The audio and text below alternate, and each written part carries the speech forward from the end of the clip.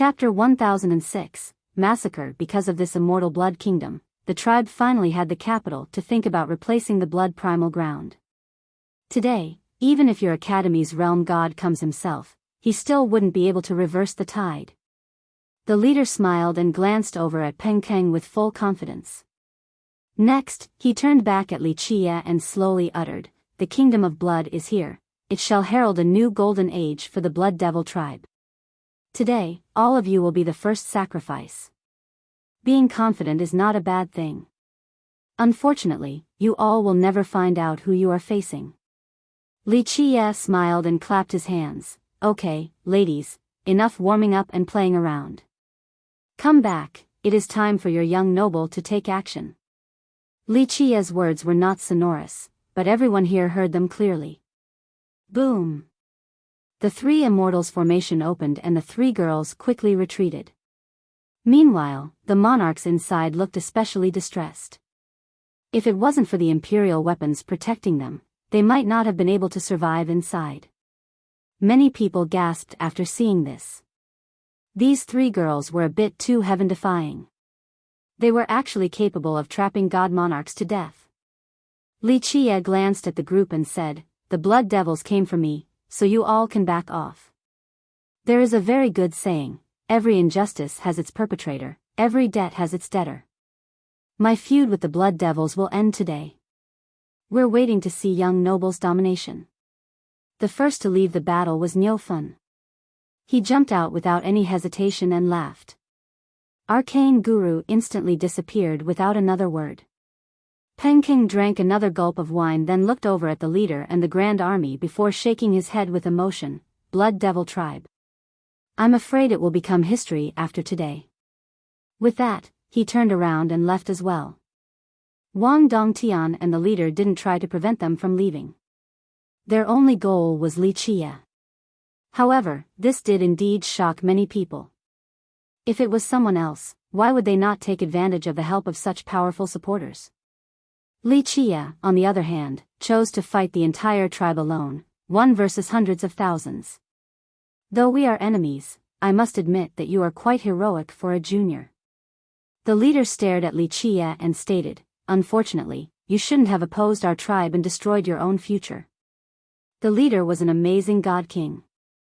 He had once rampaged across the 9 worlds and then accepted the Blood Primal Grounds proposition to become the new leader of the Bloods. Later on, he sealed himself and didn't come out. As someone who had obtained supreme glory, very few things in this world could tempt him. The possibility of making him come into being was even lower. But now, the Blood Devil tribe was able to do so. This meant that they must have given him an offer that couldn't be refused, the Kingdom of Blood. This was the thing he wanted the most. Otherwise, how could a famous god king like him come out for the Blood Devils? Li Chia simply smiled and shook his head. "Su Situ, Su Situ, you were once an incredible god king and became the spokesman for the primal ground. Just imagine, oh how bright your vision used to be. Alas, you were blinded by greed and have ruined your lifetime's prestige. You have grown old and senile." The leader's eyes lit up and stared at Li Chia. He felt astonished as well. Very few people in the current generation knew his name. Li Chia ignored the leader and glanced over at Wang Dongtian. "And as for you, you were quite brilliant back then as well, to be able to unify the blood devils like this and allowing them to flourish under your control. It is a shame that your brain has rotted from old age, to be this arrogant and think that with just your tribe and kingdom of blood, you would be able to challenge the primal ground's authority. You simply don't know the primal ground at all." Li Chia laughed and shook his head. "Su Situ knows how powerful it is but chose not to tell you. The only thing he wants is this kingdom of blood." Li Chia's revelation of the Blood Devil tribe's ambition of replacing the primal ground left many experts dumbfounded. Both Bloods and members of the other races were startled by how grand this goal was. "Your efforts at creating a rift between us are useless." The leader slightly shook his head. "Those who are not part of our race will always have ulterior motives. No matter what you did to confuse the primal ground, a blood disciple has the obligation to maintain our pure bloodline." Their emergence unleashed the 3 forces of life: creation, and everlastingness into this world encompassed within the chaos. The three grand forces were powerful beyond imagination. The life force carried the blood energy of all the existences of 3,000 worlds. The force of creation resembled a creator god with matchless strength, the beginning of all things. The everlasting force was even more eternal. Eons continued to turn without end. Zzz, when this surging and boundless power poured into the primordial chaos, a mighty array emerged. The world was stunned while the deities trembled. An indescribable murderous aura swept through the endless stars and crushed all existences in this world. Even the gods and emperors felt insignificant inside this formation. Bang! Bang! Bang! The majority of the experts in the distance immediately fell down. They were suppressed by this terrifying murderous aura despite being far away and lost their ability to fly. In just a second, the sound of people falling rang out. All the spectating cultivators met the ground and couldn't even stand back up. They could only hug the ground while continuously quivering. Even ancestors were helpless under this murderous aura. They were like fish on the chopping block and were overwhelmed with fear. Just what is that? This murderous aura suppressed the entire southern barren earth and spread to virtually all of the mortal emperor world. Countless living beings were lying on the ground in the southern regions. They couldn't stand up at all. Even heavenly kings became insignificant insects, let alone weaker cultivators. The end of the world seemed to have arrived at the barren earth. All trembled in fear and hoped that time could move a little bit faster since this sensation was like torture, akin to millions of years of suffering. Ah, shrill bursts of screams came from inside the primordial chaos. The experts prostrating outside were scared out of their minds. Many cultivators had experienced life and death battles before, but they were defenseless against this murderous pressure. While listening to the miserable screams, they felt that nothing could be more frightening than this. Some even soiled their pants. This was going to be the most terrifying nightmare in their lives. Chapter 1007, Turned into ashes. No one could see what was happening inside the chaos, but they could imagine the horrifying hell within from just listening to the pitiful screams. Many were alarmed by this murderous aura. Even existences sealed for many years got up from fear and became completely pale. Immortal Emperor slaughtering formation. Inside Heavengard, a very old ancestor gazed towards the horizon. He was both moved and excited as he murmured, "His Excellency has taken action. The 9 heavens and 10 earths shall quake in fear, the gods and emperors all have to prostrate."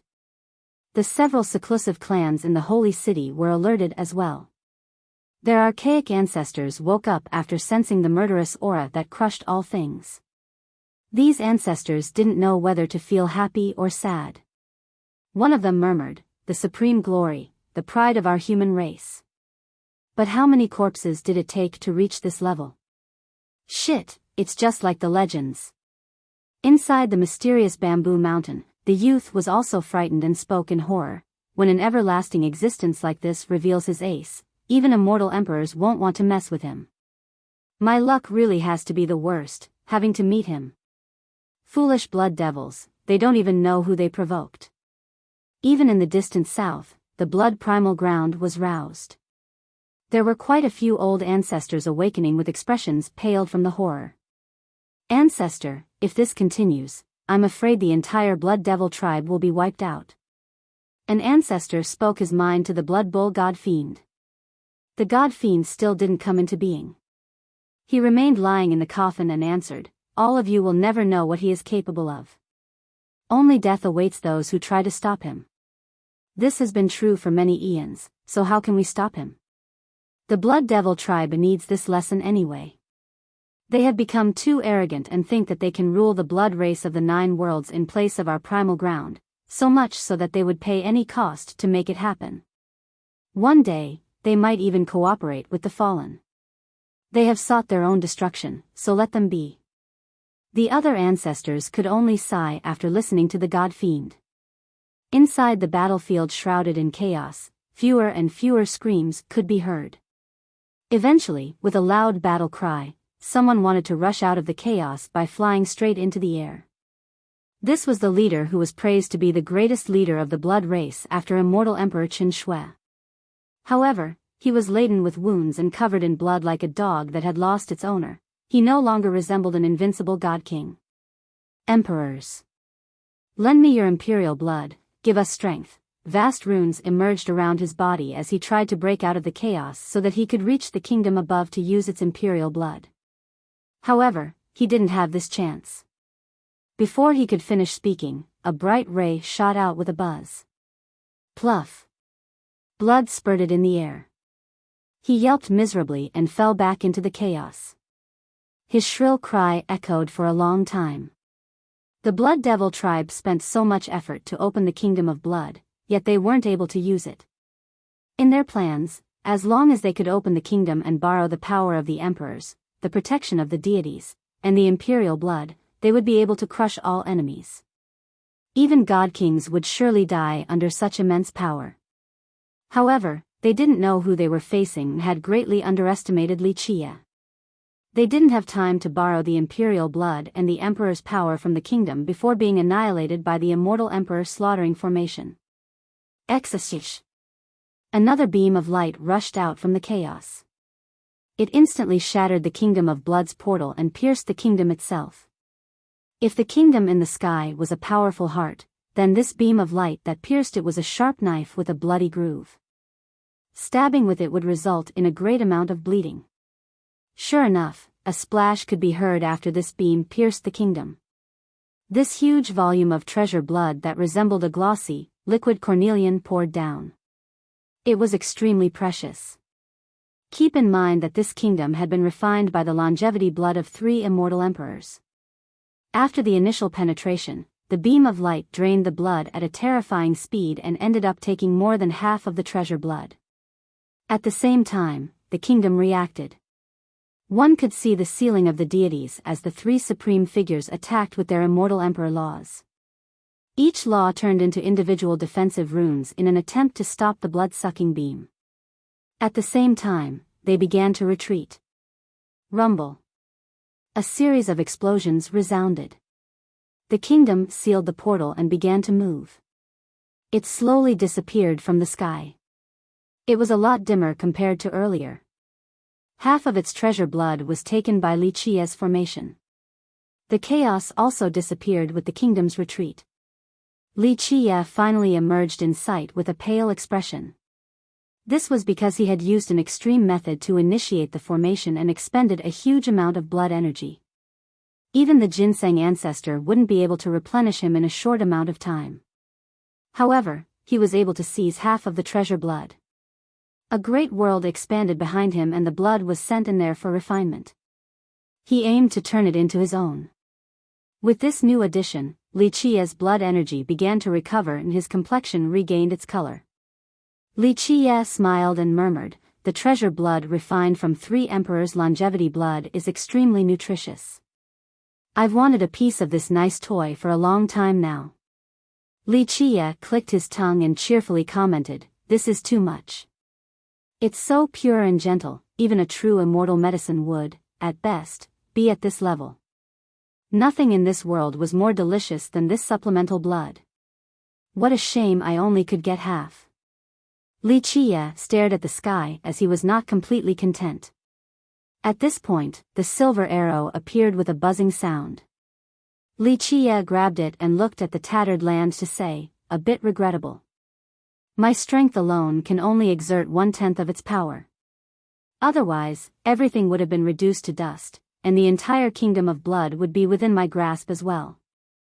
Wuxia used his most heaven-defying means in the form of the vessels and used their powers to open the formation. However, this force was not enough to exert the formation's ultimate strength. Otherwise, it wouldn't only destroy the leader's group in an instant, the kingdom wouldn't have had the chance to escape either. Wuxia could have captured the entire kingdom. After a long time, the murderous aura slowly disappeared. The experts lying on the ground finally were able to get up. They quivered after seeing this scene. The Wang clan no longer existed. The mountains and rivers here were fragmented with blood and corpses everywhere. The army that consisted of hundreds of thousands of blood devils all fell. The majority of them were killed instantly without the chance to resist. Even Wang Dongtian, the great leader, was nailed to the ground. His eyes were wide open, even in death, not realizing who he had provoked. He was full of regret in his final seconds. As someone who had a great vision for his entire life, he was able to bring the Blood Devil tribe to prosperity. However, it was ultimately destroyed in his hands. He absolutely wouldn't have started this battle if he knew who he was messing with. He thought that with how strong the tribe currently was, on top of the immortal emperor's power inside the kingdom of blood, he would be able to challenge the primal ground's position. He didn't expect that the primal ground didn't even have to come out since they were already destroyed by Li Qie. Unfortunately, there was no medicine for regret. Wang Dongtian paid the price for his arrogance. In the end, the tribe rose because of Wang Dongtian and fell because of him as well. Blech. Sounds of retching came about.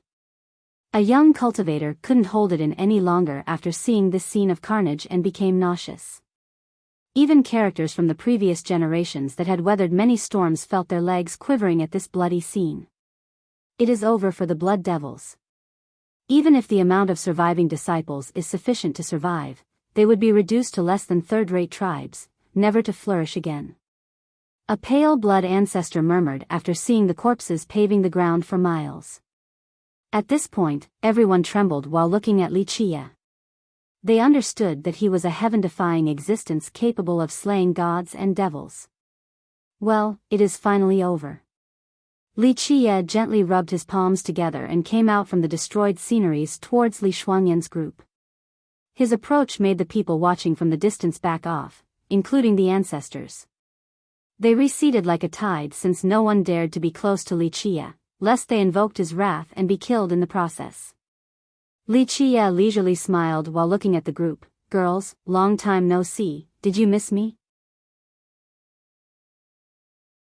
Chapter 1008, Meeting One battle to shock the world. The great Blood Devil army was annihilated, its overlords were murdered.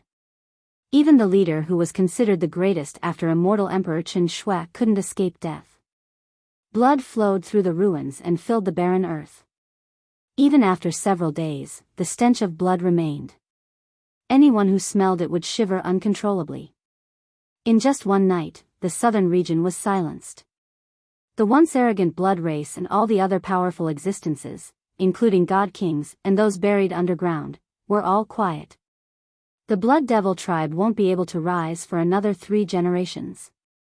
Even a blood ancestor spoke forlornly. All of their ancestors had died in this battle. From now on, it wouldn't be an easy task for the fallen tribe to rise again. Some felt sorry while others were ambivalent about the end of the Blood Devils. Of course, there were those who were celebrating as well. The tribe that had been started by Wang Dongtian's generation had flourished too much. They were unified, unyielding, and ruthless. Eventually, they became the biggest branch among the blood race of this region. Ultimately, he was the reason for their downfall. The great efforts of several generations were all ruined due to his ambition. He was both their hero and sinner. On the second day after the destruction of the Blood Devils, a different branch of the blood race, the Crimson Night Kingdom, sent out a message about the inauguration of their new king. They supported a new king overnight. Moreover, this new king was an unknown disciple from the kingdom, Si Yuanyuan. A few disciples in the kingdom couldn't help but ask, who is Si Yuanyuan?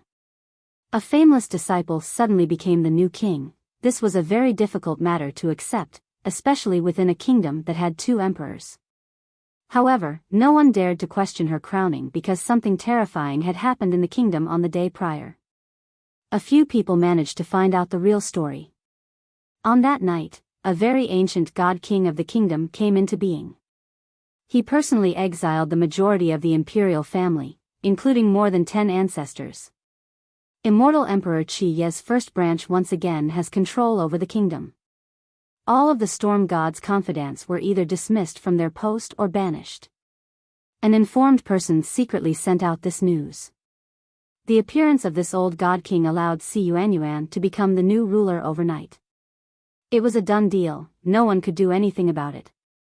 The complete transfer of power was the Thunder Tower Lord's promise to Li Qie. At the same time, this was a chance for rebirth for the kingdom. This was because Si Yuanyuan was not only a person held in high regard by Li Qie, the Blood Bull God Fiend had the same opinion of her. This had quite some significance for the kingdom.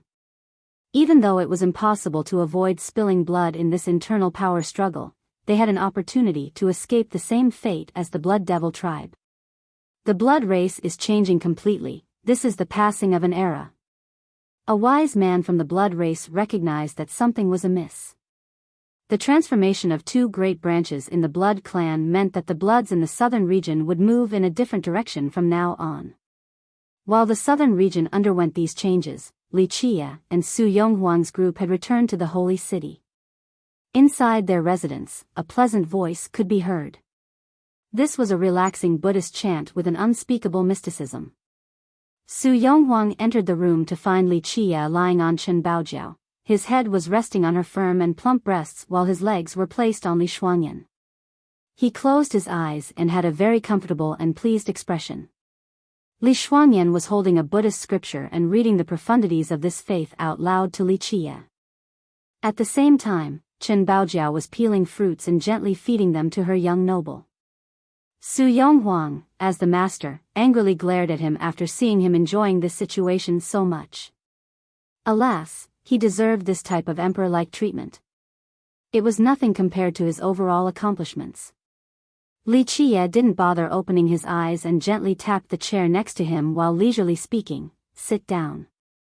Su Yonghuang sat down next to him despite being annoyed by his complacent state. "Don't forget, I am your master." Li Qie finally opened his eyes to look at Su Yonghuang, who was within his reach, and smiled. "I know, you took advantage of me. Who would want to take advantage of you?" Even the noble Su Yonghuang had a hint of coquetry as she glared at him. Li Qie got up at this time to face Su Yonghuang. The two were only inches from each other, so close that they could even hear each other's breathing. He gently lifted her beautiful chin while she looked into his profound eyes, letting him do as he pleased. "Look at me, yes, just like that." Li Qie spoke in a bewitching manner, causing others to be lost in his voice. The two continued to stare at each other. Li Qie carefully looked at her bright eyes. His gaze pierced through her pupils and could reach the deepest part of her mind. At this time, both Li Shuangyan and Chen Baojiao thought that Li Qie was going to flirt with her, so they couldn't help themselves from chuckling. He continued to stare at her while her breathing became more rapid. A strange and misleading atmosphere arose, causing her heart to beat faster. A complete young saint physique is worthy of its fame. Li Qie let go of her chin and nodded. This is a very pure version of the extreme young physique and can absolutely be considered unrivaled. You will reach grand completion before Li Shuangyan, so if she manages to surpass you, that would be too big of a letdown. Su Yonghuang glared at him and snappily retorted, "Letting you down? Those words should be coming from me since I'm your master." Li Qie sat back down and rested on Chen Baojiao's chest once more before smiling leisurely. "Don't forget that it was me who taught you the supreme law." Su Yonghuang snorted in response and spoke while looking at him. "I have something to tell you. Half a year ago, a woman came to our sect." Li Qie didn't really care, so he casually asked, "Who?" Su Yonghuang responded, "A woman who calls herself the Middle Continent Princess. She almost flipped our sect over and only left after she heard that you weren't there." Middle Continent Princess. He immediately sat up with a serious expression after hearing this. "I almost forgot to tell you about this." Chen Baojiao quickly added, "It is that earth immortal back at the corpse burial ground. Young noble, in our opinion, she is definitely antagonistic towards you. She is very powerful. I don't think anyone in our sect can stop her. If you know her, then you should know that it would have been easy for her to destroy our sect back then." Su Yonghuang spoke solemnly. As the sect master, she must always be thinking about the safety of the sect. "What did she say?" Li Qie slowly asked while looking at Su Yonghuang. "She wanted to meet someone named Shu Yuntian and was unrelenting about it." She answered. Li Qie became silent after hearing this. This was an ill-fated connection inadvertently caused by him. In the end, it still had to come. He eventually lifted his head and inquired, "What else did she say?" Su Yonghuang said, "Before leaving, she said that if we find Xu Yuntian, tell him to come to the Buddhist funeral plateau, she will be staying there for a while." Having said that, she glanced back at Li Qie and revealed, she also added that if Xu Yuntian doesn't come to see her, she swears to destroy the cleansing incense ancient sect one day. Li Qie sighed softly after hearing this. This was started by him, so it should be ended by him. Who would have thought that after so many years, this ill-fated connection would still remain? Who is Xu Yuntian?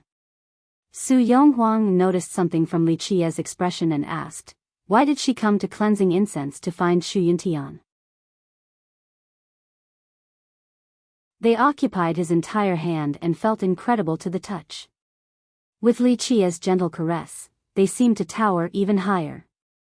She, who was still an innocent girl, lost her mind upon being touched by her young noble like this. She felt as if she was floating while her body heated up. "Dear," she let out an intimate hum while caught up in the mood. While holding onto a glistening and juicy fruit with her mouth, she couldn't help but bend her head down to feed it to her young noble. She couldn't stop herself from joining in as well. In just a moment, an erotic atmosphere filled the entire building as the three continued on their kissing endeavor. It had been several days since the group got together again. During this time, Li Qie gave them pointers on cultivation. After handing the treasuries to Su Yonghuang, Li Qie wanted to travel to the Buddhist funeral plateau. Before leaving, Li Qie transformed into a different person, a young man with an elegant and scholarly temperament. However, there was a sense of openness emanating from his brows and an expression of freedom from looking at his back. "Young noble, this is..." Both Chen Baojiao and Li Shuangyan were caught off guard because their young noble had never given a damn about anything and had no need to turn into someone else before. "Xu Yuntian." Li Qie smiled, "Since the Middle Continent princess wants to meet Xu Yuntian, I'll let her meet Xu Yuntian." "Isn't Xu Yuntian dead already?" Li Shuangyan was puzzled because back at the corpse burial ground when the young noble was talking about him with the princess, it sounded like he was already dead. Li Qie smiled mysteriously and slowly said, "This is a secret. The princess wants to meet the real Xu Yuntian." Su Yonghuang looked at him and asked, "Does that mean you're Xu Yuntian?" "Xu Yuntian," Li Qie gazed at the horizon. After a while, he withdrew his gaze and smiled lightly. "There is no Xu Yuntian in this world. If he doesn't exist, how could he be dead?" The girls glanced at each other. They could guess a few secrets by hearing this, but if their young noble didn't want to reveal it, they wouldn't ask. Near the time of parting, neither Li Shuangyan and Chen Baojiao wanted to leave their young noble. Li Shuangyan was more restrained. Her cold eyes occasionally stole glances at him. Her chilling demeanor did not lessen her charm. Chen Baojiao was much bolder. She stood by him and held his hand with a clear unwillingness to part. "Fine, I'll give you time to say goodbye." Su Yonghuang smiled wryly and angrily glared at Li Qie. She understood that he had given the two girls some love potions. After Su Yonghuang left, Chen Baojiao coquettishly put her arms around his waist and asked, "Young noble, may we go to the Buddhist funeral plateau with you? You have to be sensible." Li Qie gently caressed her hair and said, "The secret treasuries are of utmost importance. You all are responsible for escorting the sect master back safely. After doing so, if you want to come, then do so. I'll be staying at the Buddhist funeral plateau for a long time. Long live young noble." The beauty sprang up and cheered excitedly. At this time, she couldn't help but give him a hot kiss. "Okay, it is time to go." Li Qie smiled and shook his head. Li Shuangyan was still reserved, but it was time to part. She couldn't restrain herself and gently looked up to give him a soft kiss as well. "Go, there is still a lot of time. Wait until I'm done with the plateau, I will come back to the sect and stay to cultivate." Li Qie comforted her. The icy beauty finally cracked a smile. At this time, she was extremely beautiful, like the coming of spring.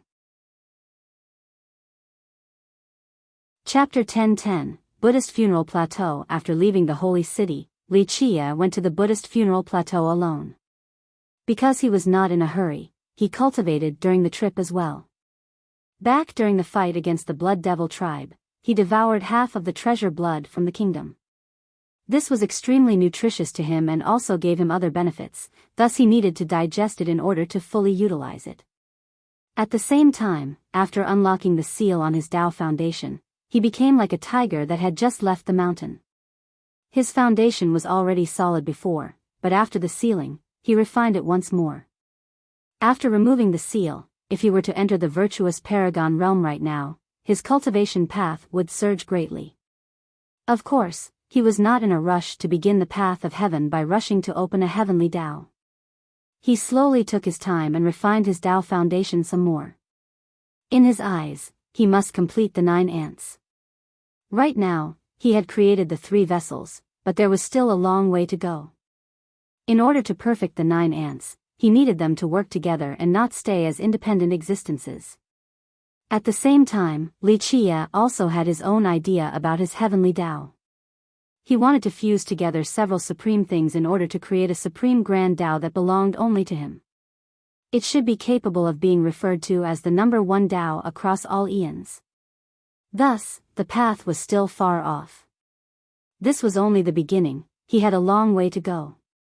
Despite his training along the way, it didn't take long before he eventually entered the plateau. The Buddhist funeral plateau was at the westernmost point of the barren earth. It covered a large expanse, to the extent that no one knew how big it was. It was considered the highest location in the mortal emperor world, the place closest to the firmament. One could see the clear blue sky once they entered the plateau, as if they could touch it by merely reaching out with their hand. In this place, people could truly feel the immensity of this world.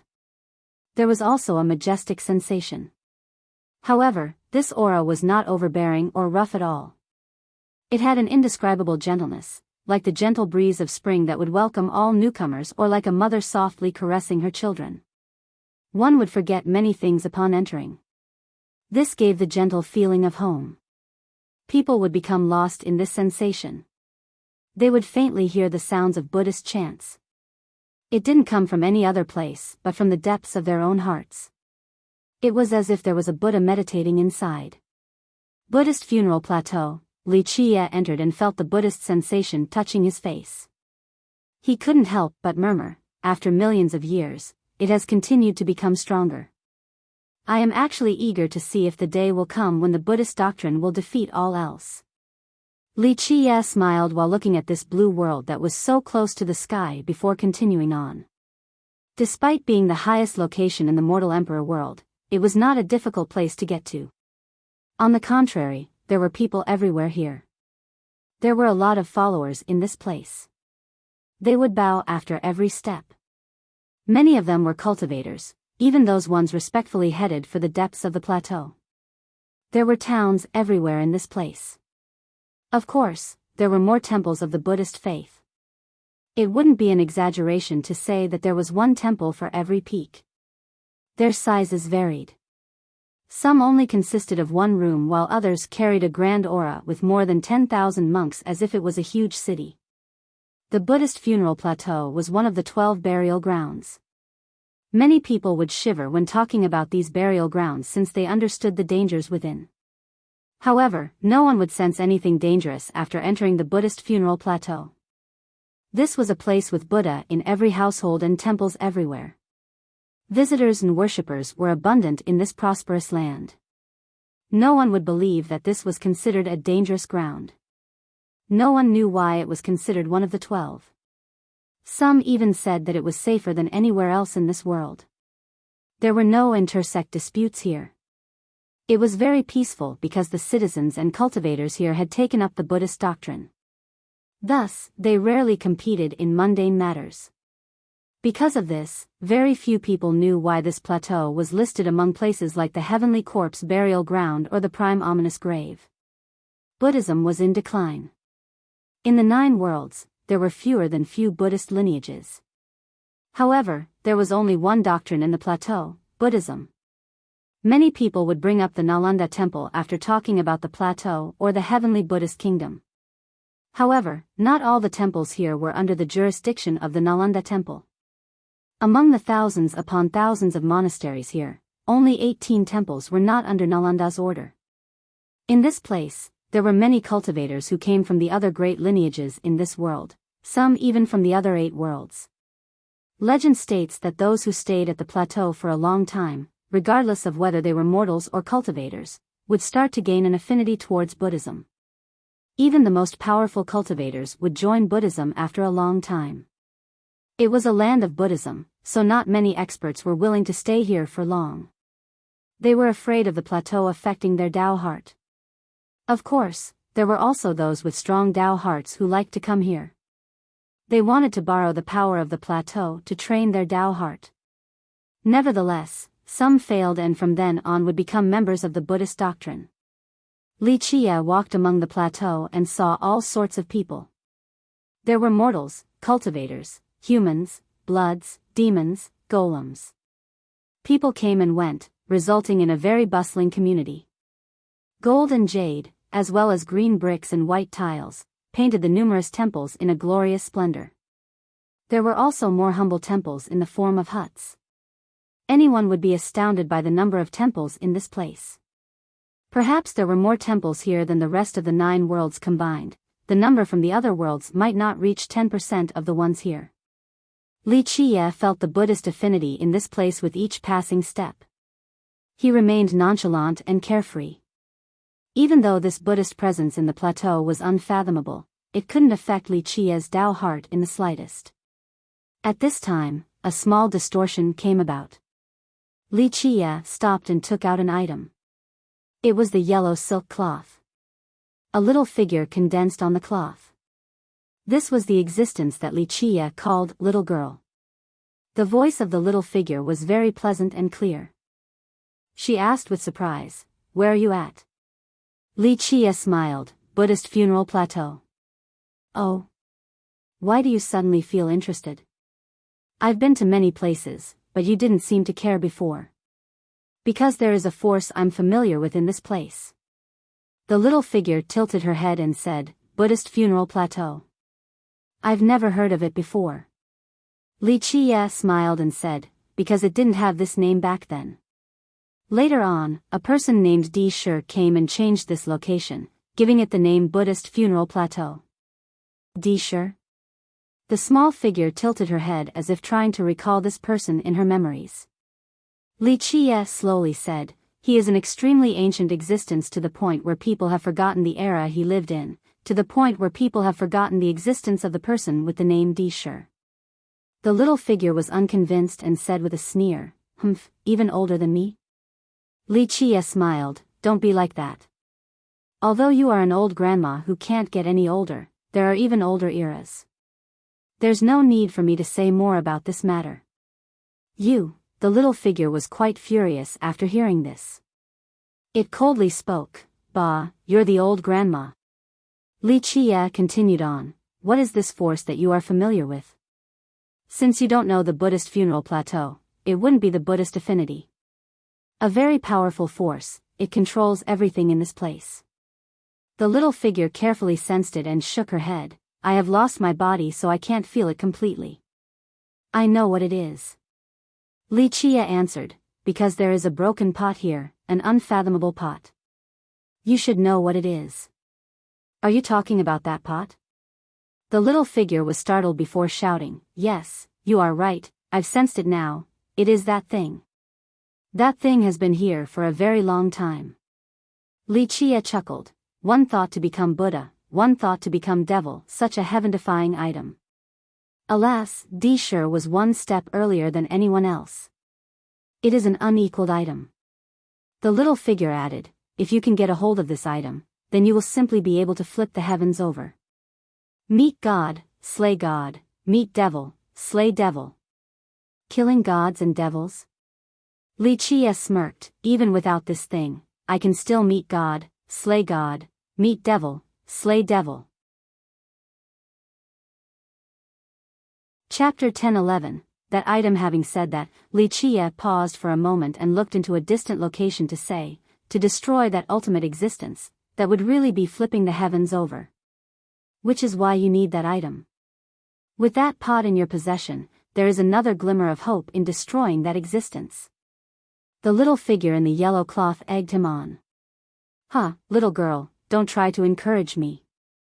Li Qie said with a smile, that broken pot is a double-edged sword. It can make you eternal for countless springs or turn you into a devil for endless eras. An item like that, it is hard to say who will be able to control it in the final battle. Otherwise, this plateau wouldn't exist. Li Qie continued on, although no one knows the name Di Shi anymore, he is wise with great insight and completely peerless. Many supreme existences cannot compare to him, but in the end, he still chose to endure it. Why? Because he doesn't have the confidence. Even with this pot in his hand, it didn't guarantee success. But you are different. The little figure spoke. How long have you been preparing for? You have so many items that you've prepared in secrecy. If you have this pot as well, then your chances of victory would be 30% higher. No, Li Qie smiled and shook his head slightly. It seems like you still don't understand. You simply don't know what we will have to face. Bah, who says that I don't know? I know way more than you. The figure snorted. Have you personally gone on an expedition? Li Qie smiled wryly. Do you know what is at the end? Do you know what invincibility is? When you personally fight in the coming war, you will find out that all existences called invincible are incredibly insignificant in comparison. What about you? The figure had to ask, have you ever seen a true god? What about that true existence? Li Qie stared at the horizon and eventually replied, I was able to come back alive because I was immortal and indestructible. Because that existence couldn't trace back to the location of my true body. Otherwise, once found, even if I was indestructible, there would be no escaping death. I see now. The little figure spoke. You talked about the immortal demon grotto. So it is not that you couldn't escape the grotto, you wanted to use it to hide your true body. Perhaps. Li Qie neither denied nor confirmed this, he only smiled. It is not that easy to attack the grotto. Even an immortal emperor must pay a price.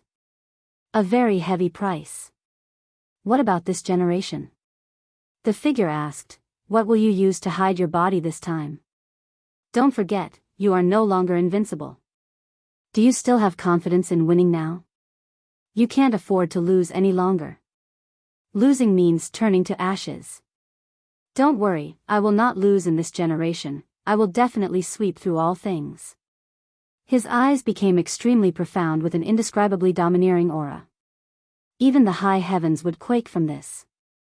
He slowly continued, nothing will stop my advance. Even that existence above the 9 heavens won't do. When the time is right, I will proceed. Since you are determined to fight, you will need that pot even more. I don't need to say more about its power. With that pot, you will have another powerful ace. The figure didn't give up on its persuasion. Little girl, there's no need to try to convince me, I won't do it. Li Qie shook his head and smiled. Well, in my opinion, you are afraid of this Buddhist funeral plateau. You aren't certain of defeating it either. The small figure coldly sneered. After all this time, little girl, you still don't know me. Li Qie laughed. The Buddhist funeral plateau is not as simple as you think it is. Plus, I don't need to go against it anyway. The pot is not necessarily suitable for me. Why? The figure couldn't help but ask. Li Qie looked at him and smiled. Chu Yuntian. The youth hastily responded, so it is Brother Chu, nice to meet you. Brother, come and watch. This great battle is absolutely worth watching. With a beaming smile, Li Qie nodded his head. If Brother Tianqing says so, then it has to be worth it. In this way, the two of them went together towards the snow cloud peak. On the way, Li Qie leisurely asked the youth that wore the flat cap, who is Wu Longxian? She is an amazing genius and a peerless beauty. The youth replied, she came from the sleeping dragon cliff. Some even say that she is on par with the Heaven Protector Goddess. On par with the Heaven Protector Goddess? Li Qie couldn't help but smile. Zi Queening, or the Heaven Protector Goddess, was the descendant of the Heaven Protector Palace. Someone comparable to her would definitely be amazing. Longxian became famous in recent years. Maybe you haven't heard of her, but you have definitely heard of her big brother. He is Longzi, the previous generation descendant of the cliff. He had trained at the Sacred Era Hall in the academy and was considered the most talented youth. The guy explained. Longzi? Li Qie pondered for a moment. He might have heard this name before back at the academy. What a shame, Longzi was very amazing back then. I heard that after he left the academy to go back to the Northern Grand Sea, he wanted to reach the virtuous Paragon realm. It is a pity that he couldn't handle the life reduction. Just like that, a young genius of the generation fell. The youth with the hat shook his head in pity. Li Qie only smiled. For millions of years now, countless brilliant geniuses had died to the life reduction tribulation. Li Qie casually asked, "What about the Jewel Pillar Mortal King?" He is the current master of the Jewel Pillar Sacred School as well as the king of the Jade Valley country. In the past, everyone called him Jewel Pillar Saint Child. The youth elaborated, "He is not bad at all. After taking control, both the school and the country have made great progress. Many sects pledged loyalty to him, so they gave him the title of Mortal King." Li Qie couldn't help but grin after hearing this. So it turned out to be an old friend. The youth went on to say, "The Mortal King is extraordinary right now. He is not only praised by others as the war god but is also regarded as one of the 4 great immortal physique users." Li Qie stared at him and asked, "4 great immortal physique users?" To which the youth responded, "To be exact, they call them the 4 great immortal physique users of the Grand Middle Territory. Cleansing Incense has 3 while the Mortal King is the only user outside of this sect that has another.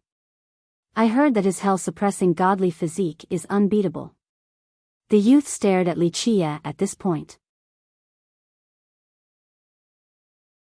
Chapter 10-12, Longxian, Hell-Suppressing Physique, Li Qie sent his gaze far away after hearing this. The youth busily said, "I heard the Mortal King's physique is already at half completion. A rumor even states that he managed to fill in the gaps in his school's physique law. This is a stunning achievement. The elders of the school now call him the new leader that will lead them to prosperity, a leader comparable to the school's founder." Fix the physique law? Li Qie smiled. This was not him looking down on the Saint Child, or rather, the Mortal King right now. But how could he not know the version of the physique law they had? The school indeed had an immortal physique law with the name, Hell-Suppressing Jewel Law. However, this law couldn't be revamped by just anyone. At the very least, the Jewel Pillar Mortal King didn't have the ability to do so. This matter was indeed very entertaining to him. The king continued to stand on the snowy peak and quietly waited. Time seemed to be frozen where he stood. Longxian is definitely coming, right? The crowd quietly waited as well. At this time, a few became impatient and stared at the horizon to wait for her arrival. She is definitely coming to wash away the previous disgrace. Someone whispered, "She lost to the Mortal King last time. If she doesn't win this time, it will be quite a blow to her. I think that the king will win this fight for sure. He has an unstoppable sharpness right now." Everyone here is probably feeling that even if he fights against deity Jikon Woody right now, his chances of victory would still be quite high. A middle region cultivator spoke while taking great pride in the Mortal King. "The battle has yet to start, so it is hard to say." An old demon from the northern sea gently shook his head. The two have fought twice with the king suffering the first defeat. Even though Longxian lost the second round, she still has a chance of winning again. She isn't only Longzi's sister but also the descendant of the sleeping dragon peak. Splash! Amidst the eagerly anticipating crowd, a surging tide emerged in the sky like a great ocean splashing one fierce wave after another. She's here, Wuxian is here. Someone shouted while staring at the sky. The huge waves pushed away the clouds in the sky. Inside was a huge water dragon rising up and down among the waves. Standing on top of the water dragon was a woman. She stood there in the wind with her sleeves fluttering. Her method of entrance stunned everyone aesthetically. She wore a blue dress adorned with golden laces. This made her look both simple yet elegant. Her moon-like face was delicate and perfect, and her high-bridged nose gave her an exotic appearance. With a petite mouth and cherry lips, she had an alluring charm. She also wore a shawl with a crown on her head. She didn't only look imperial but also quite sublime. Wuxian. A big shot from the northern region murmured, "She is no longer the cliff's descendant since she is its sect master now." Crash. When Wuxian landed on the snow cloud peak, the torrential wave splashed one last time before the water dragon dove down and disappeared without a trace. The mortal king turned around and slowly spoke, "Congratulations, Miss Xian.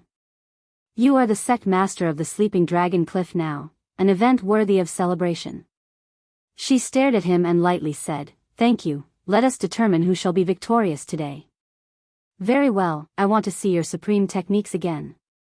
The mortal king responded, "However, you should be careful. Accidents happen in fights, so I must apologize first if anything were to happen to you." Chapter 10:13, The Hat-Wearing Youth's Identity Leave Life and Death to Fate. She coldly said, "Let's get started." With that, more splashing sounds came about. The tides rose again as she became ethereal, as if she was standing on a vast and endless sea. "Good, let's go." The mortal king didn't waste time either. Buzz. His hell-suppressing physique erupted. As he slowly floated off the ground, cracking sounds could be heard. The void itself shattered beneath him. Many people shivered at this sight. An older character took a deep breath and murmured, "So powerful. Immortal physiques are indeed unique." Even time and space was crushed. Roar. A loud cry resounded. Wuxian casually unleashed an attack. A gigantic monster descended from the sky, creating great explosions. The entire sky shook in response. Draconic whale. A primeval existence from legends. A spectator cried out after seeing the monstrous creature diving down from the sky. It was gigantic and spanned for miles, instilling fear in the hearts of the spectators. It resembled both a dragon and a whale. Its body was that of a whale, but it had the head of a true dragon. Its attack carried a world-destroying power that was sent towards the mortal king. However, the mortal king didn't take a single step back against such tyrannical might. He met the draconic whale's attack with a fierce punch. Boom! The impact shook the entire Buddhist funeral plateau. The gigantic creature instantly shattered against his punch. Its size was not enough to stop a fist from his immortal physique. Only one drop of seawater was left behind after the monster disappeared. This shocked many people as well. Turning one drop of water into a draconic whale, this was quite a heaven-defying technique. "My turn," the king shouted after his swift dispatch of the whale. He spread out his palm and the sky suddenly turned dark. The entire location was plunged into darkness. With the power of his physique, his palm immediately suppressed the heavens. Even paragons would tremble before its might. Ordinary paragons would be crushed underneath its power. Wuxian shifted her body with the movements of a dragon and the agility of a fish in the sky. She instantly dodged the palm and appeared outside of the firmament. At this time, among the vast expanse above, she casually made her move and a great ocean appeared behind her. Fortunately, she was standing out in space at this moment. Otherwise, this great ocean would drown the entire plateau. My thoughts exactly. Let's fight in space so that we don't have to hold back. The mortal king shouted and leaped into the sky with one stomp. He headed for space, then instantly sent another punch towards Wuxian. "Come, let us go watch." The spectators couldn't see them when they were out in space. The more powerful cultivators all ascended to the firmament. The outcome is already decided. Li Qiye only chuckled while shaking his head after taking a quick glance. He didn't fly out into space and instead turned around to leave. "Brother, where are you going?" The youth with the flat hat immediately followed behind him. "Going to take a stroll around. There are too many places at the plateau to check out." Li Qiye slowly walked while speaking. I don't have anything else to do either, I'll just go with you then." The youth followed Li Qiye. Li Qiye paused and turned around to look at the youth before speaking leisurely. "What do you want to do? Trying to figure me out?" The youth quickly stood up straight and cried out indignantly, "Brother, you are falsely accusing me. I just want to befriend you, yet you are mistaking it as having an ulterior motive." Li Qiye shook his head and smilingly said, "Sikong Taotian, others might not recognize you, but you cannot wash away that profiteer's smell of yours." The youth immediately took several steps back with a shocked expression. He cautiously glared at Li Qiye. "Who are you?" Li Qiye smirked and said, "Who do you think?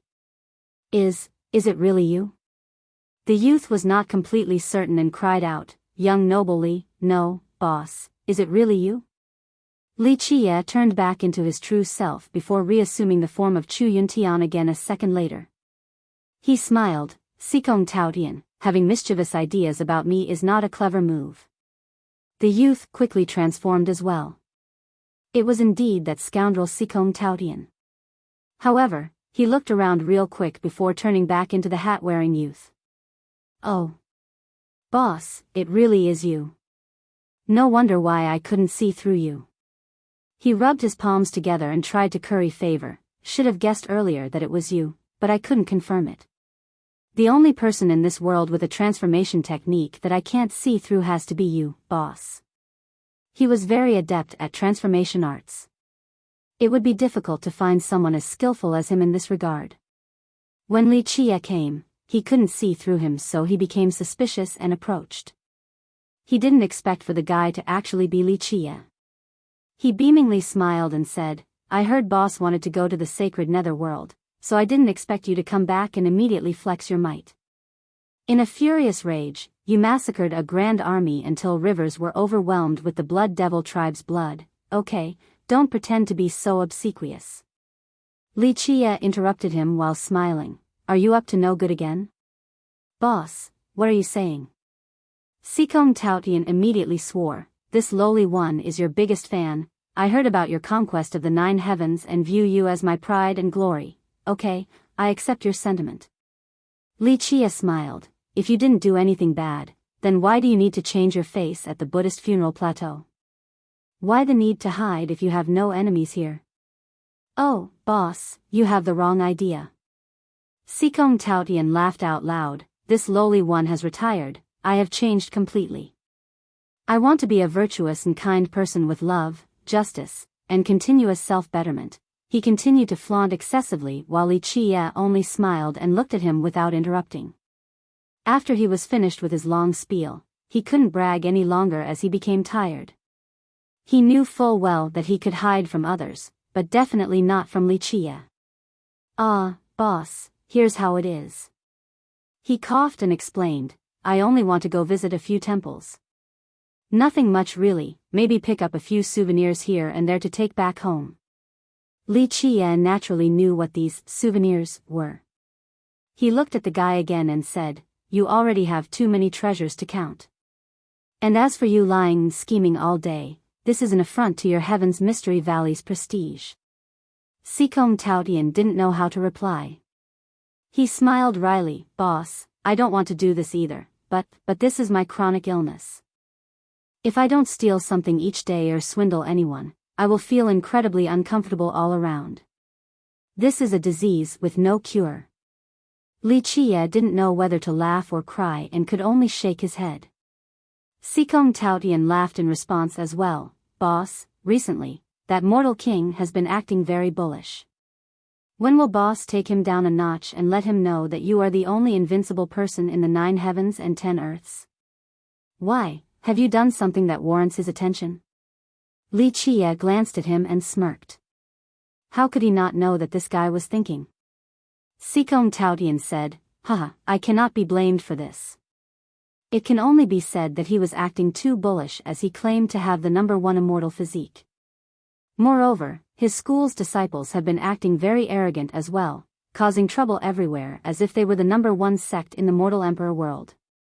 And so, my hands suddenly became itchy and I stole from his ancestral graves. This is a very good thing. Wait until he captures you and grinds you to dust. Li Qie smiled. It would be strange if the mortal king didn't want to destroy someone who dug out his ancestral graves. I only stole a few treasures from there, does he need to act so crazily? Sikong Taotian didn't seem to mind at all and laughed. Although the guy was not famous in the current generation, and what little fame he had was not of the good kind either, this didn't mean that he was weak. He actually wasn't afraid of the mortal king since he came from the mysterious Heaven's Mystery Valley and had great resources. Alas, boss, it is not me trying to cause trouble, but I don't know if I should say it or not. He told Li Qie. Li Qie chuckled, let me be the judge of that. Say it. The Jade Pillar School wants to take Miss Chen back. They are saying that since she came from the school and her family is also there, they hope that she would go back. He explained. The Miss Chen he referred to was Chen Baojiao. Li Qie only smiled in response. It was no wonder that the school would have this idea. Chen Baojiao had become powerful, so it would only be natural for them to want her back. Chapter 1014, Nameless Little Temple. The school is different from back then. Sikong Taotian explained, who knows how, but in these last couple of years it suddenly became a lot stronger. Maybe the king really has a flair for ruling. They have great hidden resources and strength. As for that mortal king, he was still wasting time on his saint physique, but later on, it turned into an immortal physique out of nowhere. Boss, I'm not just making assumptions right now. Sikong Taotian went on, the school is claiming that the mortal king made their hell-suppressing jewel law complete. To tell the truth, I don't believe this at all. Heh, with the skill of the saint child back then, if he could fix this physique law, then both Jikong Wudi and Mei Suyao would have become immortal emperors already. He paused for a bit here. Although the saint child was a bit talented with a commendable calm demeanor, I feel that he alone absolutely cannot complete an immortal physique law. Li Qie listened with a smile. Nothing could elude his eyes. The mortal king was not cultivating the jewel law from their school, he knew this very well. Boss, there is another thing I need to tell you. Sikong Taotian looked at Li Qie with his relaxed expression and revealed, I have found out some news. The saint child wants to marry Miss Chen. However, there are some reasons for apprehension, so he hasn't made a move yet. With just him alone? Li Qie chuckled without saying anything. The guy quickly grinned and said, of course, only boss is deserving of Miss Chen.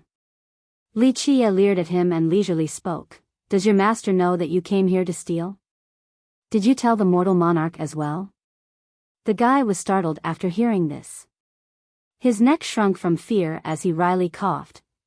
Boss, I am sucking up. No, boss is really incredibly wise, #1 across the eons. Me running errands for you with all of my heart is something that my master and the mortal monarch would be proud of. What about the matter of you stealing? Li Qie asked while looking at the guy. He coughed in response, oh, boss, you should know this too, not everyone is a saint. No one is always right and perfect, right? I am only stealing some little things, I'm sure the seniors won't really mind. Sikong Taotian, oh Sikong Taotian, you can only be described as an incurable little brat. Li Qie smilingly stated. I am honored to be praised by boss. Sikong Taotian didn't give a damn and grinned happily. Li Qie smiled too and understood that this Sikong Taotian couldn't be changed. He was a prodigal son that ran around all over the world, completely different from others who were hell-bent on cultivation to reach the top or even rule the world. In fact, Sikong Taotian's talents were no lesser than that of any other genius. However, he didn't care about it. He only wanted to roam the world as his ambitions didn't include domination. Everyone has their own wishes, it cannot be forced. In the end, this was all Li Qie could say. Sikong Taotian looked at him and said, "Does boss want to go anywhere or have anything you want me to do?" Li Qie looked at him with one eye and said, "No need. I don't want to hunt for any treasures right now. I just want to meditate with the Buddhist faith in peace, read all the scriptures and visit the 3,000 temples. Of course, if you want to be a monk, I can also convert you and help you get there." "A monk? Ha, boss, this lowly one is full of vulgarity. I cannot become a monk." Sikong Taotian was scared after hearing this and immediately refused. Of course, he also found it strange and had to ask, why does boss want to cultivate Buddhism? He naturally didn't believe Li Qie ran here to become a monk. He knew that Li Qie was definitely not the type who would want to be one. Li Qie revealed a mysterious smile and slowly said, "It's a secret." Sikong Taotian didn't dare to ask for more and smiled, "If that's the case, then this lowly one will not disturb your meditation any longer.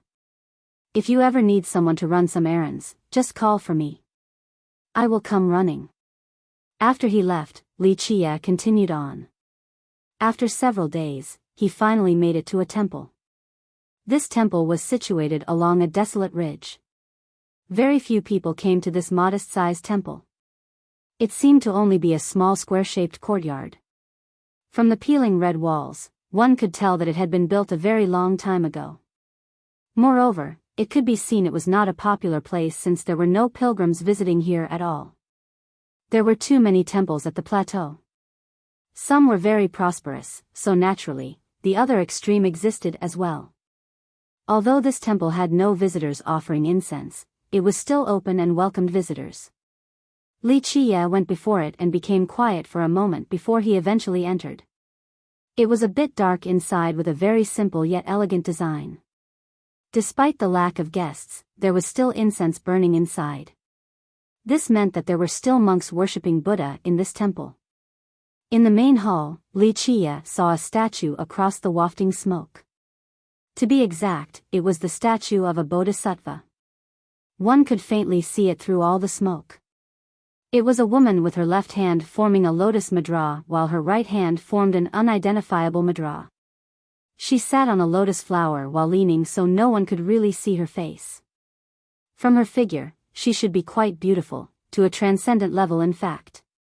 It was very rare to find a statue of this caliber. Perhaps out of all the temples in this plain, only this temple worshipped the bodhisattva. Li Qie slowly sat down in a meditative pose on a futon and quietly stared at this bodhisattva. Suddenly, he became overwhelmed and lost track of time as if he had forgotten everything else. He continued to stare at it. It was a relic of the unrecallable past, but Li Qie couldn't help but remember bits and pieces at this moment. Enchantress or goddess, this doesn't matter. In the end, it was as ephemeral as a wisp of smoke. Li Qie was lost in a daze and murmured, "There were too many unforgettable things back then. I don't really know what to say. All along, I have never liked conversion, but if it gave you peace and freedom, then I am glad for it." Having said that, he sighed softly and felt a bit lost. There had been countless passengers of all shapes and forms in his life. Immortal emperors, true gods, mortals.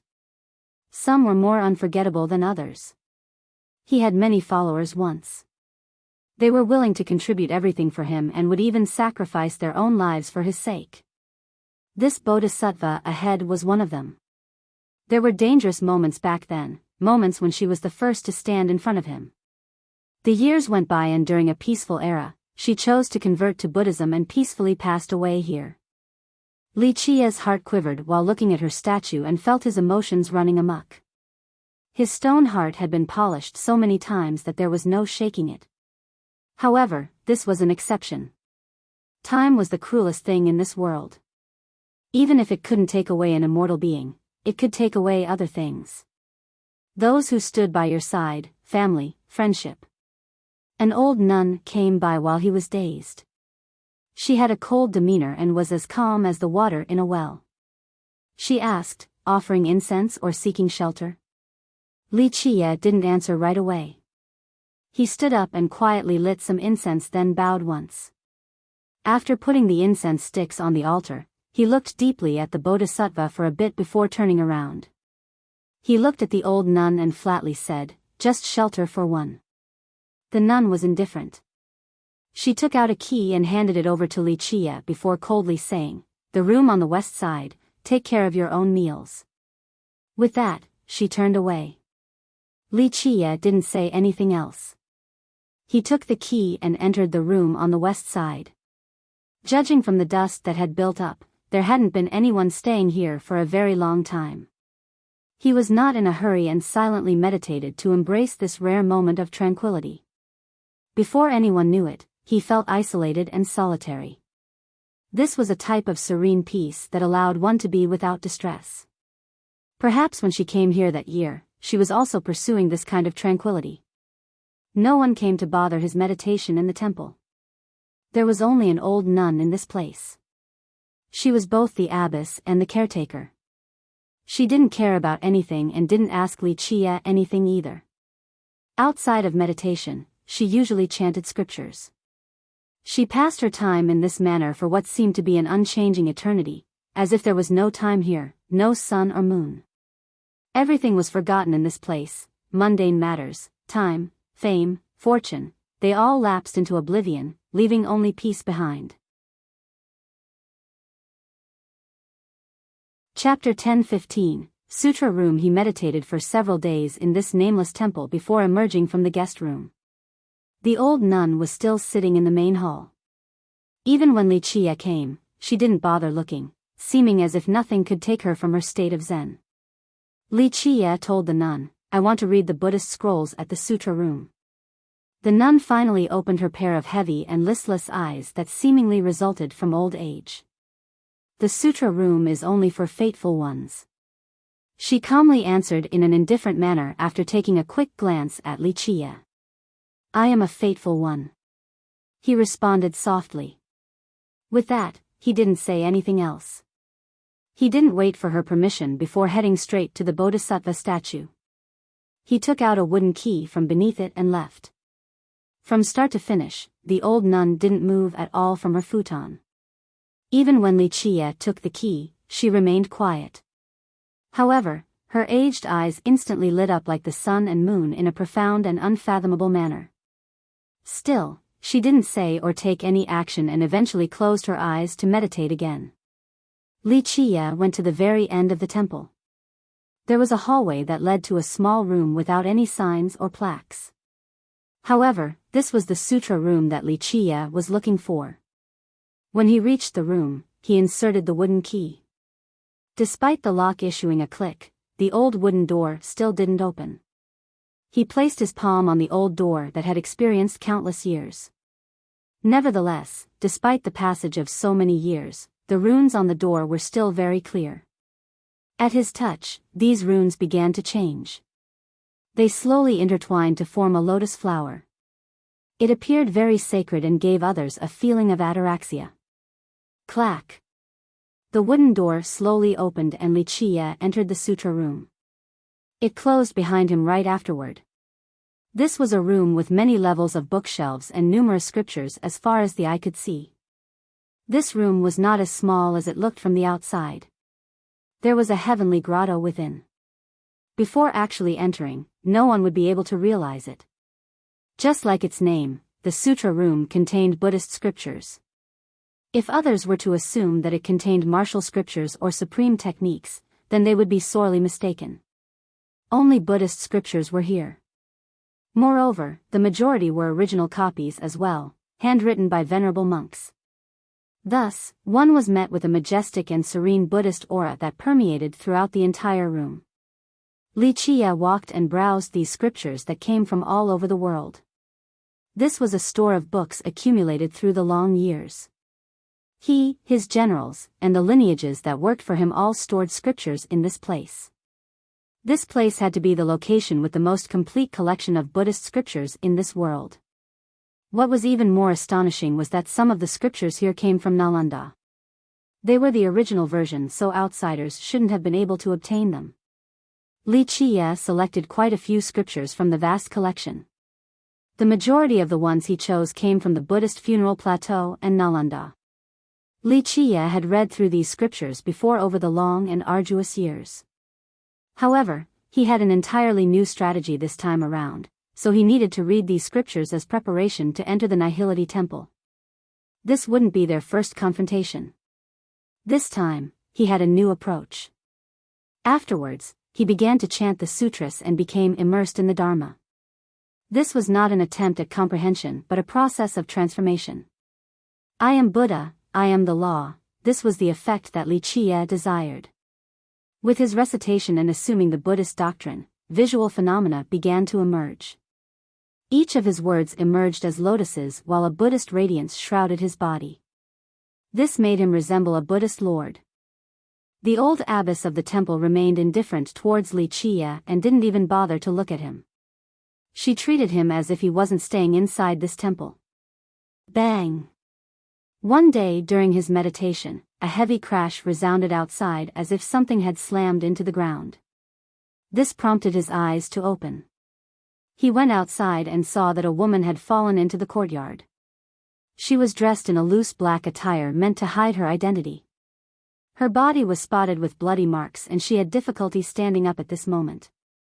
Clank! When Li Qiye got close, the woman in black suddenly unsheathed her sword and coldly glared at him with her pretty eyes. Li Qiye looked at her and smiled calmly before speaking. Escaping with a heaven-defying void-shattering technique has left you devoid of blood energy.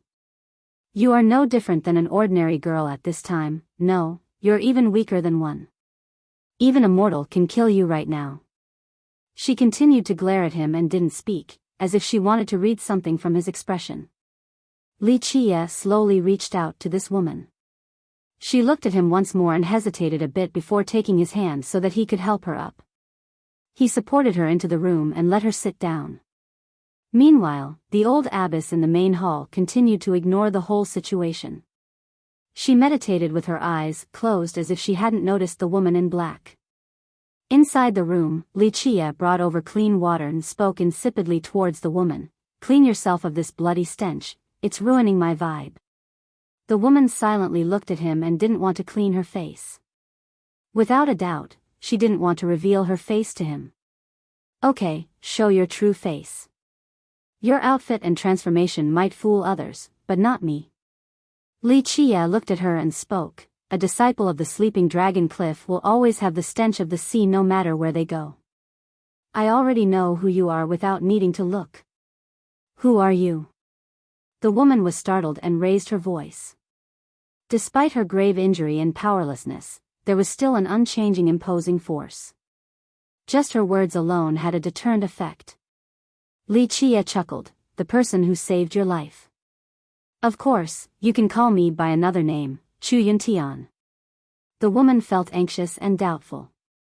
She looked at him but failed to truly understand him. The man was quite handsome. Despite seeming normal, he was full of mysteries. Okay, don't be so paranoid of me. If I harbored bad intentions towards you, I would have destroyed you even when you are in your prime. Li Qiye said with a smile. She looked at him once more. Eventually, her body slightly changed as she revealed her true form. It was Wolongxian, the sleeping dragon cliff's sect master. Li Qiye calmly looked at her revealed face while she only washed her face in silence. Much better. Although it cannot wash away the natural sea smell from your people, at least it washed away that smell of blood. Li Qiye chuckled. After she finished washing up, the entire room lit up from her brilliance. Despite being pale from the wounds, it didn't affect her style. She almost vomited blood from anger after hearing his remark. Even if he saved her, she still glared at him angrily and said, I don't have a sea stench. He looked at her and smiled. If you are the cliff's descendant, then you should know of your origin. What origin? She coldly responded while being very annoyed at him. He leisurely spoke, although your dragon cliff is not an imperial lineage, it is one of the oldest lineages. A non-imperial sect has stood strong for millions of years in the northern Grand Sea. Why do you think that is? She didn't answer his question and only stared at him. He sat down and nonchalantly continued, a long time ago at the bottom of the northern sea, there once existed a particular race. They dwelled in the depths, isolated from the rest of the world. It was not until later that someone from this race exited the sea. From that point on, the world slowly came to know of the race's existence. Wolongshuan's eyes turned serious when Li Qiye reached this point. Very few people knew about this story these days. Even the cliff's disciples weren't aware of it. Li Qiye smilingly revealed. Gradually, this race disappeared while the northern sea received a new lineage named the Sleeping Dragon Cliff. No one knew of its exact identity as it rose to prominence overnight. Chapter 10:16, Sleeping Dragon Cliff's origin. Wolongxian began to contemplate. Only ancestor-level characters in the cliff knew about this secret, but now, this stranger named Xu Yuntian knew this many things. This was too shocking. There's no need to be alarmed or have thoughts about killing me. Li Qiye lazily looked at her. Even if you were in your prime state, I would still kill you as easily as crushing a chicken. Such a big tone. Maybe, if you were a god king. She coldly retorted. However, no matter how she tried, she couldn't see the cultivation of this Xu Yuntian before her. Whether I am a god king or not is not important. I don't really worry about people of your level. Li Qiye smiled and looked at her. However, old dwellers of the depths, if I really crushed you to death, it would be a huge shame. A bloodline like yours has not appeared for a very long time, so it is quite precious, even more than an immortal medicine. What do you want to do? She was shocked after hearing this. This Xu Yuntian knew too many things. He would be more dangerous than anyone if he had any bad ideas about her. What can I do? He slowly glanced at her. Am I going to drink your blood to nourish myself? Or should I rape you to give birth to my child? I won't do either. Your race has a particular fishy smell, so I won't be drinking your blood. As for you bearing my child, I'm sorry to say that although your bloodline isn't bad, it would be pushing it for you to bear my children. Even a woman with the bloodline of a true immortal wouldn't necessarily be qualified to have my child. Li Qiye teasingly winked at her and laughed. She was livid after hearing this and glared at him while shaking. She was a great beauty. In both the Northern Sea and the mortal emperor world as a whole, she would be the focus no matter where she went, yet Li Qiye made it sound as if she was not worth a single coin. She said with exasperation, if you don't have anything else, I want to meditate to heal. Li Qiye kept on looking at her and smiled leisurely. Miss, don't misunderstand, this is my room.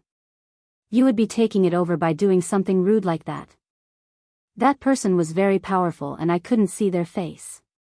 I immediately felt danger and summoned a secret treasure from my sect to shatter the void and escape. She was palpitating while recalling the event. The ambusher was too powerful. If she didn't use a massive amount of blood energy to summon her secret treasure, she wouldn't have been able to escape and would have been killed by that person. Then it is correct. It shows that the Saint Child was only using you as a sharpening stone. Li Qiye claimed. You mean, this was just an experiment? She was both startled and skeptical. He continued, that's one way to put it. Judging from his recent battles, you can see that he is trying to find the most suitable offensive method. Think about it, who did he fight recently and what were the results? She pondered for a moment before speaking. You could say that the mortal king has challenged all the most famous youths in the mortal emperor world. Jikong Wudi, Zhan Shi, Lin Tiandi, Bai Jianjun, Mei Suyao. Normally, he would lose on the first challenge. During the second, he would have the chance to even the score. Li Qiye said. Wolongxian replied, there are indeed signs of that. It was true when I fought him, and the same goes for Jikong Wudi. He lost to Jikong Wudi the first time and won the second. That was quite difficult to imagine for the people back then. No one thought that he could win because everyone knew that Jikong Wudi had an absolute advantage during the first battle. This is because it is not just the saint child fighting, but also someone else. The person behind him in the shadows. Li Qie said, 100 wars to become a deity, 100 victories to become an emperor. The saint child is not an extremely brilliant person. He requires countless battles to gain experience, borrowing war to find his enemy's weaknesses to make up for his own. Li Qie paused for a bit here. The saint child is not afraid of losing because he knows full well that he won't die due to the great person protecting him.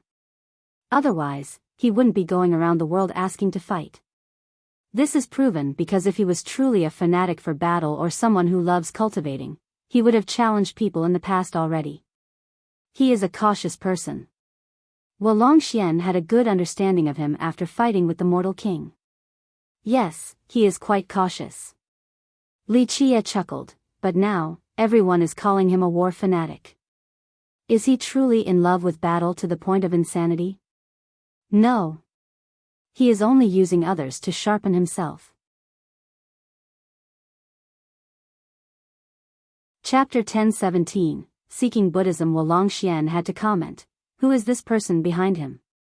Is it an ancestor from the Jewel Pillar Sacred School? Li Qie shook his head. An ancestor from the school? I'm afraid not. Even though the school has many physique laws, it can't reach this level of proficiency in so many different aspects. The person knows the Tao techniques of this world too well, not just anyone can accomplish this. Wolongxian contemplated again. She lost completely this time against the mortal king. It was just like Chu Yuntian said, the king found the right merit laws to restrain her so that she was at a complete disadvantage and had no way to reverse the tides. There's no need to be dejected. The saint child isn't bad and the person behind him is quite heaven-defying. Li Qie spoke, however, if you can comprehend the mysteries of your bloodline, defeating him won't be difficult. She softly sighed and replied, perhaps, but even if that day comes, it will be a very long time from now. She was not someone who wallows in despair upon defeat. However, her situation was not optimistic due to her grave injuries. Even if she could return to the Grand Sea, she still needed many years to recover. Comprehending her bloodline would require an even longer period of time. Take this, my medicine can heal your injuries quite quickly. Li Qie casually threw a small bottle to her. Its tiny size would make others think that he was acting quite stingy. At first, she didn't really care and only opened it unconcernedly.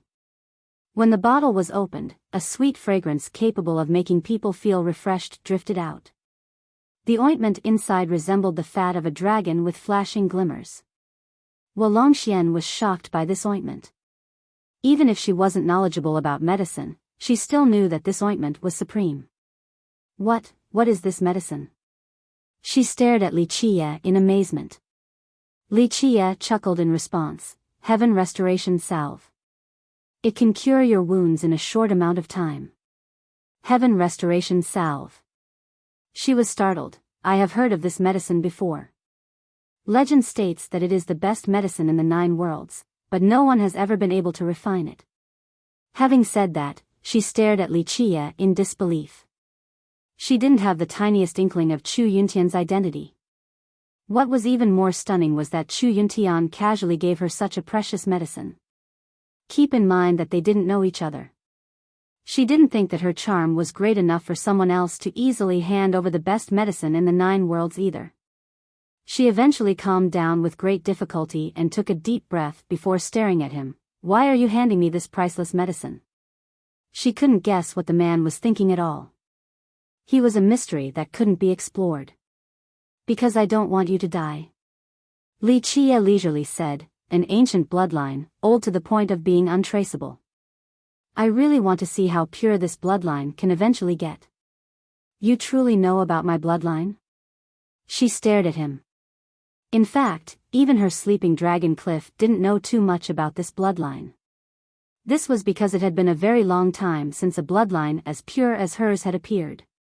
They were no longer the same Cliff as back then, no longer the legendary dwellers of the sea.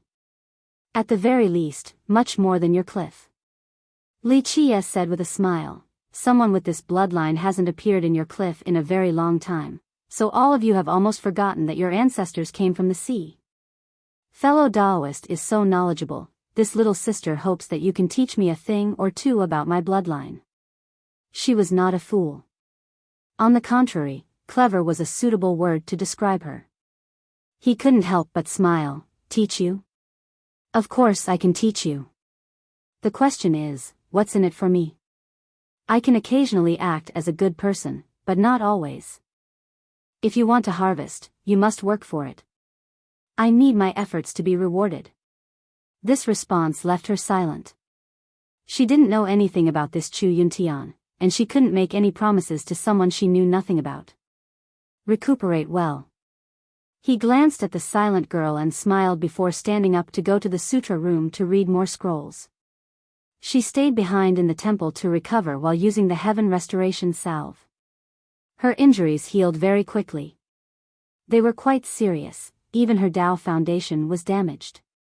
Judging from her injuries, even if she fled back to the Sleeping Dragon Cliff and used their incredible ointments, it would take as long as 10 years before she could heal. However, under the medicinal effect of this salve, she was completely cured in just 4 to 5 days. This completely astonished her. This salve was simply too heaven-defying.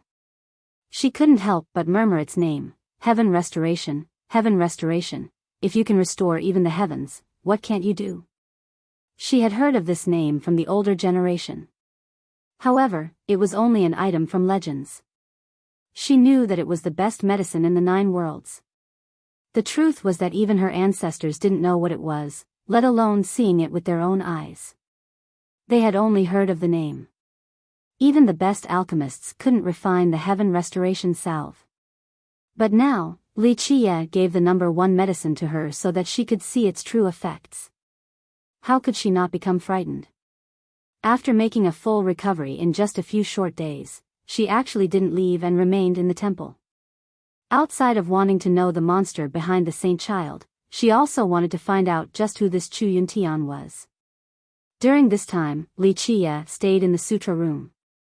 Although there were other heavenly grottos here, they couldn't seal the phenomena that appeared in this library. The room continued to emit a Buddhist radiance. Although the amount was very small due to the seal, each bit was very palpable. Each Buddhist string of light seemed to be made from gold. These golden strings didn't only have a golden shade, they also emitted a metallic sound like falling gold powder. The phenomena exceeded just these lights. Outside of the room, one could hear Buddhist chants as if the territory inside had become a kingdom of Buddha. It gave the illusion that a Buddhist lord was chanting inside. Each word became a supreme Buddhist mantra and law, each phrase became its own world. Within a few days, even these grottos could no longer seal the phenomena inside. Following these images, the first golden lotus grew out from the ground. Several days later, more lotuses bloomed as a golden spring oozed out from the courtyard. This billowing golden spring represented the highest symbol of Buddhism. This scene didn't only frighten Wuxian, even the cold old abbess was startled. The descriptions in the legends about someone capable of spewing out lotuses and making golden springs surge from the ground couldn't be superior to this. Though neither woman could see the scene inside the sutra room, just these oozing golden springs and golden lotuses growing everywhere allowed them to easily imagine what was going on. Perhaps that place had become a Buddhist kingdom with tens of millions of worshippers, millions of battle monks, and 100,000 meditating bodhisattvas. Eventually, the phenomena disappeared. One could hear a squeaking sound as Li Qie came out from the sutra room. At this time, the current Li Qie was not too different from before. He became even more ordinary looking, a transformation back to the origin. Despite seeming even more ordinary, when one stood close to Li Qie, they would inexplicably feel an unspeakable Buddhist affinity. It was as if a supreme Buddhist lord was converting and enlightening you in a natural and mysterious process. People would suddenly feel an impulse to prostrate and convert to the Buddhist order. Wuxian was a genius as well as the sect master of the Sleeping Dragon Cliff. Her Tao heart was extremely strong. However, when she stood close to Li Qie, her Tao heart suddenly felt a ripple with his image, an image of him looking like a Buddhist lord. What is this black magic? Longxian jumped from shock and stared at him. At this time, Li Qie was very gentle and calm. The world became tranquil wherever he stood. Even time didn't dare to disturb him. This is the Dharma, a salvation for all existences. Li Qie smiled. He was clearly not a monk, but his smile gave the illusion that he was a Buddhist lord who loved all living beings. Longxuan's mind quaked. She took a deep breath and channeled her Tao law to repel all distractions and calm these ripples in her mind. Nevertheless, she was still astounded. Li Qie hadn't used any laws, just his words alone were able to move her heart. This was far too terrifying. Even the boundless Dharma of the legends wouldn't be any more influential than this.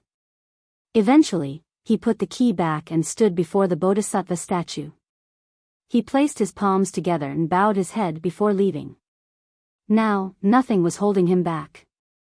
The whole time, the old abbess remained seated in the same place without saying a word. After exiting the temple, Li Qie turned around and asked, "Why are you following me?" Longxian was right behind him. Moreover, she had changed her appearance and was shrouded in a black attire. Chapter 10:18, Meeting the Middle Continent Princess again. She stood still and looked at him before smiling. "I'm following to take a look at what kind of person you really are." She was no longer concealing her goal. She understood that hiding or lying in front of Li Qie was a foolish idea. The person behind the mortal king is probably still looking for you. If you are smart, then leave this place and return to your cliff. You are not the mortal king's match and definitely not that person's match. Despite his calm demeanor, he had a transcendent temperament. I also want to see who he is as well. She smiled. Unfortunately, her face was hidden so no one could see her kingdom-toppling smile. Li Qie only looked at her for a bit. In the end, he didn't say anything and turned around to continue onward. Longxian followed right behind him. Judging from her appearance, she was determined to go wherever he went. Of course, Li Qie didn't really care. He couldn't feel that there was a person right behind him at all. Meanwhile, she felt something completely different. Each of his steps seemed very slow, but the truth was that they were extremely swift. The even stranger part was that it wasn't Li Qie moving, but the entire Buddhist funeral plateau. It was as if Li Qie was the center of the plateau. He stood in place, completely still, while the entire plateau moved for his sake. The even more mystical aspect was that Li Qie did not emit any Buddhist lights or visual phenomena. However, there was an indescribable feeling while standing behind him, a Buddhist aura, both majestic and gentle. It gave the sudden sensation that it was not Li Qie walking but a supreme Buddhist lord. The sun was rising from the horizon as Li Qie slowly trod forward. A golden light from the Grand Tao was pouring out from behind him. These golden rays scattered as if they wanted to save all living beings. This feeling of grandeur made Longxian breathe deeply to compose herself and protect her Tao heart. Otherwise, it would be affected by him despite its resilience. Many were affected by the Buddhist affinity from the plateau. However, for someone at her level, unless they came to challenge the 18 temples, this affinity was negligible. But now, Li Qie wasn't using any Buddhist arts or chanting sutras, yet he was already greatly affecting her. The Buddhist affinity that emanated from his body had reached an unbelievable magnitude. If he started chanting or using Buddhist laws, she didn't know how long she would be able to hold out for. How could Longxian not be astonished by this? Someone of her level understood the distinction between illusions and reality. However, the scene before her was neither an illusion nor reality, it was an indirect sign, telling her that this Chu Yuntian had a terrifying Buddhist affinity. Or rather, he had obtained a Buddhist heart. Nevertheless, he still gave off a sublime presence. A bit later, the old monk came back and respectfully gestured with his palms once more while bowing. "Hi Buddha, the master will see you." He then led the way for Li Qie. Li Qie followed with Longxian right behind him. She was quite curious about who Li Qie wanted to meet. A bit later, the monk led them to an arch entrance. He stood there without entering and gestured for Li Qie to go inside. The two of them stepped beneath the arch and found that there was a heavenly grotto inside. It was a place of nature, not an old building like one would imagine. A great river ran before them with sparkling water. However, the sparkles here were not from the water, they were from the silver within. The entire river seemed to be full of silver as if it had fallen to the mortal world from its place in the 9 heavens. A woman was meditating on top of the river.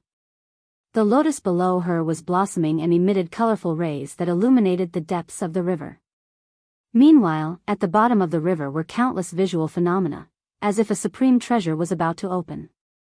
She appeared to be over 30 and had an elegance that couldn't be described with the brush. Her style was supreme and accentuated her mature charm that would cause hearts to beat faster. While Longxian could be called a great beauty of the current generation, her features were kingdom-toppling. However, she was still lacking compared to the woman ahead. She didn't recognize who the woman was, but if Li Shuangyan and Chen Baojiao were here, they would know right away. It was the Middle Continent princess. Outsiders would be astounded to find out about this. The princess was buried in the heavenly corpse burial ground as an earth immortal, yet she was able to make it out alive. Without a doubt, the princess had chosen the correct underworld boat back then and was successful in prolonging her life. As for how many years she was able to gain, this was not known. Li Qie secretly heaved a gentle sigh while looking at the princess sitting on the lotus with her unchanging appearance. After many years, some things still wouldn't change. Even if they did, they would remain unforgettable. It was a misunderstanding back then as well as an ill-fated turn of events. It began with him, so it should be ended by him. Chapter 1019, Hatred Caused by Love. The princess instantly opened her eyes the moment Li Qie came over. Her expression quickly changed upon seeing him. Even though she was once renowned across the 9 worlds, her emotions still surged at this time. Crash. The silver river reflected the fluctuations of her emotions. The lotus flower emitting the colorful lights suddenly pulsed black and white as if a storm was approaching. I admit that when I sent letters to you, there was another objective to it. Outside of caring about you, I really wanted to know the location of the silver river. When Li Qie disguised himself as Chu Yuntian to infiltrate the Middle Continent Kingdom, he managed to enter the most heavily guarded location of the imperial family. His goal was to find the whereabouts of that item. Due to the limitations of his identity, he couldn't meet the princess face to face and couldn't speak to her. However, the two of them always secretly sent letters to each other. Is that it? The princess responded, this is all that the words in those letters encompassed. You didn't try to seduce an ignorant girl so that she would fall in love with a person named Shu Yuntian, a person that doesn't even exist? All just to make her tell you those secrets? Li Qie slightly opened his mouth, wanting to say something else, but he stopped while lamenting in his mind. As the dark crow back then, he really didn't want to do so. The princess back then was young and lonely, void of the love of her father or friends. Just like that, a young man who showed concern for her entered her life. Because of this inadvertent misunderstanding, the princess eventually fell in love with Chu Yuntian, someone who didn't even exist. Li Qie slowly said, back then, I was only teaching you how to cultivate through those letters. During their correspondence via letters, Li Qie became quite close to her. He carefully taught her using those letters since he didn't want her to walk on the same path as her father. Furthermore, it was to leave behind a great spark for the human race because the princess had exceedingly high talents with her 3 saint aptitudes. And so, the princess misunderstood his careful guidance as something else and came to love Chu Yuntian. This made her reveal everything to Li Qie. Later on, when Li Qie found out and wished to salvage the situation, the misunderstanding had already become too deep. Teaching. The princess shouted loudly again, yes, yes, the great teacher of immortal emperors guiding me, this is my honor. There is nothing else other than this. Chapter 1020, Secret of the Past. Li Qie watched the princess who was very agitated at this moment. The lotus flower pulsed uncontrollably, causing the entire Silver River to tremble. He took a deep breath and looked her in the eyes to say, "Back then, I was completely wrong. It is all my fault. I came today to sincerely apologize." The princess sat there in silence with an icy demeanor. Who knew what she was thinking? Ha! Eventually, she sneered, "Chu Yuntian, I suppose it doesn't matter if you are called Chu Yuntian, Dark Crow, or even Li Qie. However, I will never believe you, got it?" Li Qie stayed silent since he didn't have an answer. This misunderstanding couldn't be resolved with a few words. Otherwise, it wouldn't have lasted for millions of years. Sincerity? The princess laughed. "Back then, who was the one who left the dynasty in secrecy? I know now that it was because I simply didn't know where this Silver River was hidden. To you, I no longer had any value, so you disappeared without a word, leaving behind a girl painfully waiting. Unfortunately, this dumb girl still thought that the man named Chu Yuntian would eventually return." The princess couldn't laugh sarcastically any longer at this point. Her expression was full of unspoken love and hatred. "There's nothing I can do if you think so." Li Qie said, "When I left back then, it really was because I couldn't find it. I understood that it was not hidden in your dynasty. Also, it was no longer safe to stay in the dynasty because Tian too had started to sharpen his blades against your dynasty. Yes, our great teacher of immortal emperors has always been correct. No matter the occasion, he would always have very good reasons." The princess mocked sarcastically. Li Qie shook his head. "I can only say that you don't know me at all. If I really wanted to disappear, you would never have been able to find me, just like Chu Yuntian. I have always been concerned about your safety. Otherwise, I wouldn't have let someone risk their life to send that message to you so that you would leave the Middle Continent Kingdom." The princess' cold eyes lit up after hearing this. She was especially beautiful as she murmured, "That's right, I received a message, to meet at the Plum Blossom Dock." However, having said that, her expression turned cold again as she glared at him, but Chu Yuntian never appeared at the dock. It was just another trick. Only a woman named Bulianxiang would be dumb enough to believe it. "I have no defense against not going." Li Qie said, "Yes, I was at the Heaven Spirit World at that time. I sent a confidant to message you to meet at Plum Blossom in order to get you far away from the dynasty." The drums of war had sounded by then. A supreme battle was slowly coming. Later on, even if Tian Tu didn't destroy your dynasty, I would have led an army to do so myself. The princess sneered, "Right, you are the savior, the saint of the 9 worlds, saving all of, that's not important." Li Qie shook his head, "Regardless of how you see me, my bottom line will never change. I will make the ancient Ming disappear from the 9 worlds and destroy anyone who works together with them. Nothing will be able to bar my path. If you think that I would not destroy the dynasty because of you, then you are completely mistaken. I will not make compromises when it comes to my bottom line." Li Qie freely said while looking at the princess, "You can view me as a liar, a mass murderer, or even a savior. You can mock me with disdain, it is all fine. I just want you to know that I can't change my creed for you." The princess didn't say anything in response and only sat there with a cold demeanor. "I didn't care about them, the dynasty or the ancient Ming." She became absent-minded and murmured with her head down, "I didn't care to find out about the war."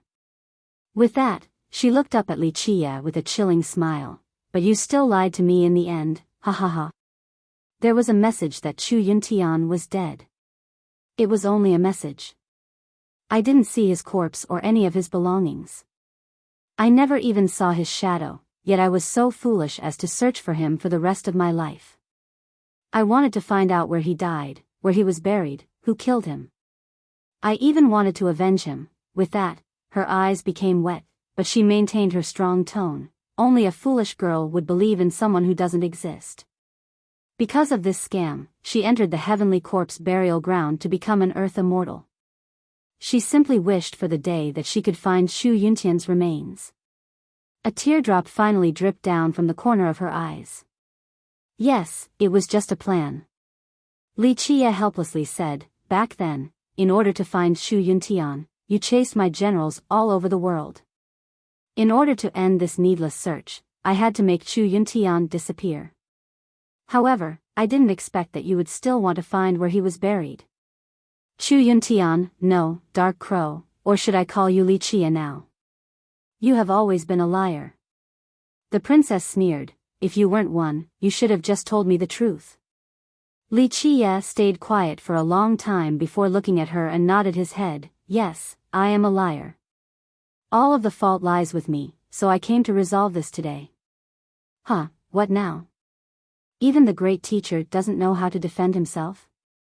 The princess coldly laughed. Li Chia stared at her in a serious manner and calmly said, "There's no need since there is no reason to be defensive. I am here right now." She fiercely stared at him for a long time. Aren't you always good at twisting the truth? Don't you always scheme and plan? Well, I want to hear your defense. Give me an excuse right now. Li Chia looked at her and paused for a bit. Eventually, he softly sighed and answered, "After your middle continent kingdom was destroyed, there was no one else to keep Tian Tu in check. He wanted to capture me alive since he was aware of my secrets and wanted to take the items in my memories. So, I could only hide behind the scenes. I made my legions disappear from the 9 worlds. I was biding my time to deliver a fatal blow to the ancient Ming. Thus, I had to disappear during that period. The moment I showed myself, Tian Tu would have come killing and annihilated us." Li Chia sighed again at this point. In fact, this was not just a justification. At that time, the situation really was as he described. He ordered several attacks against immortal Emperor Tian Tu, but they were all unsuccessful and his generals suffered major losses.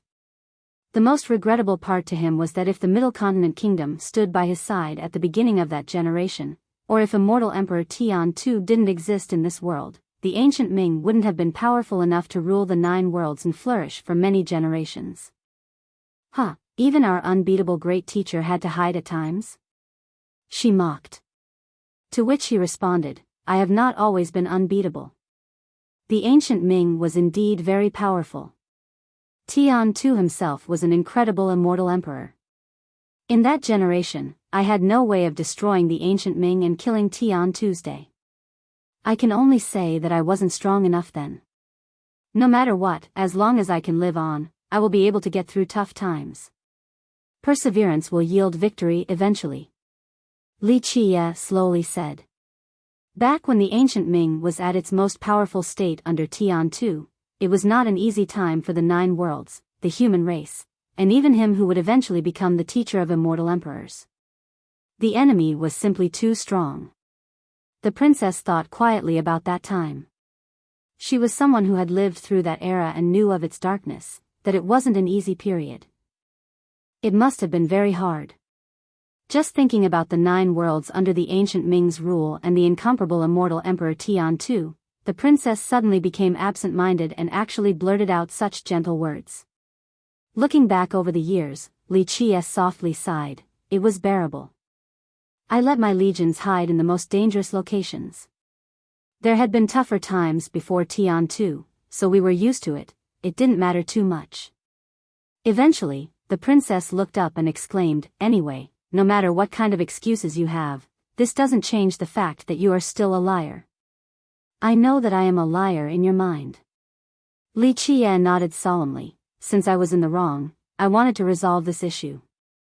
He continued on while looking into her eyes. "I have obtained my true body in this generation and I want to fight to the very end, so I must finish my unresolved business. Why did I come to the heavenly corpse burial ground to find you? Was it just for the yin-yang immortal mirror? The truth is that I could have traded other people for imperial weapons at that place. I looked for you specifically since I wanted you to know the truth." He stared deeply into her eyes. Chapter 1021, Love or Hate, Really? She coldly stared at him. Judging by her expression, she didn't seem to believe him. "Believe me," Li Chia calmly said, "I have to end everything before the Great War. I went to the corpse burial ground to find you to let you know about the matters of Chu Yuntian back then. I knew that you would have the drive to leave the burial ground alive after finding out the truth. Humph. The princess scowled and coldly responded, "It sounds like everything is as you have planned. But you still came to the ferry." Li Qie looked at her. "After finding out about Chu Yuntian, you tried your best to leave the burial ground. I want to conclude our matters in this generation, so at the underworld river, I left one boat for you. Aren't you alive and well right now after leaving?" She only stared at him quietly, as if she was not yet appeased by his words. Or perhaps, Li Qie hadn't convinced her just yet. "Are you sure you didn't come here for this silver river?" The princess spoke coldly while staring at him.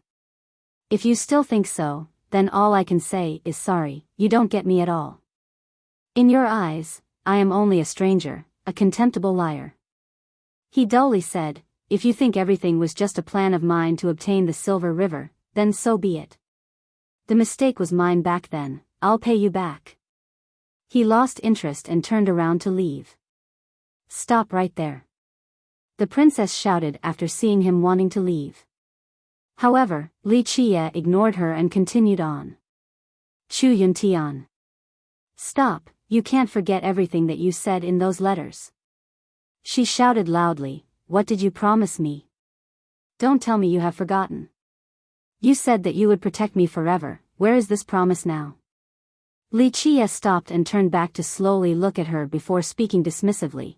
"I did promise that, but it is difficult to find someone who can match you now. You don't need my protection any longer." The princess coldly responded, "It's not over between us. Don't think that just because you picked the underworld boat for me, our matter is resolved." Li Qie calmly replied after a short pause, "I know that I lied to you and made you waste your whole life. All of this started because of me, you put it so lightly." The princess replied, "Do you know what I have been through? In order to find out the truth, I traveled all around the 9 worlds in the shadow of the ancient Ming and opposed them and everyone else. I only wanted an answer, the resting place of Chu Yuntian. For this, I didn't care about antagonizing anyone, I know." Li Qie flatly said, "So, I kept my promise. Without people secretly helping you, do you think you could have gotten away unscathed from immortal Emperor Tian too? It was you?" The princess' eyes narrowed while staring at Li Qie.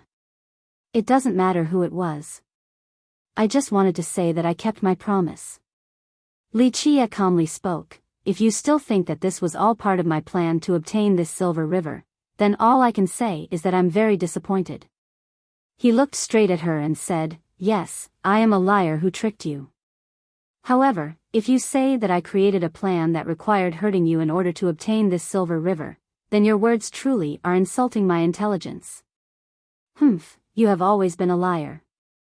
The princess scowled, but at this time, her act was much weaker than before. It was not as cold and aggressive as earlier. Without a doubt, she felt that she couldn't posture much longer due to a lack of logic. "Yes, I am just a liar in your mind." Li Qie heaved a sigh and didn't want to say anything else. The princess took a deep breath. She looked up and stared at him with a cold expression once more. "How did you find this place?" "It wasn't hard for me," Li Qie flatly revealed. "After your Middle Continent kingdom was destroyed, the old elders escaped and converted to Buddhism. I knew that your ancestors already had a path of escape. Your progenitor simply didn't bring this silver river into the dynasty and instead left it here from the beginning." Li Qie looked at the princess' cold eyes straight on. "If I truly wanted this river, I wouldn't have needed to wait till today. Back during the ancient Ming era, this item was indeed a very good card, but even without it, I could still destroy the ancient Ming. And I'm always true to my words." This time, the princess didn't want to meet his gaze. With her still icy demeanor, she casted her eyes downward without saying anything. Li Qie eventually took out the yin-yang immortal mirror and placed it on the ground. "I am excited for you being able to prolong your life and come into being. Since you have made it this far, this treasure should return to its owner." The princess coldly said, "You think it will end just like this? This is your repayment?" Li Qie gently shook his head. "No, this is only to show my sincerity. Just say the word and I'll make it up to you." What will you do to compensate? The princess asked with an icy glare. He turned silent for a moment. He knew very well that the princess didn't want any treasures. In the end, she chillingly spoke, "It's not over between us." He looked at her emotionless demeanor and nodded, "Very well, if you want to get even, I won't hide. I trust that you will be able to leave this place very soon. I'll be waiting at the Buddhist funeral plateau for you." Humph. The princess only scowled. Who knows if she was feeling hatred or something else. Eventually, he turned and walked away. He didn't get too far before he turned around and looked at her with an austere expression. "My name is Li Chia, not Chu Yuntian.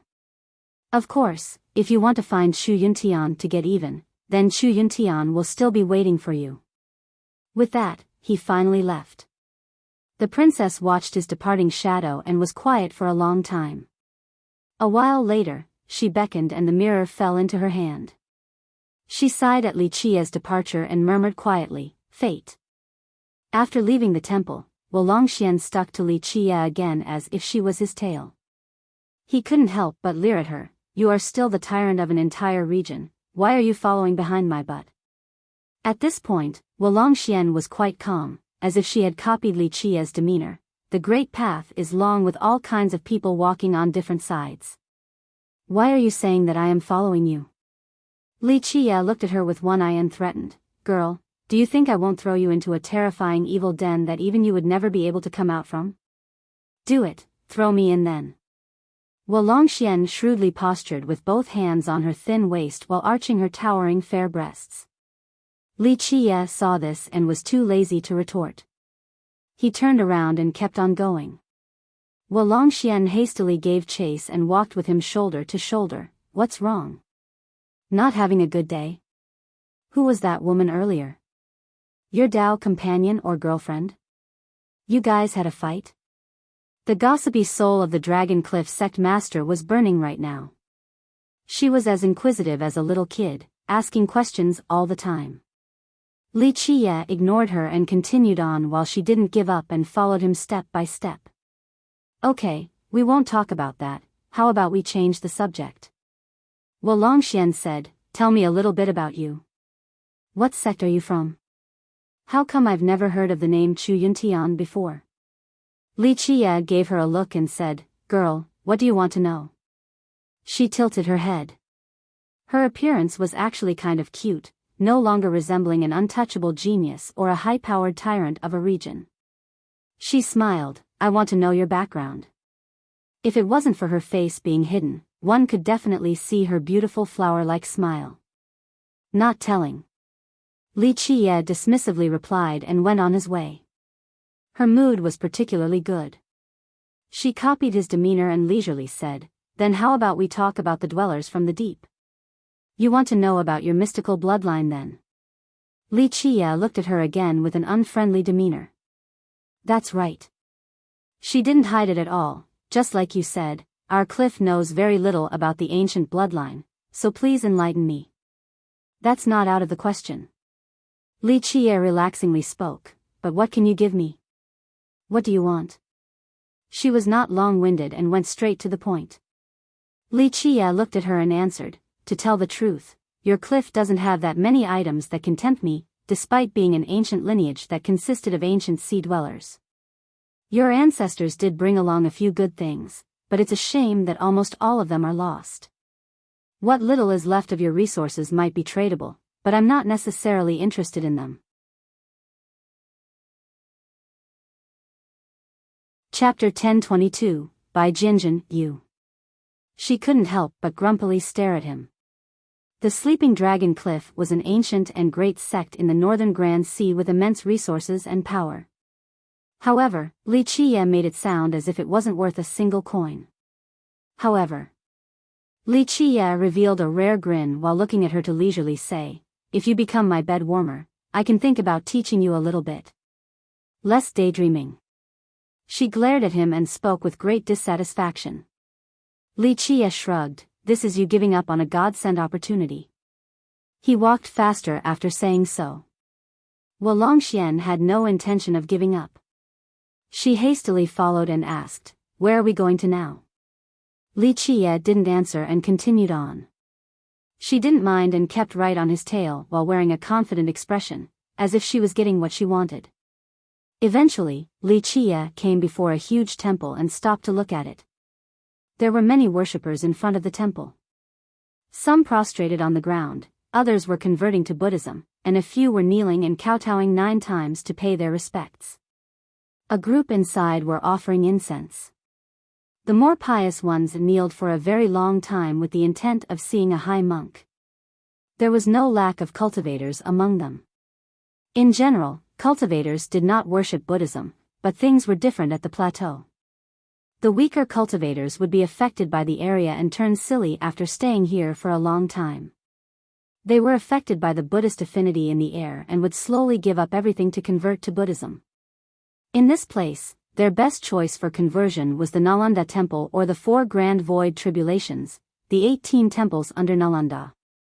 A little bird told the crowd, "It is not the opening of a Buddhist kingdom, it is someone ascending, a great holy monk. As long as he ascends, the Buddhist kingdom will naturally open." For many cultivators, even untouchable virtuous paragons, to be able to watch an ascension with their own eyes is a great fortune. There are many other benefits entailed in watching this event as well. Ascension: many cultivators who wanted to convert to Buddhism felt their hearts beat faster. One of them spoke, "Rumor has it that when a holy monk is ascending, they will cast everything away. At that time, someone who obtains the teachings and legacy of the holy monk would definitely be able to attain enlightenment in Buddhism."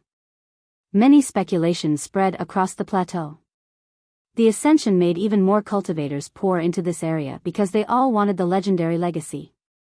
The majority of the younger generation came to the plateau in these several days.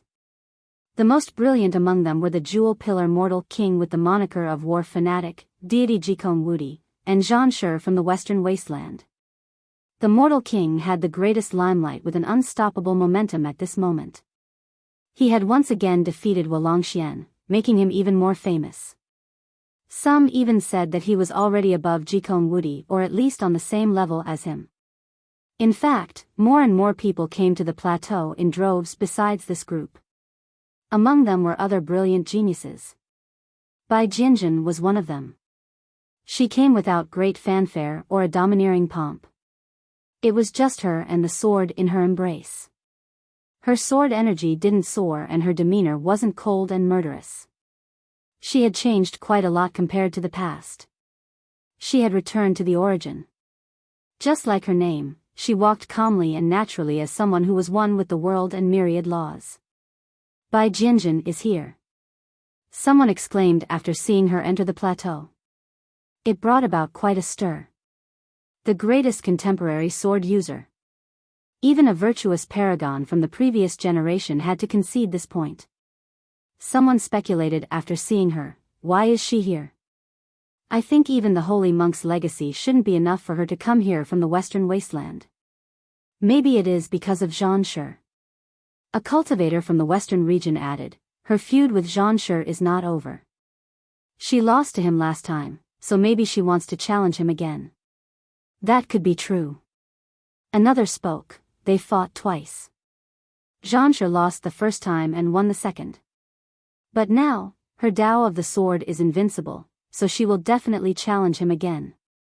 If that is the case, then she will probably win."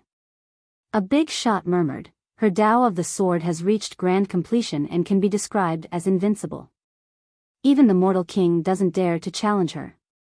"Humph, who says the war god doesn't dare to challenge Bai Jinjin?" His words made the Mortal King's supporters quite unhappy.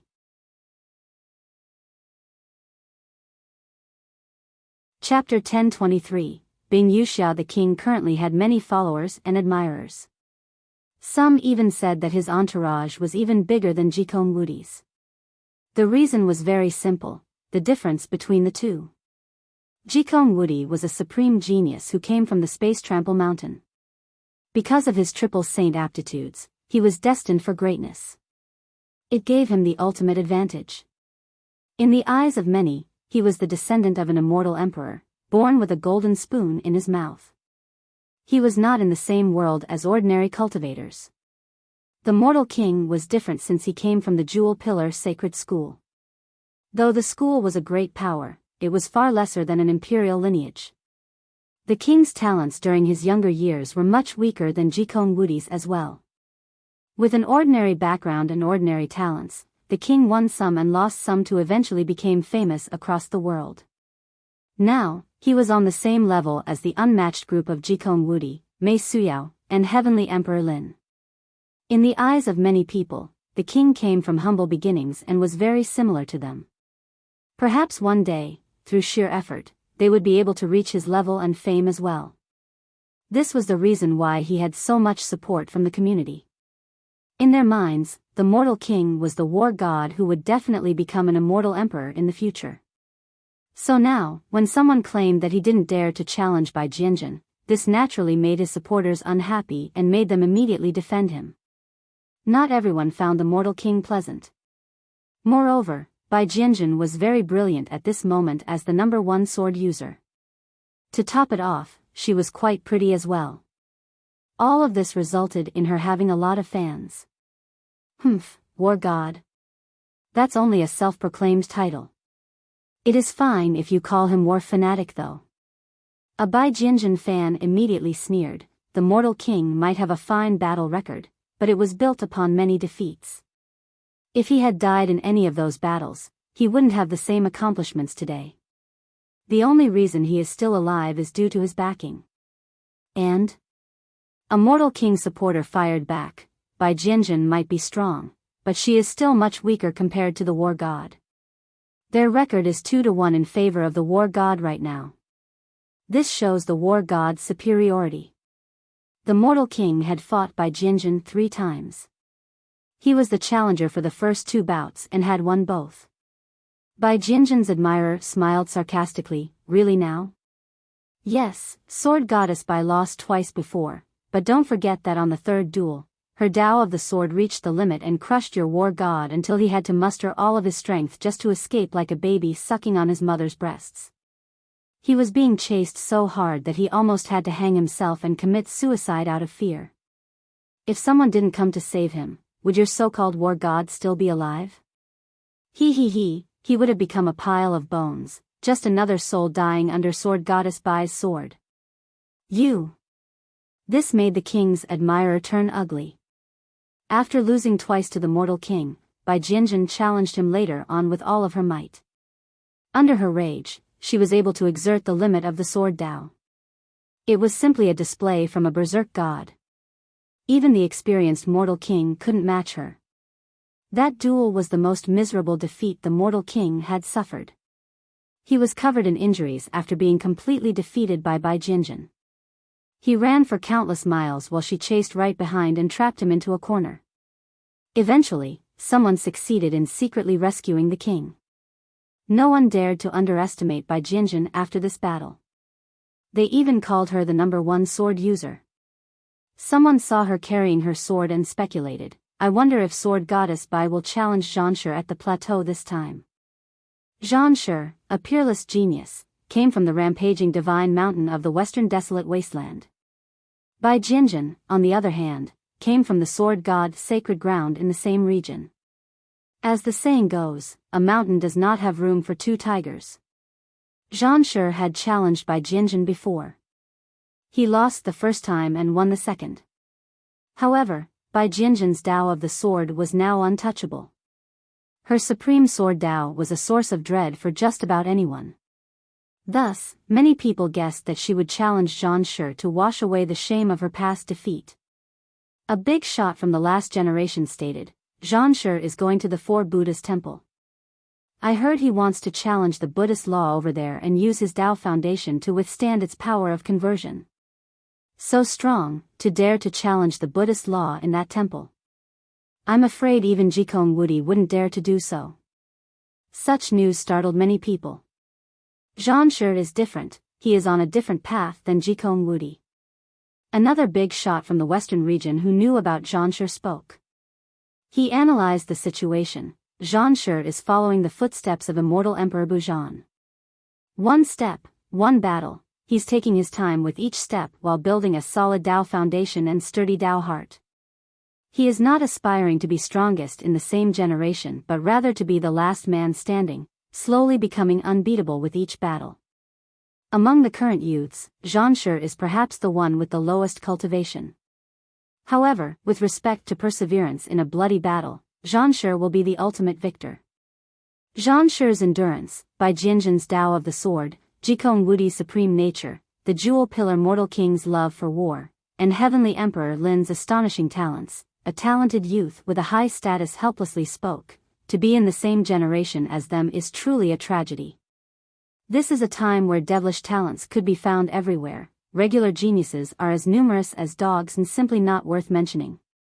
Don't forget about the Icy Feather Palace Master. A cultivator from the 100 Cities interjected. Bing Wuxia is coming too. Someone else was surprised. She's someone who isn't afraid of messing with anyone. Right, the Eastern cultivator arched his chin and said, "Look over there, that's her coming." Hearing that, many people turned around. They saw a divine chariot slowly approaching. There was a pretty young man sitting on it. No, it was a supreme woman cross-dressing as a man. Who else could it be besides Bing Wuxia? She was surrounded by beauties at the moment. One in her embrace and a few more charming ones sitting next to her. Witnessing Bing Wuxia being adored by so many beauties on her chariot left some people envious and others speechless. She had become the palace master of Icy Feather, but she was still unbridled. It was well known that she liked the fairer sex, it wasn't a secret at all. Palace Master Bing, long time no see. When Bing Wuxia arrived, a transcendently pure aura emerged as well, heralding the emergence of a cool and elegant character. He seemed to be from a different world. His most notable characteristic was the intelligent air surrounding him, making him appear to be a scholar more than a cultivator. Someone recognized him and exclaimed, "Heavenly Emperor Lin is here too." The person accompanied by this pure energy was the most famous genius in the southern region, referred to as the number one of the barren earth, Heavenly Emperor Lin. "So you are that Lin guy?" Bing Wuxia only gave him a quick glance, her focus still on the beauties next to her. She leisurely spoke, "You already had a good name, yet you still claim to be a heavenly emperor. That's not a good omen." Bing Wuxia's arrogance was famous. She acted like this no matter who she was speaking to. "Palace Master Bing is messing with me." Heavenly Emperor Lin did not become angry. He gallantly laughed in response, "This is only a title given to me by others, a title that can't reach the apex." "So? Do you want to fight? I heard the Buddhist funeral plateau has been very lively recently, I don't mind adding to the fun." The untethered woman was full of arrogance. "They're about to fight?" A spectator became excited after hearing this and murmured, "The fourth fight, I wonder who will win. I bet my money on the palace master." Someone immediately placed their bet. Another followed suit, "My money is on Lin Tiandi. He recently came to the God War Mountain and had a huge harvest which puts him at a great advantage." Prior to this, the two had fought 3 times. The first was a draw.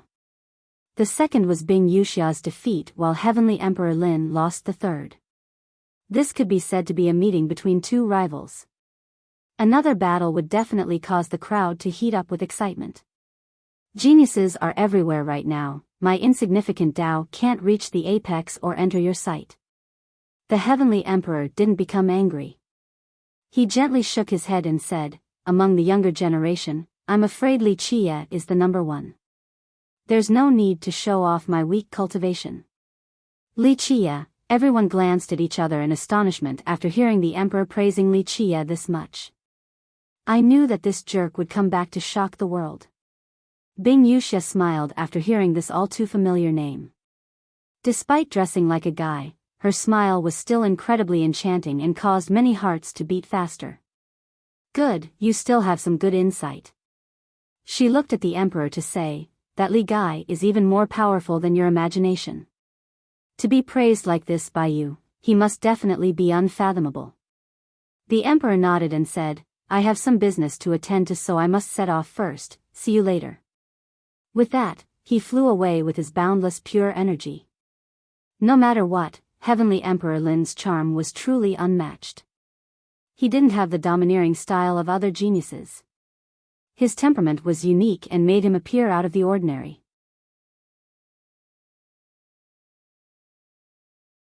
Chapter 1024. Spirit Mountain. Li Qie traveled across the plateau and entered numerous temples to debate against the high monks.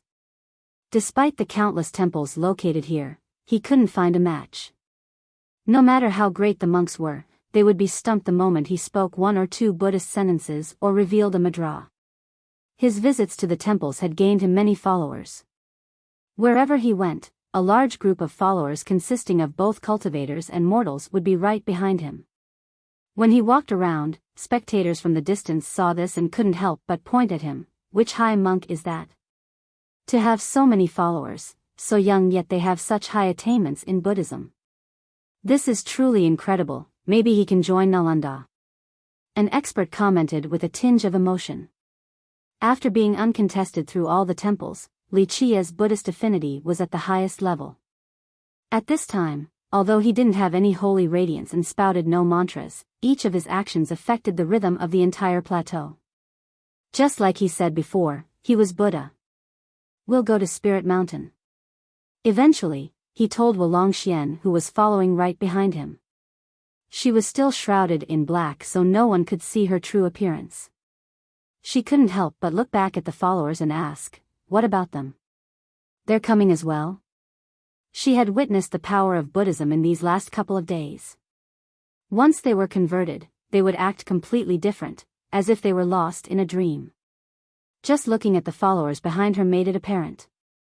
They didn't know who Chu Yuntian was, but after listening to his scripture debates and dharmic preachings, they immediately joined him and became his devout worshippers. They had different expressions, some were peaceful, some were dazed, and some were unchanged. There was one similarity despite the variety of expressions, a fanatic level of certainty. At this time, Li Qie placed his palms together vertically and shouted, "The Dharma is boundless, repentance is salvation." No matter the time and place, its Buddhist light was eternal and burned bright even during the darkest era. The temples built on its adjacent hills were sacred and majestic. There were holy monks chanting above while being protected by heavenly dragons. Arhats and bodhisattvas were performing sermons. The entire mountain seemed to be a celestial kingdom, away from the mundane world and the maddening crowd. Anyone would have the urge to prostrate while standing at the base of this mountain. They would want to bow every 3 steps or to forever prostrate before its grandeur. Because of this, there were countless followers kneeling right outside. There were mortals, cultivators, and even rulers. Even famous virtuous paragons could be found here. In this place, whether one was a mortal or a paragon was no longer important. All sentient beings were equal before Buddha. Outside of Nalanda, there were also 18 temples referred to as the 4 Grand Void Tribulations. They were different from the other temples at the plateau. They belonged to Nalanda. In this vast plateau, only these 18 were recognized by Nalanda. The 4 Grand Void Tribulations were the 4 Buddha's temple, the 3 Grand Temples, the 6 Tribulation Temples, and the 8 Void Temples. The 4 Buddha's temple had the highest status outside of Nalanda and was the most mysterious and powerful. The 3 Grand Temples were directly below the 4 Buddha's temple. They were divided into the Grand Heaven Temple, the Grand Earth Temple, and the Grand Mortal Temple. These 3 were almost on the same level as Nalanda and 4 Buddhas. The 6 Tribulation Temples were a level below them. They consisted of the Deity Tribulation Temple, the Saint Tribulation Temple, the Sage Tribulation Temple, the Mortal Tribulation Temple.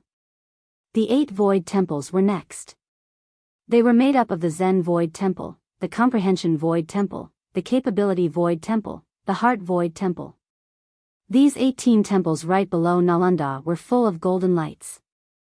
Inside were Buddhist hymns and phenomena of great Buddhist existences. Before one knew it, they would find themselves in a kingdom of Buddhism. As for the eminent Nalanda temple, it was built at the peak of Spirit Mountain. It was also dazzling with radiance. However, its gates were closed so no one could see inside.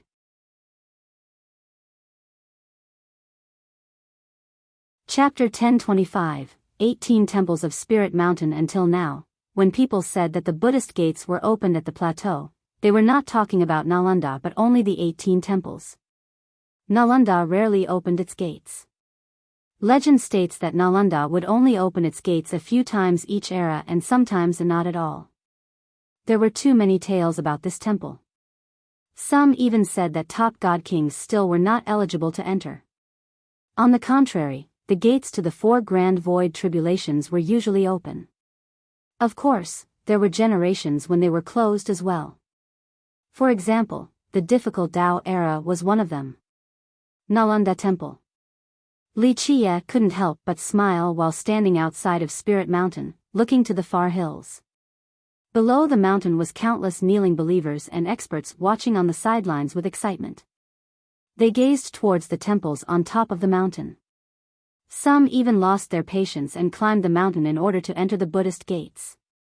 Even though the gates of the 4 grand tribulations are usually open, but getting through them is easier said than done. The gates of the 8 void temples are hard enough already, let alone the 6 tribulation temples and 3 grand temples. Someone emotionally commented. Anyone could try climbing the mountain, but not many really wanted to because the effect up there was too fearsome. Once one's Tao heart started to shake, they would quickly be drowned in a Buddhist sea. Of course, some willingly accepted this challenge. They even went straight to the door by entering the Buddhist gate to challenge the Dharma of the 18 temples. A cultivator said with feeling, "Zhanshe is still so amazing. He is battling it out step by step, starting from the 8 void temples all the way to the 4 Buddha's temple. Right now, he is inside there. I wonder if he can handle the chanting from the Arhats and Bodhisattvas in there or not. His Tao heart is strong for sure. Maybe no one among the younger generation can match him, not even the Jewel Pillar Mortal Kings group." A virtuous paragon added. "Zhanshe is great, but Jikong Wudi is incredible as well.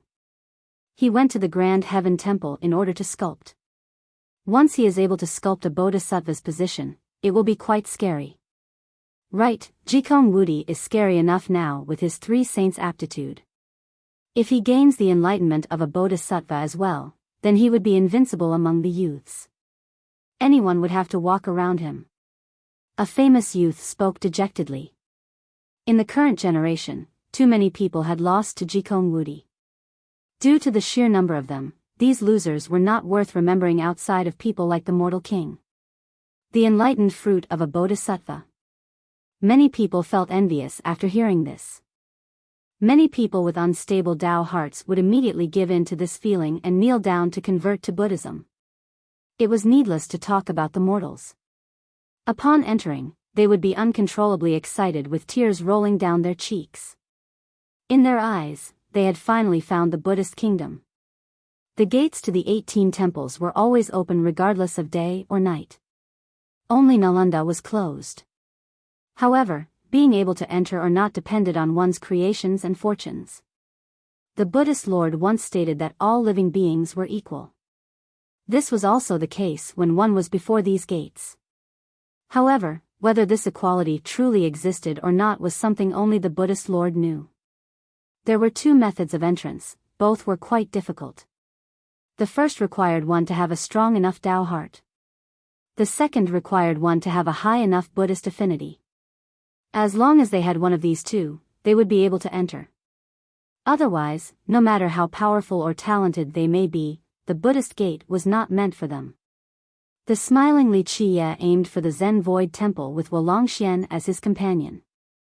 One could pick any of the 3 tests if they were able to enter the gates. The same was true for any of the temples as long as they have the ability. Of course, one could also challenge all 18, but this was very unlikely since few were up to the task. Outside of the Zen Void Temple was a vast Buddhist gate. A Buddhist light soared to the sky and instilled a sense of awe and reverence, causing people to prostrate on the ground. Li Chiye chuckled and didn't linger at all. He took one step at a time to enter the Buddhist gate. At the moment of his entry, an endless Buddhist light rose. Countless phenomena rushed to the sky. There were images of brothers kneeling, sacred monks bowing as well as arhats and bodhisattvas. This scene frightened everyone regardless of whether they were on the mountain or at the base. All had to take deep breaths to compose themselves. The crowd was aghast and someone murmured, "Is this an Arhat or Bodhisattva coming to our world? Or is it the Buddhist Lord himself?"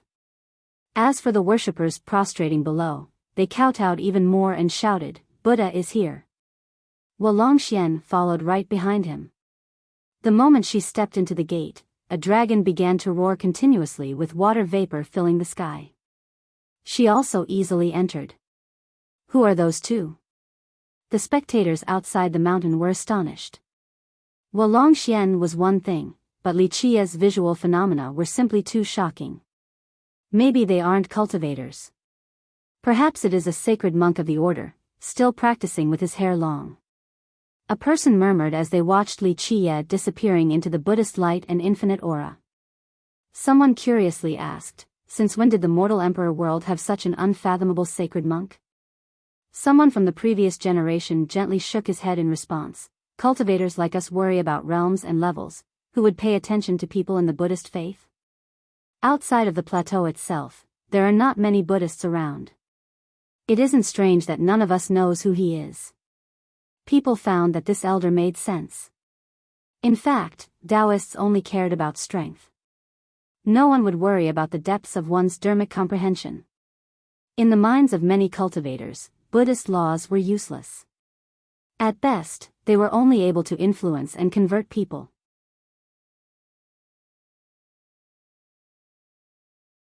Chapter 1026, Zen Void Temple. After passing the Buddhist gate, Li Qia saw green bricks and white tiles on both sides of the temple. It was full of swaying trees with leaves gently fluttering down. This place was peaceful and quiet, separated from the chaotic mundane realm. A quiet rustling sound came about with a certain rhythm to it. Wulongxian noticed that there was a monk taking his time to sweep away the fallen leaves. This monk was around 20 years old and had a handsome face. It was apparent that before becoming a monk, he was definitely a lady killer. Haikuitian, she was surprised to see this man and murmured, he actually became a Buddhist. Of course she recognized this man in front of her. He was once a brilliant genius of the Northern Sea from the same generation as her. He was definitely incredible, but he disappeared later on. This is only training. He has yet to cross over completely. The 18 temples requirement for crossing over is very high. He needs many years of training before he can succeed. Only then would he be considered a real monk, a disciple of Nalanda. Li Qia explained. Wulongxian watched the man sweep away the leaves with great shock. She wanted to call out to him because the two of them had met several times before. They could even be considered friends. The man lifted his head and saw Wulongxian and Li Qia. He only greeted them with a Buddhist gesture before continuing his duty. After seeing his expression, she knew that he still recognized her. However, he had severed all mundane ties, so even if they were friends in the past, they were only strangers now. The two continued on. She finally noticed monks meditating on the left and right sides of the pagodas. These meditating monks were completely different from Haikuitian. They emitted Buddhist lights while hymns emanating from their bodies. It seemed that their flesh had become that of Buddha. Those with weaker Tao hearts would instantly prostrate on the ground before their presence. They are different, she commented after seeing them. They could be called high monks with powerful dharma. However, this level of dharma is still only the beginning, it can't reach the apex. Why do you say that? She asked curiously. Li Qia chuckled and answered, "Look carefully, you will find something interesting about them. It's just that your intuition is telling you differently, just look again." She took a closer look and was astounded. She had to take a step back from disbelief while looking back at Li Qia to ask, are they dead or alive? He smiled, "This depends on your definition of what is dead and what is alive." The shocked Wulongxian exclaimed, "Their blood energy has already withered. With their depleted lifespan and life force, how can they still be living?" These meditating monks were brimming with a Buddhist radiance and sacred air. However, they had no blood energy, no life. Even though some ancestors had dried up blood energies and depleted lifespans, there was still some life force inside them. At the very least, they could still struggle to live for a while longer. However, these monks had absolutely no life force. In other words, they were dead. Their appearance with their bright holy lights belied their true state. How can one become a Buddha without giving up on their bag of skin? Li Chiye said dismissively. Then all the monks under Nalanda are moving corpses? They are all existences without life? She shuddered at this thought.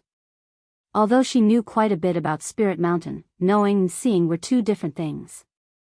Li Chiye leisurely said, why do people come to the Buddhist funeral plateau and Spirit Mountain? Mortals look for a home, but why do cultivators convert themselves as well? Especially those invincible god kings, they give up everything to join this Spirit Mountain, even starting as a nameless monk. All of this for what? Eternal life, right? She murmured. She had heard people discuss this topic before. Yes, eternal life. Li Chiye flatly said, giving up the physical body to enter the Buddhist faith, this is eternal life. From the very start, the majority of both god kings and emperor candidates would come for eternal life and train in this Buddhist area. Eventually, they were converted and let go of their mundane ways and their fleshly bodies to become real high monks and achieve everlastingness. Eternal life exists in this world? She spoke with great uncertainty. Eternal life was a profound and heavy subject. For millions of years, many peerless existences had researched this topic, but no one had heard of a successful attempt. This depends on what you want out of eternal life. If, say, you want to keep your blood and flesh, love and emotions, to walk in this world like the rest, this type of eternal life might not be possible. Li Chiye looked at the horizon and spoke, at the very least, not right now. She looked at the monks sitting next to the pagoda and slowly asked, then are the high monks in Spirit Mountain eternal? In a sense, yes. He nodded, there is a huge price to pay for eternal life. Letting go of the body and severing mundane ties. From then on, one will drown in the Buddhist sea, no grievances, no hatred, no love. There is nothing except the Dharma. Having said that, he looked at her and added, moreover, everything will turn into smoke the moment they leave the Buddhist funeral plateau. Only by staying at this place would they stay eternal.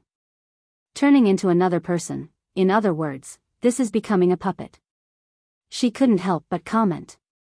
These words sounded disrespectful, but they were the truth. These are the enlightened high monks. Li Chiye smiled and didn't deny her statement. All along, eternal life has come at a hefty price. When one's lifespan is used up, the rest of the world will no longer matter to them. So what if they have to let everything go? They can continue to live. After all, death claims it all anyways. Longxian contemplated for a moment. Even a god king at the end of his lifespan would have to face the horror of death. He would die and his Tao would vanish. Just like Li Chiye said, everything became nothing upon death. Thus, before that very last moment, why not give everything that was already gone so that one could live on? At this time, Li Chiye walked outside of the Hall of Great Strength. A high monk shrouded in Buddhist light came out to greet him. His robes seemed to be gilded, making him seem to be transcending into a Buddha. At this level, the physical flesh was no longer worth mentioning. May I ask where you are from, sacred monk? The high monk quickly placed his palms together after seeing Li Chiye. His Buddhist chant came afterward with a resonating rhythm, giving others the sensation that Buddha was inside everyone. Where I am is where Buddha resides, regardless of time and space. Li Chiye smiled faintly and said, I am here to debate the Minor Trinal Surangama Sutra with Kong Hui. The high monk placed his palms together and asked, what is your desire?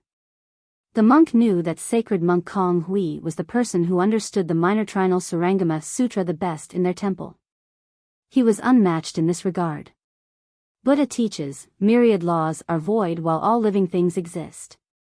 Li Chiye smiled and answered, my desire is my will, there is no need for more.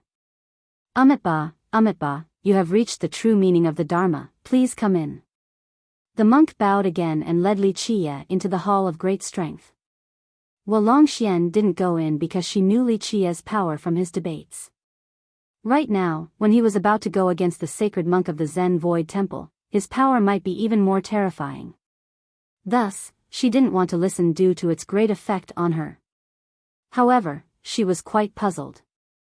Everyone knew that people came to partake in the 3 trials on Spirit Mountain because they had desires. Otherwise, who would want to come and risk being converted? However, Chu Yuntian had no desire and only wanted to debate against Kong Hui. Did this mean that this Chu Yuntian was truly obsessed with Buddhism? After Li Qie entered the Zen Void Temple, many people watched them from outside. They wanted to see just how strong this nameless person's dharma was. Dum, dum, dum, at this time, the bell in the temple rang. Scripture debate. After hearing the bell, everyone knew what Li Qie wanted to do after entering. Someone murmured, to begin so high, he must truly be a high monk. Debating against the sacred monks in the Zen Void Temple, just what kind of powerful resolution is needed for this? Even though the 18 temples welcomed everyone in the world to come and debate with the victor obtaining what they wanted, very few people were willing to do so in the last millions of years. This was because it was the same as teaching a fish to swim. Which cultivator could out-debate the sacred monks in these temples? A buzzing sound came right after the bells. A Buddhist light covered the sky afterward. From the light emerged 3 giant Buddhas accompanied by Buddhist recitals as if they wanted to save all living beings. After hearing the faint chants, many cultivators on the mountain shuddered. They knew a mighty sacred monk had taken action, so they quickly exited the mountain. For the followers below, they hastily prostrated and bowed their heads while accepting the baptism of the chants. No one could see the debate within the temple. Even those who could get inside wouldn't risk the danger. The debate between 2 sacred monks would easily subdue and convert them into their followers.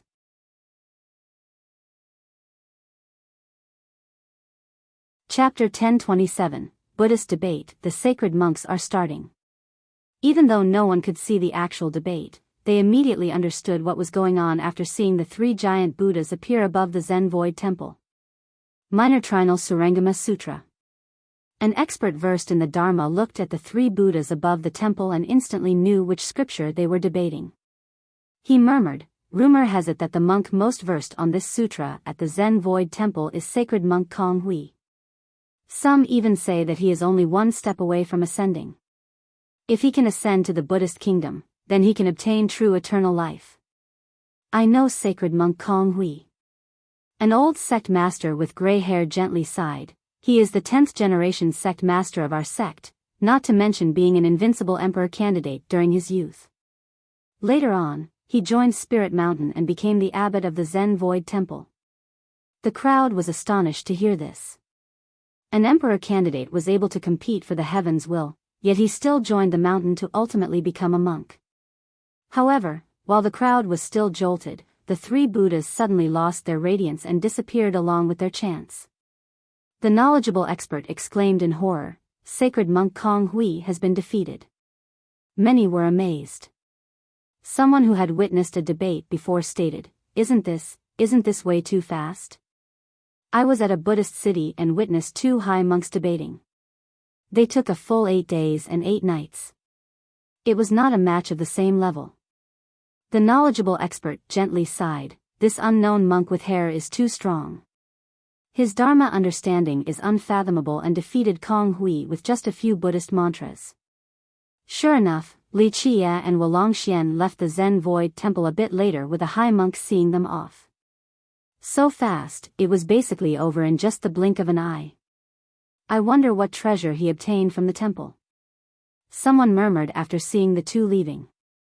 After exiting the Zen Void Temple, Li Qie went to the Divine Void Temple, one of the 8, and easily passed the Buddhist gate. Someone curiously wondered, "Don't tell me he wants to challenge all 18 temples on Spirit Mountain?"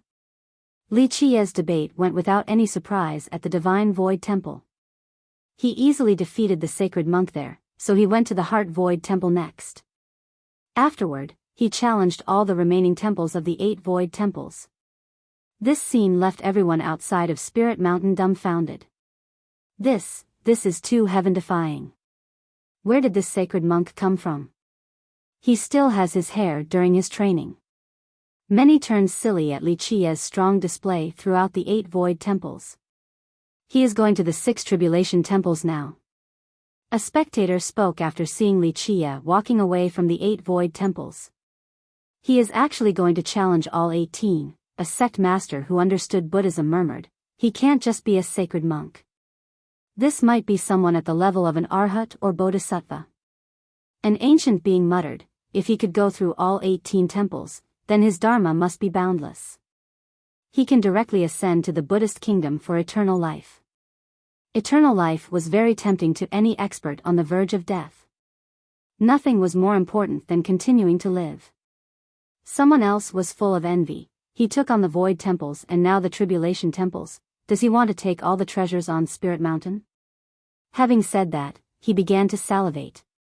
Everyone knew about the huge amount of treasures and merit laws in these temples and even the coveted Buddhist relics.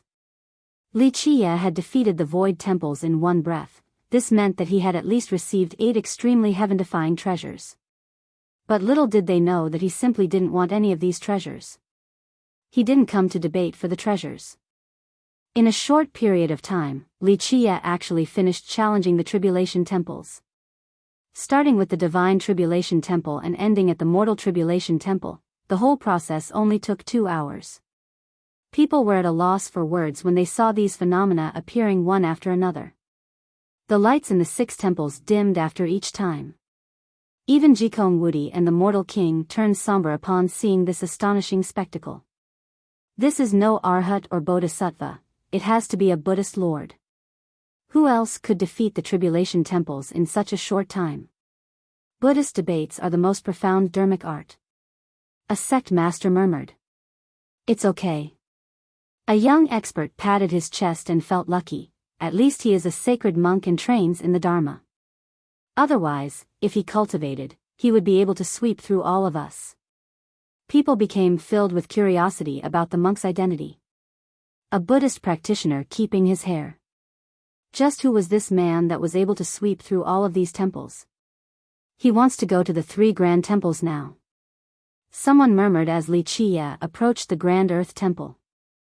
If he can actually defeat all 18, then it will definitely be a miracle. Some were eagerly waiting for this miracle to appear. Amitabha, after Li Qia entered this temple, a Buddhist chant came out from the 4 Buddhas temple. A radiant sacred monk personally flew to the sky in order to escort a young man out. This young man walked with a special pace, each step was perfectly measured.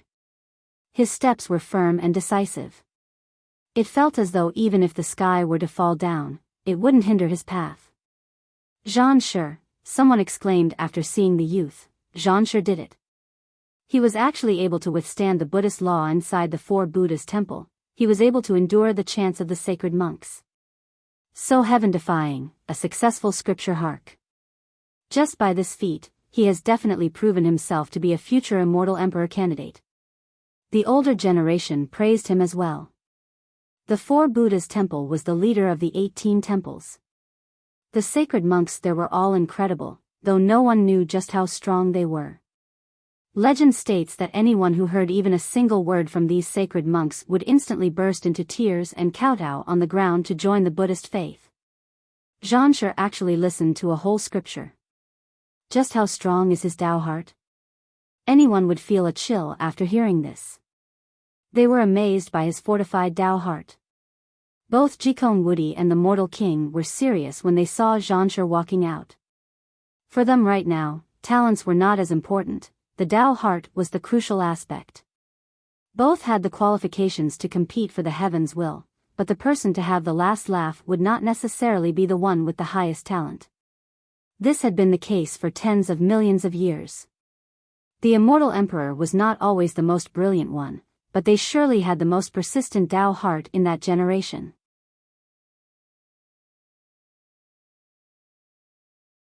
Chapter 1028. South Emperor Li Qia went against the 3 grand temples, causing strange visual phenomena to emerge.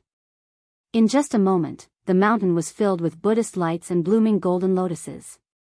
Golden springs gushed out from the ground as well. Buddhist hymns majestically echoed across the region as if a Buddhist lord was about to come into being. The temple fought hard against his challenge. A torrent of endless runes rushed out from above the temple. A single glance was enough for people to immediately know that an extraordinary arhat or bodhisattva had appeared. Each of the temples here had their own great characters chanting and debating against him. A Buddhist world opened on this side of the land, causing the entire mountain to become quite holy. Amitabha, more chants echoed as if countless arhats were singing together.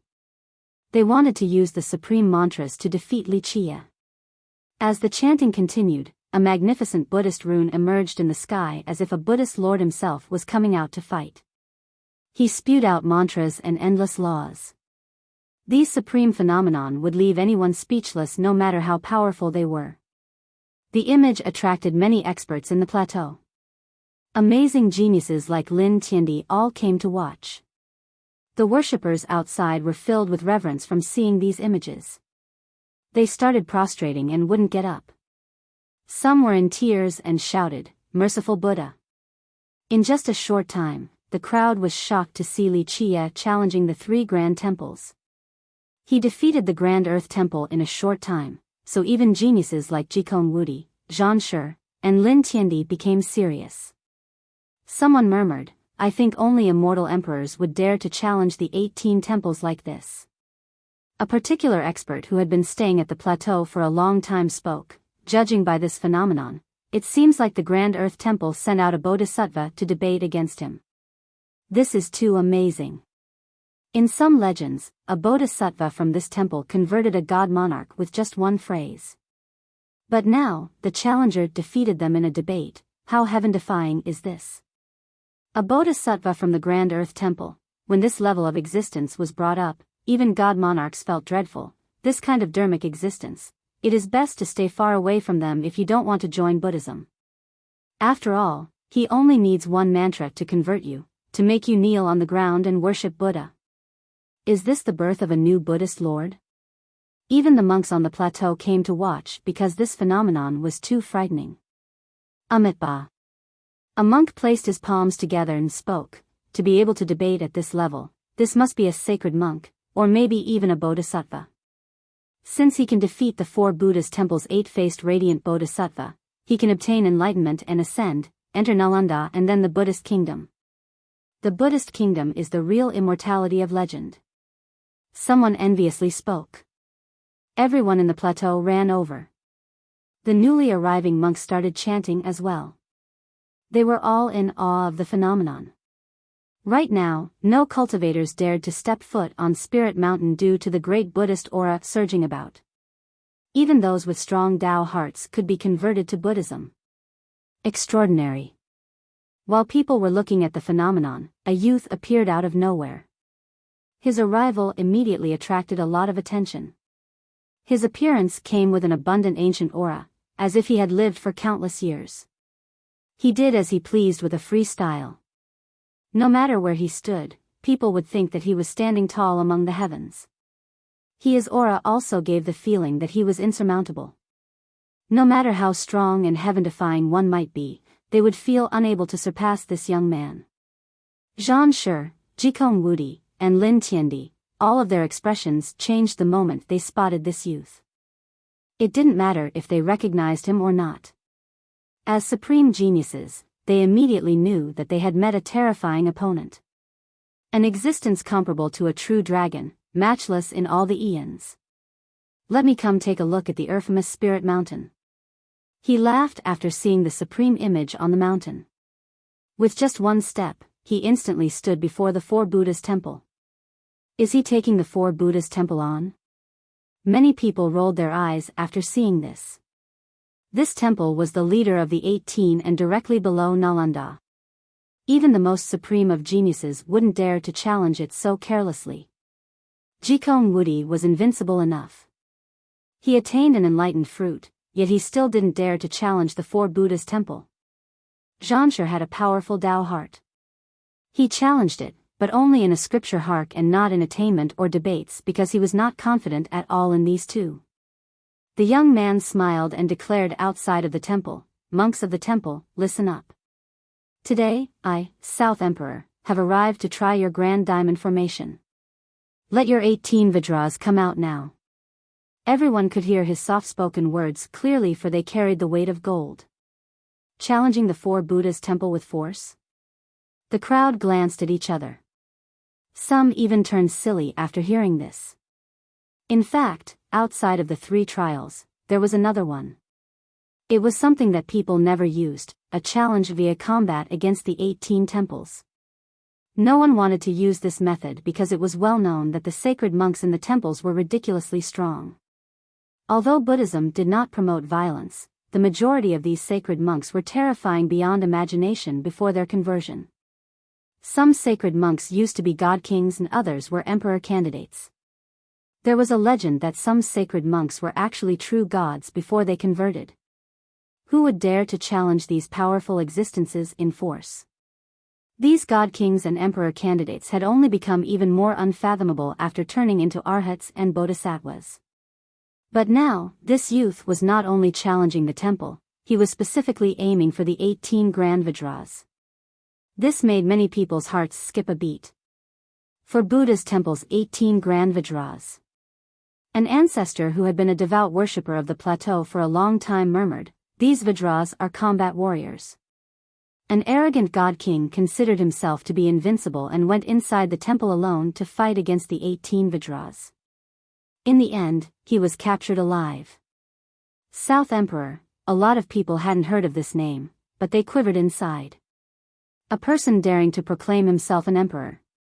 Outside of the foolish ignorant ones, those who dared to do so were definitely frightening.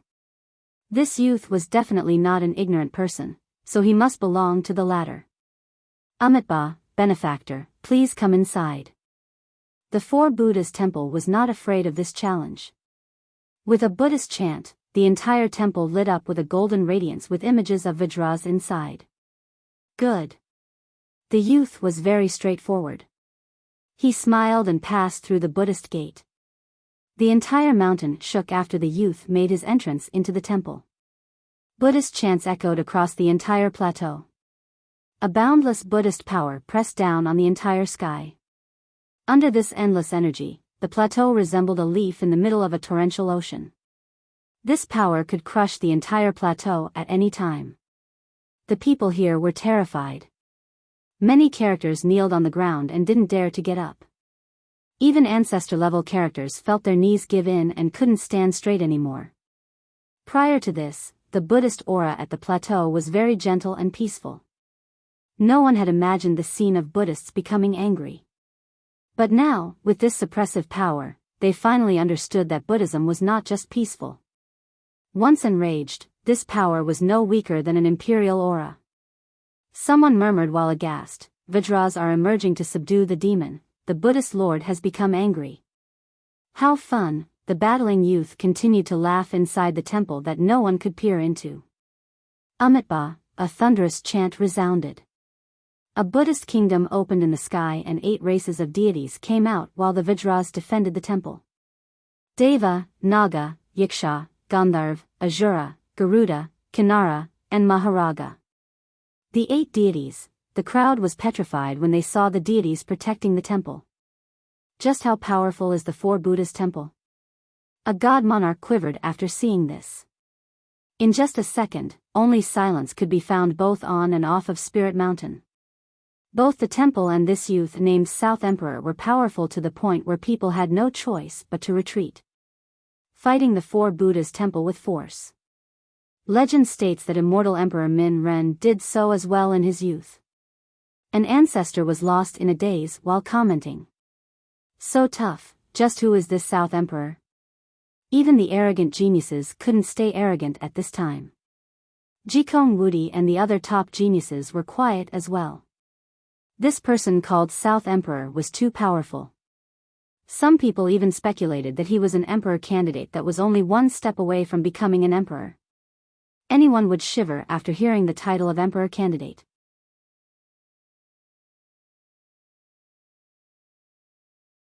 Chapter 1029, Challenging the Four Buddhas Temple, Rumble. No one could see the battle raging on inside the Four Buddhas Temple. However, one could tell its great intensity from the shaking of Spirit Mountain. Not too many people were able to affect the mountain to this level, but the youth was capable of this task. Although the temple was protected by the 8 deities and Vajras, it still shook all the same, albeit to a lesser extent. Many people gasped at this moment. Jikong Woody's group was speechless and austere. Even if they were called invincible, they still didn't dare to challenge the Four Buddhas Temple, let alone call out the 18 famous evil-subduing Vajras. The Grand Heaven Temple lost. Someone shouted. While people were astonished by the South Emperor's invincibility, they had forgotten that Wuxia was debating inside the other temple. They all looked back and saw the Grand Heaven Temple turn listless. All of the phenomena that emerged disappeared without a trace at this moment. Sure enough, Wuxia and Wolongxian came out of the temple before everyone's eyes. He was still as carefree and nonchalant as always. Is the world turning crazy? 2 invincible characters coming out on the same day. This guy just challenged the 3 grand temples, 6 tribulation temples, and the 8 void temples in one breath. A spectator was dumbfounded. Even the monks were terrified and had to murmur, "This is the coming of a new Buddhist lord." In less than a day, he defeated the sacred monks and even the bodhisattvas from the holy temples. Just how great is his dharma? Even those who didn't truly understand Buddhism were frightened quite a bit. It's fortunate that he isn't a cultivator or we'd be done for this generation. People like Jikong Wudi and Lin Tiandi are already oppressive enough. And now, this South Emperor came out of nowhere as well. What a desperate situation to be in. A young man stated, "At least this devil isn't gifted in both Buddhism and Taoism, or else we just have to hang ourselves in shame." Wuxia exited the Grand Heaven Temple and looked at the 8 deities as well as the Vajras defending the 4 Buddhas Temple. This brat is coming out again. Sigh, he can't defeat his own inner demon or else he would still have a chance. Wolongxian was astonished as well while she looked at the 4 Buddhas Temple. She was a brilliant genius, but she wouldn't dare to challenge the temple like this. Right now, this South Emperor that no one knew about dared to do so alone. Such a heaven-defying act was beyond words. She and her peers were overshadowed by this South Emperor. There is always a higher mountain and a better person. She spoke with a tinge of emotion. Wuxia smiled and slowly headed for the 4 Buddhas Temple. She followed right after him, but he gently shook his head and said, "You should go down, there's no need to follow me." "Why?" She frowned before revealing a smile capable of causing hundreds of flowers to bloom. Alas, no one was able to see it. "I will be debating against the 8-faced radiant bodhisattva at the 4 Buddhas Temple. His affinity isn't something you can handle. Even if your Tao heart is strong, the moment he finishes chanting part of a scripture, you will be converted and drowned in the endless Buddhist sea," he said dismissively. After hearing this, she didn't refute and immediately left Spirit Mountain. Meanwhile, Wuxia leisurely spoke, "It is time for the Nihility Temple to come out as well. I want to see if your Buddhist laws are boundless or if my Dharma is invincible." Buzz. As he was heading for the temple, the 8 deities and Vajra protecting it suddenly disappeared. The mountain turned quiet again and no longer quaked while the 4 Buddhas Temple remained unchanged at the top. Many people realized it and murmured, "It's over." In just a second, all eyes turned to the Buddhist gate of 4 Buddhas. They wanted to know who the victor of this supreme battle was. Eventually, before the nervous crowd emerged a figure from the Buddhist gate of the 4 Buddhas Temple. It was the young man called South Emperor. Although he appeared quite ragged at this time, he was still spirited as he slowly walked outside. Countless people took deep breaths after seeing him still able to walk. Jikong Wudi's group was even more astonished. Some even took a step back. The 18 great Vajras lost. This is too heaven-defying. A monk didn't dare to believe his own eyes after seeing that the South Emperor was still alive and well. Jikong Wudi's group all had ugly expressions on their faces. They knew that they had met a terrifying foe in this generation, one that would be very difficult to overcome. Despite his sorry appearance, his overwhelming aura still suffocated and awed people. He saw Li Qie slowly walking by and walked to him instead of flying. In the blink of an eye, the two of them stood face to face. Everyone outside of Spirit Mountain held their breaths in anticipation. One was an invincible user of the Grand Tao while the other had a boundless Dharma. One was someone of this mundane world while the other was quite otherworldly. Despite coming from two different worlds, both of them were impressive all the same. To be able to defeat the sacred monks and bodhisattvas of the 18 temples required a stunning attainment of the Dharma. This guy could truly accept the title of sacred teacher, fully deserving it. However, no one knew that the South Emperor called Li Qie sacred master for a different reason, not because of his triumph over the temples. There was another meaning to the title of sacred teacher. It alluded to him being the imperial teacher. Moreover, he was the most sacred among the imperial teachers. The South Emperor respected Li Qie as the Tao teacher of immortal emperors, while outsiders thought that it was referring to Li Qie's boundless Dharma. Li Qie went before the 4 Buddhist temple and gazed at it. He smiled before entering its Buddhist gate. Amitabha, a monk, immediately came to greet him. Behind this monk's head hung a Buddhist radiance. His entire body had transformed into Buddha. The dazzling light made others feel that he was no longer an existence of this world, that he was only one step away from the mythical eternal life. This monk suddenly paused after he saw Li Qie. He was frozen for a moment and his Buddhist light was affected as well, pulsing on and off. The monk stabilized his Buddhist heart. He bowed and placed his palms together to say, Amitabha, my lord has reobtained your body, congratulations. Li Qie also returned the grand Buddhist gesture and bowed as well. Blessings be with you, Zen Master Cheng. Zen Master is a foreigner now and no longer a follower of mine, there's no need for honorifics. This monk ahead was once an invincible general under Li Qie. Later on, when his lifespan was almost over, he entered the Buddhist faith at Spirit Mountain. He was converted by the 4 Buddhist temple and had severed his mundane ties. Despite doing so, the Dark Crow was the supreme ruler of eons with a strong influence over his life. Meeting his old lord affected his Buddhist heart. Li Qie didn't want to disturb the monk's mind. He spewed out Buddhist mantras so that the monk's light could shine brightly again. That fluctuation from earlier was not a big deal, just a pebble dropping into a flowing stream or a mirror stained by a speck of dust. A gentle brush was enough to cleanse it. Praise be the boundless Dharma, the monk bowed his head. At this time, he had regained his piety and removed all of his ties to the past.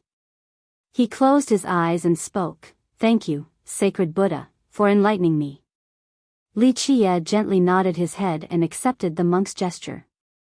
In fact, for tens of millions of years, he had countless generals and wise sages under him. There were many among them who chose to join the Buddhist faith and entered Spirit Mountain in search of eternal life. I will be debating the Nihility scripture with the 8-faced radiant Bodhisattva. Li Qie told the monk with words as powerful as the Dharma. Please, the Bodhisattva has been waiting. The monk quickly invited Li Qie into the hall of great strength. Li Qie went inside, feeling at ease. To him, this was the final battle at Spirit Mountain. After defeating this Bodhisattva, his next stop was the Nihility Temple. This was Li Qie's ultimate goal in this trip to the Buddhist funeral plateau. He aimed to use the Dharma to defeat the group of monks at that temple.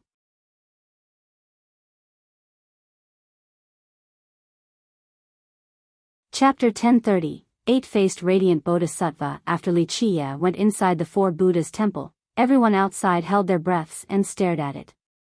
For countless people, this temple was the highest symbol in Spirit Mountain outside of Nalanda. It was unfathomable. Some people said that there were 4 supreme stone Buddhas protecting it. They came from Nalanda's Buddhist kingdom. Others also said that the radiant Bodhisattva was infinitely close to being a Buddhist lord. If Nalanda wanted to change its lord, then the radiant Bodhisattva could definitely become the new lord. The temple finally rang its bell. The Buddhist debate had begun.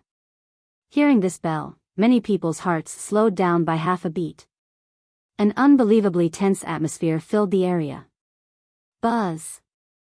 It seemed as if this temple was opening the curtains of the Buddhist kingdom. A Buddhist radiance drowned the sky, completely different from the lights of the prior temples. This light gently poured down in an incredibly bright and holy manner. Many people palpitated and wanted to drown themselves in the light. In the blink of an eye, Jikong Wudi, Lin Tiandi, and even the ancestors were shocked. Back off, now.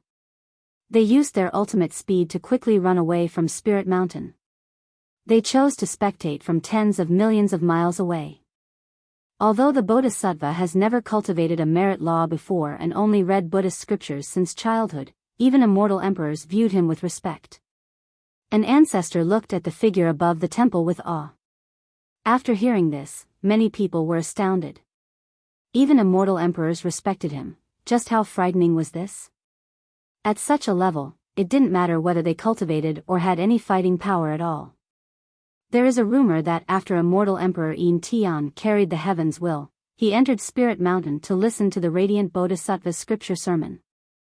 After he left the mountain, he told all of his generals that none of them were allowed to meet the Bodhisattva. A demon ancestor from the southern region explained, the emperor said that even though the Bodhisattva didn't know a single technique, God kings were only specks of dust before him. That is too heaven-defying. The youth was shocked to hear this. For them, God kings were invincible enough, but they were mere specks of dust before the Bodhisattva. These words were too unnerving. At this point, they couldn't help but stare at the temple. Many people didn't expect Li Chiye to challenge the radiant Bodhisattva. He is too confident.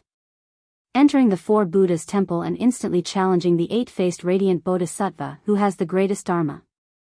Just what level has that young man reached? A person commented with emotions. The truth was that not too many people expected Li Chiye to challenge the Bodhisattva right away. Those who knew about the Bodhisattva were aware of just how close he was to being a Buddhist lord. Challenging this existence was nearly the same as challenging someone infinitely close to being a Buddhist lord. Can he win? Another youth whispered. For the cultivators here, Buddhism was not their world. A dharmic battle like this was a realm outside the scope of their understanding. I don't know. Even the older generation and ancestors who knew about the Dharma didn't know. They only shook their heads. If we're talking about force, then it is possible to defeat the radiant Bodhisattva. After all, he only trains in the Dharma. However, to defeat him in a scripture debate. To be frank, outside of the Buddhist lord in the Buddhist kingdom, I can't imagine someone else who can reach this step.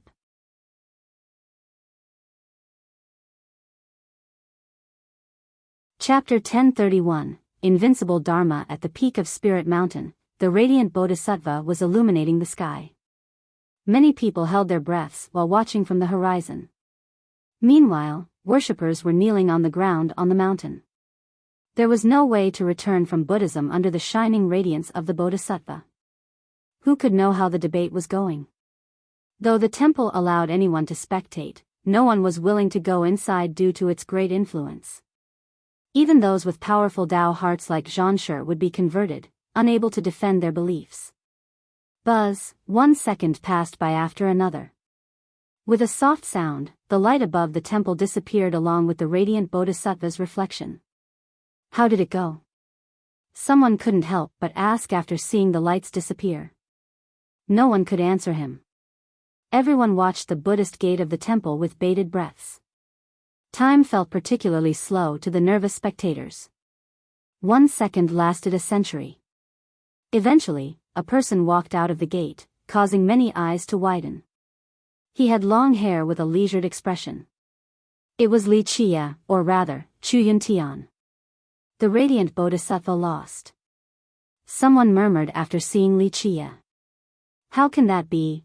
The monks at the plateau were aghast and had to take several thumping steps back. Even the radiant Bodhisattva couldn't defeat this young man in the debate.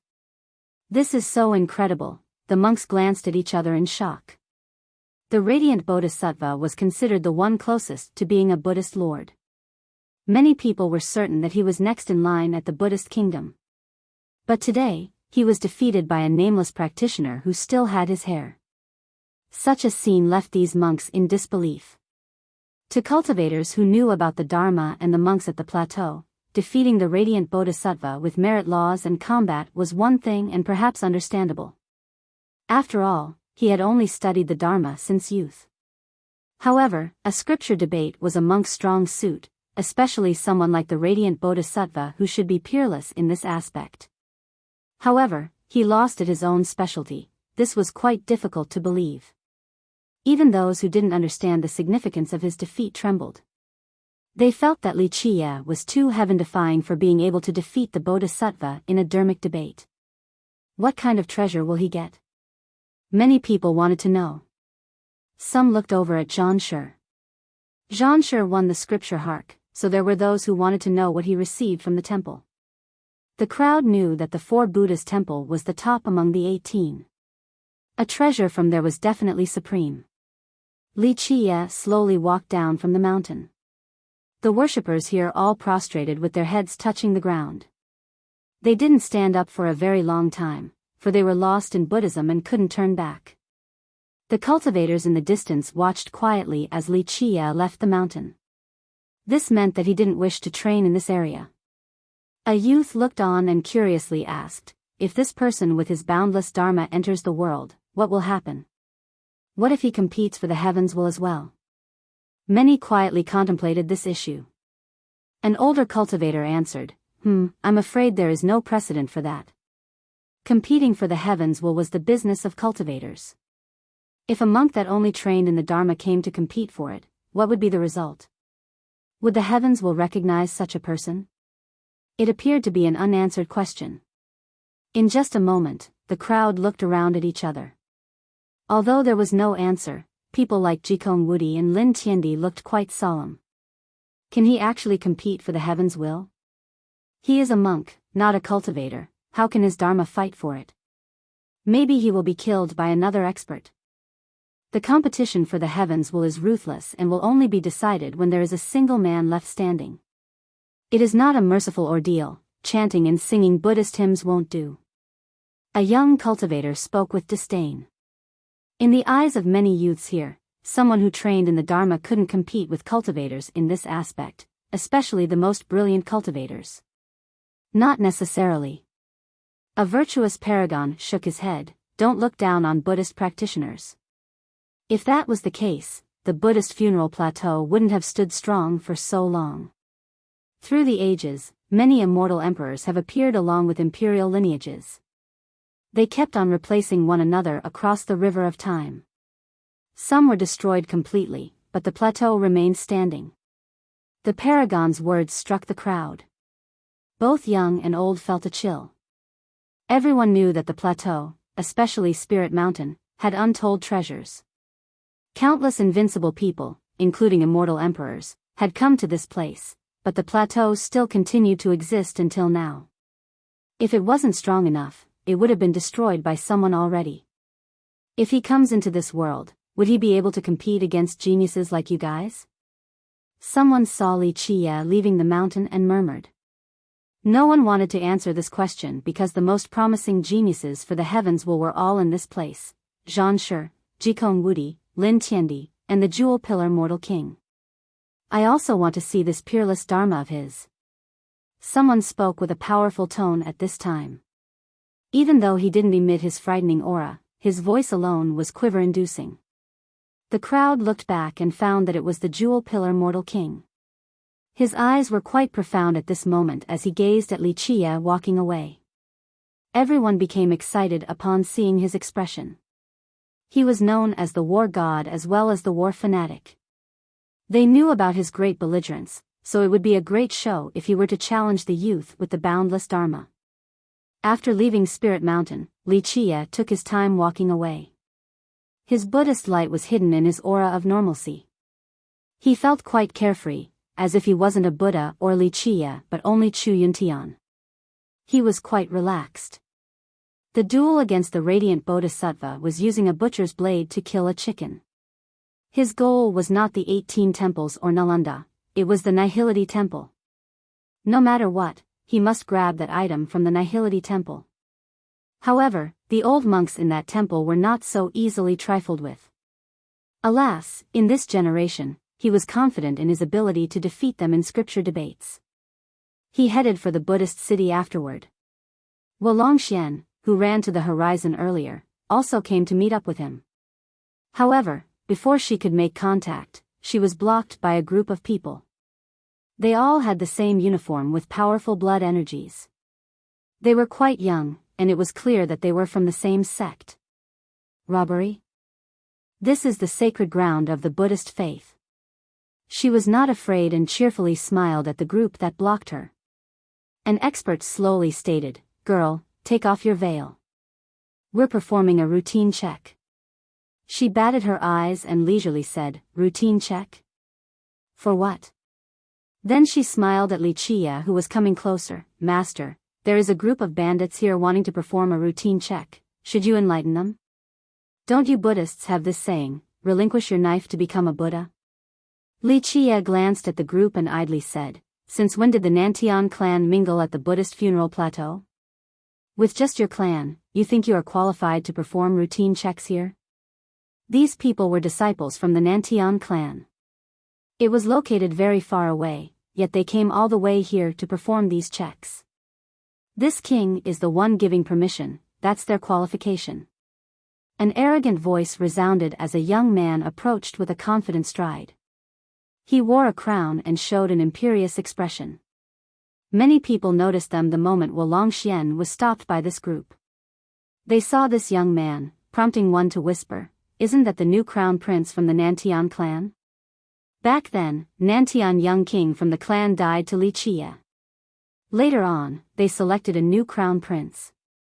Their clan is reaching too far above their own abilities. They dare to perform inspections at the plateau? Someone from the previous generation frowned. A lineage from the Grand Middle Territory running to the barren earth and daring to perform these checks? This couldn't be justified. Ancestor, you have just come out, so you aren't aware of the current situation. The circumstances are different now. A sect master softly spoke to his ancestor. He glanced over at the mortal king in the horizon and continued, "In the present times, the Nantian clan, the Jiangzhou clan, and the Jewel Pillar mortal king are very, very close. So close that the disciples from these clans have pledged allegiance to the mortal king." Such a thing was not strange at all. The mortal king was very famous at this moment. These clans were optimistic about him and thought that he could compete for the heaven's will. The ancestor gently shook his head and said, "Just this alone is not enough for them to interfere with the barren earth's business."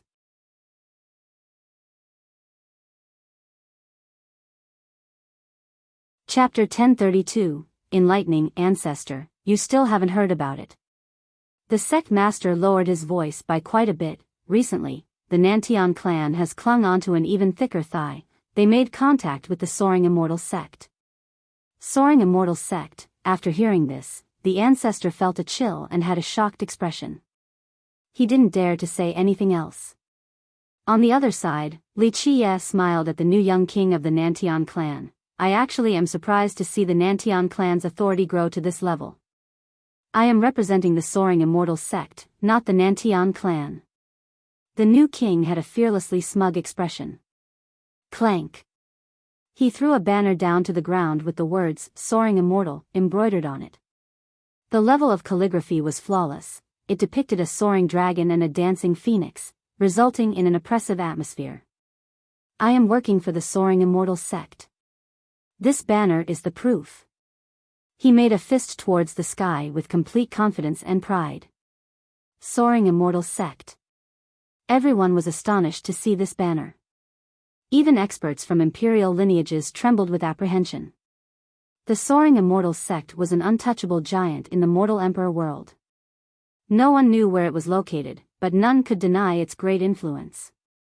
It was the only lineage with 5 emperors in all of the 9 worlds, as well as the most ancient one. It was created by Immortal Emperor Fei and continued to stand strong to this day. Immortal Emperor Fei was not the first of the emperors or the first human emperor. The title of the first emperor belonged to Immortal Emperor Gu Chun from the charming spirit race, while the first human emperor was Immortal Emperor Jiao Heng. The rhythm continued and a Buddhist affinity came down to enlighten and convert all living beings. His radiance bloomed even more. The Nantian disciples surrounding him turned silly as if they were being controlled like puppets. As the Buddhist chants continued, the eyes of these disciples turned red. They suddenly became agitated and quickly stabbed those closest to them. There were no merit laws, techniques, or even any attempts at defense. The white blade swung forward and out came a blood-stained edge. All of these disciples stabbed each other without any screams or signs of pain. All of them fell down afterward. This bizarre scene happened too quickly. Just one chant was enough to make the Nantian disciples kill each other in such a swift and decisive manner. No, Nantian young king's eyes were crimson red as well.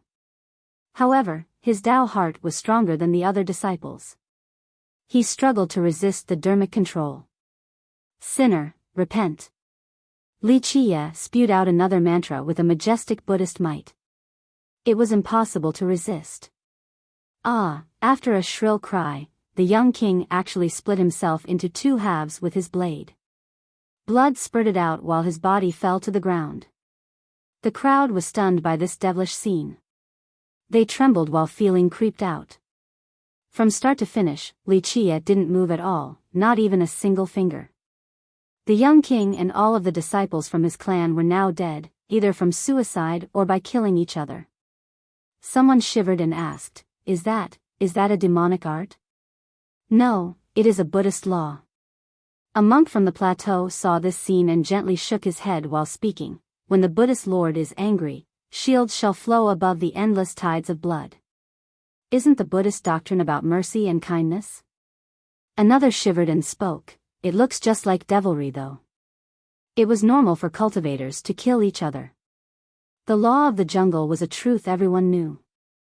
However, in a cultivation battle, the enemies would at least be able to see one move before being killed. However, this Buddhist law didn't require any such thing. Just one phrase was enough to make them kill each other and commit suicide. This is what the Buddhist doctrine is capable of when subduing evil. A big shot who understood Buddhism gently sighed and murmured, I finally understand why immortal Emperor Yin Tian warned his generals back then.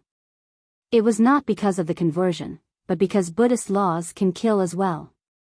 Until now, Buddhism gave off a benevolent and peaceful impression. Many felt that if they could handle the conversion, then the Dharma would be harmless to them. However, Li Qiye shattered that image today in one fell swoop. One phrase instantly killed several dozen cultivators in an incredibly cruel manner. The crowd understood that the Dharma was not as harmless as they'd imagined.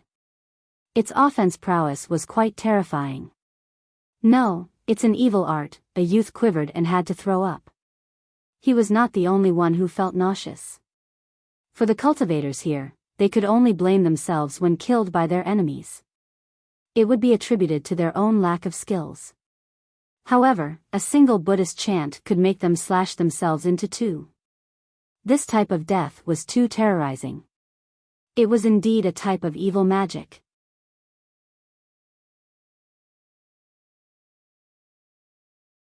Chapter 1033, One thought to become Buddha. The scene turned quiet as the crowd stared at Li Qiye with fear. A practitioner who still had his hair as well as an unfathomable dharma, such a person was even more dreadful than unstoppable geniuses. Capable of enlightening beings as well as subduing evil. A virtuous paragon gently sighed, this person is capable of defeating the radiant bodhisattva, just how frightening is his dharma? If he enters this world, it will set off many waves. The first reaction of many people to this paragon's comment was to look at Jikong Wudi's group. At this time, Jikong Wudi, Zhan Shi, and Heavenly Emperor Lin looked quite alarmed, especially Zhan Shi. He knew just how frightening the monks inside the four Buddha's temple were, let alone its bodhisattva. But now, this nameless monk was actually able to defeat the bodhisattva. It was easy to imagine just how profound his dharma was. Prior to this, the group probably thought that since they had strong Tao hearts, they were still confident in competing against this practitioner for the heaven's will. However, after seeing his ability, the group became quite apprehensive. They realized the Dharma was more terrifying than they expected. Buzz. At this point, the mortal king's body emitted a bright light. These bright waves made it seem like he was a god oppressing this world. Each ray was profoundly heavy. He activated the mighty power of his immortal physique. All of the universal laws protected his Tao heart. At this second, even someone as great as him couldn't afford to be careless and was readying his defense. Fellow Taoist, you are going against the natural order. The mortal king came forward and spoke gravely towards Li Chia. Li Chia lazily looked at him and responded, I'll go against the natural order and it's none of your business. Come bite me if you don't like it. Li Chia's current appearance dazzled everyone since he was emanating a Buddhist light and accompanied by all the other visual phenomena. No matter how one looked at it, Li Chia resembled either an arhat or bodhisattva. However, his vulgar words completely contradicted his holy appearance. His words sounded at home in a street market. This attitude was completely different to when he was subduing his foes. Is this what a sacred monk looks like? Someone became slack-jawed from the ridiculousness of the situation. This is a dharma in accordance with one's heart. A monk who truly understood Buddhism murmured, this is the legendary one thought to become Buddha, another to become devil. He has reached a level beyond our grasp. If he were to stay back at Spirit Mountain, he would definitely become the next Buddhist lord. Even the mortal king was jolted for a second. He was ready to fight against the terrifying dharma, but he didn't expect Li Chia to speak like a thug. This contrast was a little too exaggerated in his eyes. I am the jewel pillar mortal king, I wish to try your supreme dharma. He shouted and emitted a frightening aura capable of suppressing the heavens. At this moment, his physique had erupted to its maximum level. The immortal physique is quite frightening. The crowd shivered at the physique's might. Amitba, excellent, excellent. Li Chia's Buddhist light lit up as well and illuminated the area. He spewed out mantras and affected the location with his own rhythm. The crowd quickly glanced over at Zhanshe after hearing this question. He was the only one who participated in the scripture hark back at the Four Buddhas temple. They also wanted to know the extent of its terror. Zhanshe didn't answer this question. He only stared at Li Chia with a profound glare. On the other side, Jikong Wudi didn't say anything either. He looked at Li Chia for a bit before leaving. He had countless methods beyond one's imagination. It could even be said that he didn't care for the mortal king. If he actually used all of his aces, he could still destroy the mortal king no matter who was behind him. Thus, he didn't consider the mortal king to be his strongest rival on his path towards becoming the immortal emperor. But today, he had no choice but to consider this unknown monk as his greatest obstacle. A spirited glimmer flashed in Heavenly Emperor Lin's eyes. He gently sighed and murmured to himself, one thought to become Buddha, another to become devil, this is too amazing. Who can oppose him at the Buddhist funeral plateau? Li Chia ignored the crowd and waved at Wulongxian. They headed for the Buddhist city afterward.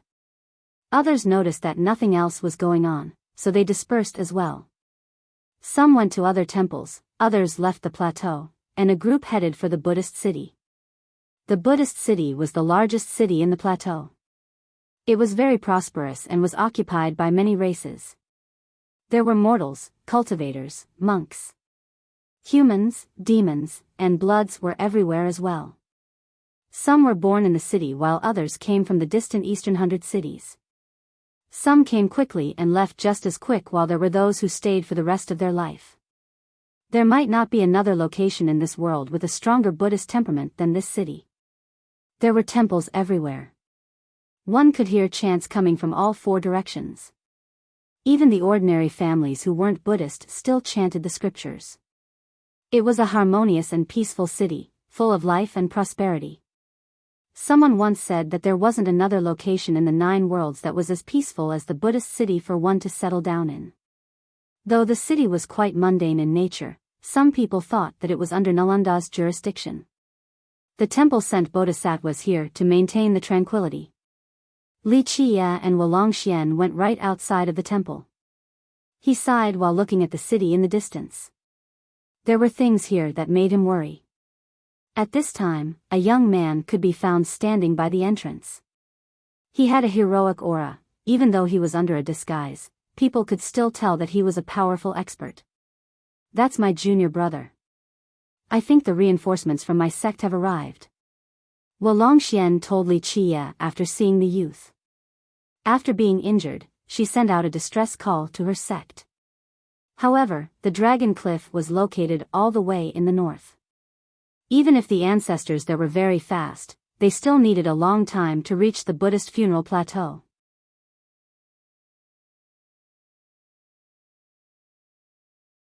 Chapter 1034. Beneficence. Bodhisattva Li Qie glanced at the youth and told Wuxian, "Go ahead and go back to train in peace. You won't be able to compete against the mortal king in your current state." Wuxian bowed deeply towards him and said in a dignified fashion, "Words cannot express my gratitude for your kindness. You saved my life. I, Wuxian, will definitely repay you. Just say the word when you need me or the Dragon Cliff in the future." Li Qie casually nodded. He didn't really pay it any mind since he wasn't expecting a reward from saving her. He had merely done so in passing. She bid her farewell and left with her junior brother. Li Qie slowly entered the Buddhist city afterward. Li Qie trod through this bustling city and saw people coming and going. He noticed all the civilians here were worshipping Buddhism and chanting Buddhist scriptures. This made him sigh with emotion. Sure. What will you bring to the ultimate battle in the future? There are billions of creatures here, he lamented. He felt the Buddhist rhythm in this place. This rhythm was all over the plateau because this was the largest congregation of monks, especially at Spirit Mountain and Nalanda. However, Li Qie knew that the plateau hadn't become the sacred ground of Buddhism due to the number of monks. Evil Buddha is here. His arrival to the city caused quite a stir. Today, he had received a new moniker, Evil Buddha. No one knew where this hair-keeping monk came from or what his identity was. However, they had seen his evil subduing art, so they gave him this title. It's not just Evil Buddha, South Emperor came before him too. A knowledgeable person spoke. Many people glanced at each other after hearing about South Emperor being here as well. Not too many had heard of this South Emperor before, but with just one battle, he amazed the world by fighting against the 18 Great Vajras alone. His prestige had completely surpassed Jikong Wudi's group. Why is the plateau so strange this year? It is one thing that the geniuses gather here, but this devilish Evil Buddha comes out of nowhere, and then this mysterious South Emperor. Evil Buddha and South Emperor simply render the younger generation out of breath. Someone murmured. No, South Emperor is not so mysterious. He is an era evader from the mysterious Bamboo Mountain. A paragon from the southern region knew his identity. To paragons from the previous generation, the title of South Emperor was not unfamiliar at all. An era evader? What is that? A youth didn't know what it meant, so he asked his seniors. A senior answered, an era evader is a supreme genius.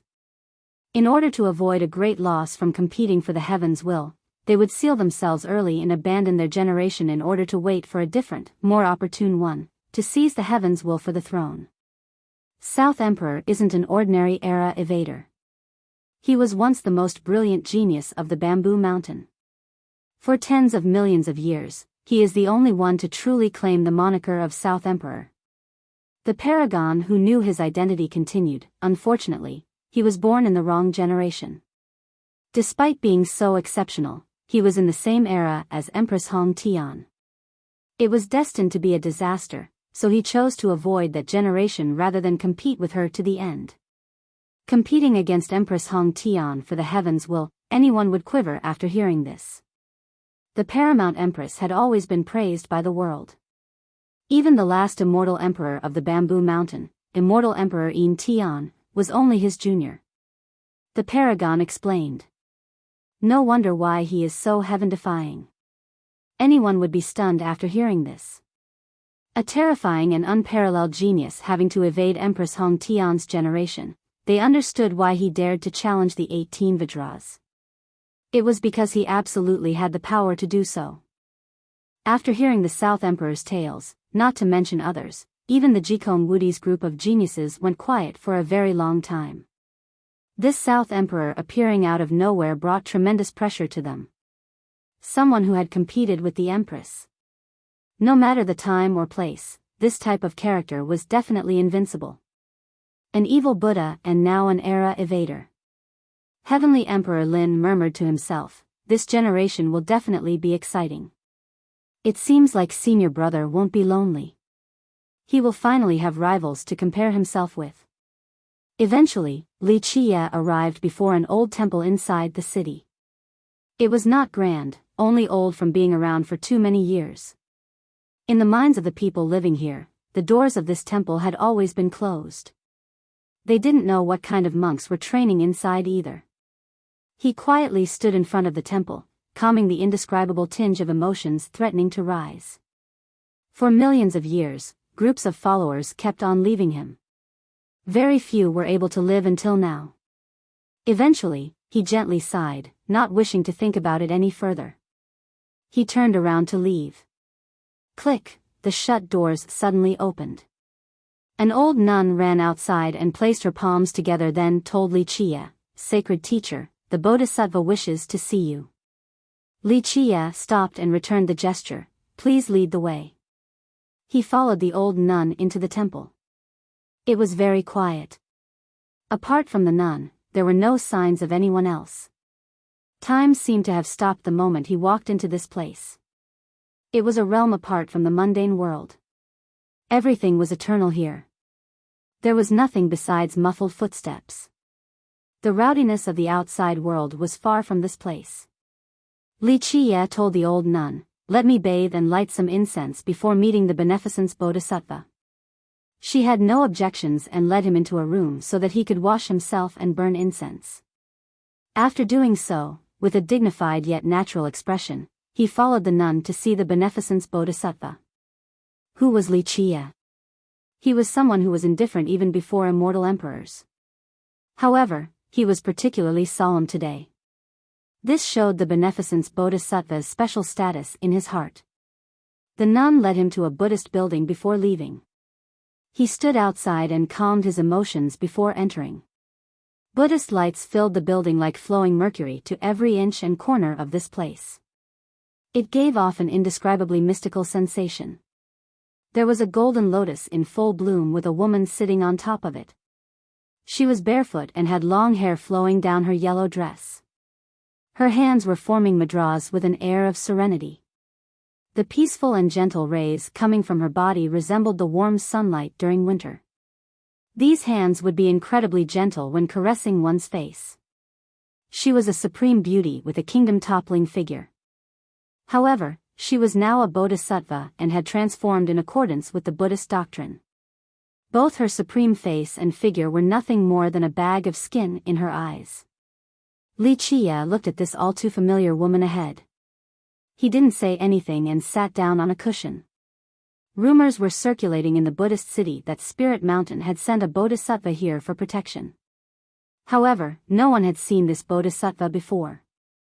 This bodhisattva was the one in the rumors. She was also an old friend of Li Qia. At this time, the beneficence bodhisattva opened her especially pretty eyes. One could easily imagine how enchanting she must have been before becoming a nun. "You are finally here." The beneficence bodhisattva spoke. Her voice was still pleasant and gentle even after her transformation. Li Qia gently placed his palms together and revealed a dignified expression. "I didn't want to disturb your meditation. Let me look at your real body for a bit." The beneficence bodhisattva requested. He wordlessly turned back into his true form and revealed the face of Li Qia. The beneficence bodhisattva carefully stared at him with her hands still performing mudras. She spoke, "Waking up one day to find millions of years have passed. Time lasts forever. You have been enlightened and can have eternal life in the future. Millions of years are but the blink of an eye to the Buddhist funeral plateau." Li Qia gently spoke. Her mudras continued to emit an overflowing Buddhist aura. She was still calm while talking about the past. Today, she was a bodhisattva, a mortal no more. She softly said, I know you didn't fully agree with us joining the Buddhist faith. Li Qie gently shook his head, no, this is something that you deserve. Back then, you personally led the Legion to calm the era for me. During the tough times, you were next to me. With one writ of mine, you left several times to carry it out. No matter what it may be, you deserve everything. In the past, each life that followed me, every warrior whose blood washed the battlefield, they were all living beings, the Bodhisattva spoke with her Buddhist rhythm. The past was now gone with the wind. Long ago, she was the leader of one of the 4 great legions under Li Qie. She went on several expeditions for him. From north to south, her illustrious fame was a great deterrence to everyone in the 9 worlds.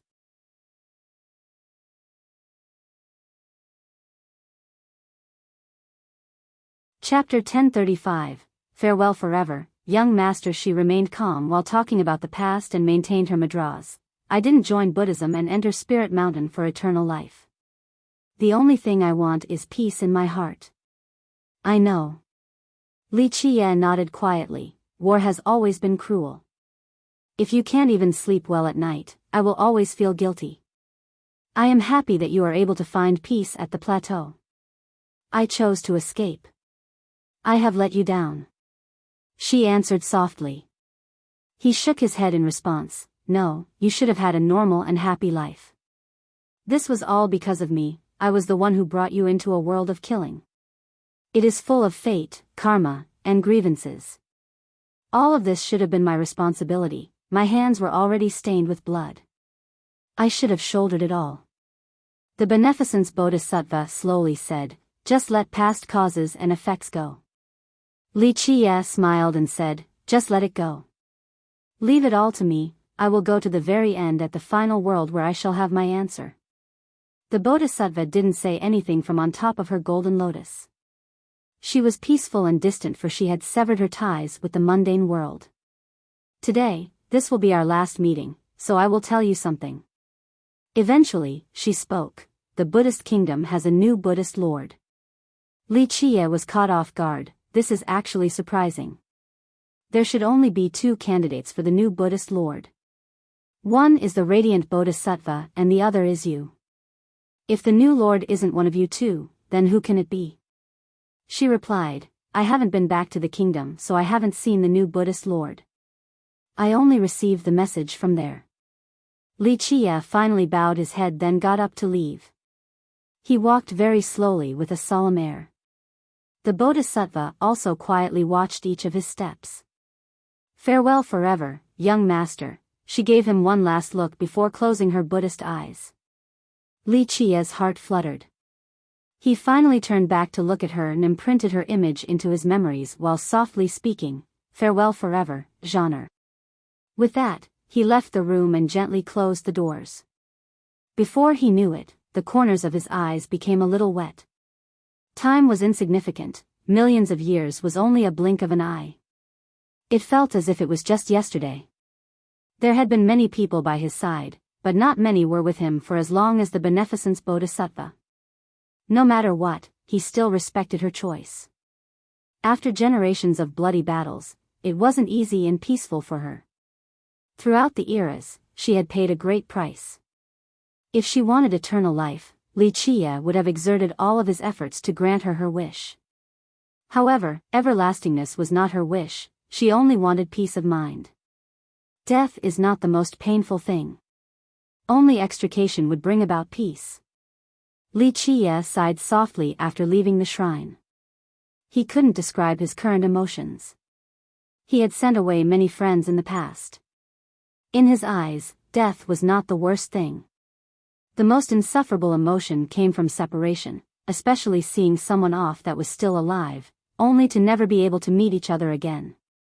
He transformed back into Chu Yuntian and blended in with the bustling streets of the Buddhist city. There had been too much pain and separation in the past. He didn't want to look back, so he could only move forward on this long and winding path. The Rainflower Terrace was a very famous inn at the Buddhist city. Many prominent cultivators would stay in this place after arriving. Li Qie quietly sat on the terrace and drank in silence. He watched the clouds in the sky and felt the wind. He was staying here to wait for Li Shuangyan's group because they had made plans. If the girls wanted to come to the plateau, he would stay at the Rainflower Terrace to wait for them. Today, Evil Buddha was very famous, so when he was drinking by himself, many cultivators at the terrace looked at him from the distance. They quietly whispered about him. Of course, no one dared to disturb him. It was a notorious title. One Buddhist phrase could cause the new young king of the Nantian clan to commit suicide, so who would dare to come and talk to him recklessly? What if he started with a chant, then they wouldn't even realize how they died. Pop! A stomp shattered the sky as a person arrived with a clear battle intent. His body emitted strings of lights carrying massive weight. The jewel pillar mortal king is here. A few cultivators on the terrace shouted after seeing this person crushing the void. His aggressive demeanor made it clear to many what he was here to do. Unbeatable war god. Never utters the word defeat. His supporters couldn't help but loudly cheer. Even his non-supporters nodded their heads and murmured, "The mortal king indeed has the ability to compete for the heaven's will. He does not mind defeat and will stand up from where he fell. As long as he stays alive, there is always the hope of victory." Supreme cultivation geniuses were quite vain and prideful. This was because this type of genius always had a smooth road and almost never tasted defeat. Therefore, their first defeat would easily become their inner demon. From then on, they wouldn't be able to get up again. There were too many examples of this across the ages. Some supreme geniuses couldn't handle defeat and suicide became their ultimate end. The mortal king will have a way to suppress evil Buddha for sure this time. Another commented. From his past records, others could tell that he would normally lose the first match, but he would reverse the tides on the second challenge and defeat the enemy. At this time, he seemed to be full of confidence in challenging evil Buddha, so everyone assumed that he had found a way to suppress him. Li Chia didn't even bother to look at the mortal king. He continued to pour his own drink and gulped it up with a relaxed demeanor. "Sir, come out and fight." The mortal king stood outside of the terrace and shouted gravely. His voice was immense. Each resonating word was full of power. The aura that emanated from his body was a cause for fear. Li Chia slowly sipped his wine. Today, he was in no mood to play with a junior like the mortal king. The majority of the cultivators were holding their breaths anxiously in anticipation of this battle. However, they noticed that evil Buddha was still calm and didn't even glance at the mortal king. They looked at each other and felt that this Buddha was being too contemptuous. The mortal king's expression turned cold. Today, he was able to deter the world. No one dared to look down on him regardless of who they might be. However, this evil Buddha was too lazy to even look at him. This was even more humiliating than his defeat last time. "Sir, do you dare to fight or not?" The king's voice was as sharp and cold as the edge of a blade. Li Chia simply ignored him. In his eyes, the king was an insect shouting at a behemoth. He was in no mood to listen. "If the sacred teacher doesn't care for you, then go cool off to the side." A slightly languid voice came about. A person suddenly appeared in the sky. South Emperor. The sudden emergence of this person caused people to cry out. Everyone inside and outside of the terrace was startled. Era evader from mysterious bamboo. Anyone would tremble after seeing South Emperor. Even the proud mortal king's expression sank after seeing him. An era evader was not an empty title. The South Emperor had competed with the Empress for the heavens will before. Even god kings would dread this existence no matter which generation it was. The king looked at South Emperor. He took a deep breath and spoke with great momentum. "If Era Evader wants to give me some pointers, I am willing to test your supreme arts." South Emperor glanced at him and said dismissively, "You? Wait until you are recognized by the heaven's will, then you can challenge me. Right now, you are not qualified. The person behind you, on the other hand, is barely qualified to fight me." This remark was uttered in such a plain and carefree manner that it made the king change his expression. Such blatant contempt was humiliating to a genius like him. In his mind, it was an intentional insult. The king was determined and spoke solemnly. I would like to see Era Evader's supreme arts. I said, cool off. South Emperor didn't want to bother with the king. He casually reached out with his finger. However, this simple gesture crushed the stars in the sky. The king was shocked at this oncoming finger strike. He shouted and wanted to use his strongest attack to stop it. However, he was too slow compared to this finger attack that soared across the sky. Bang! The crowd watched as the mortal king was blown away by a single finger. Boom! People in the distance saw the king slam into a mountain.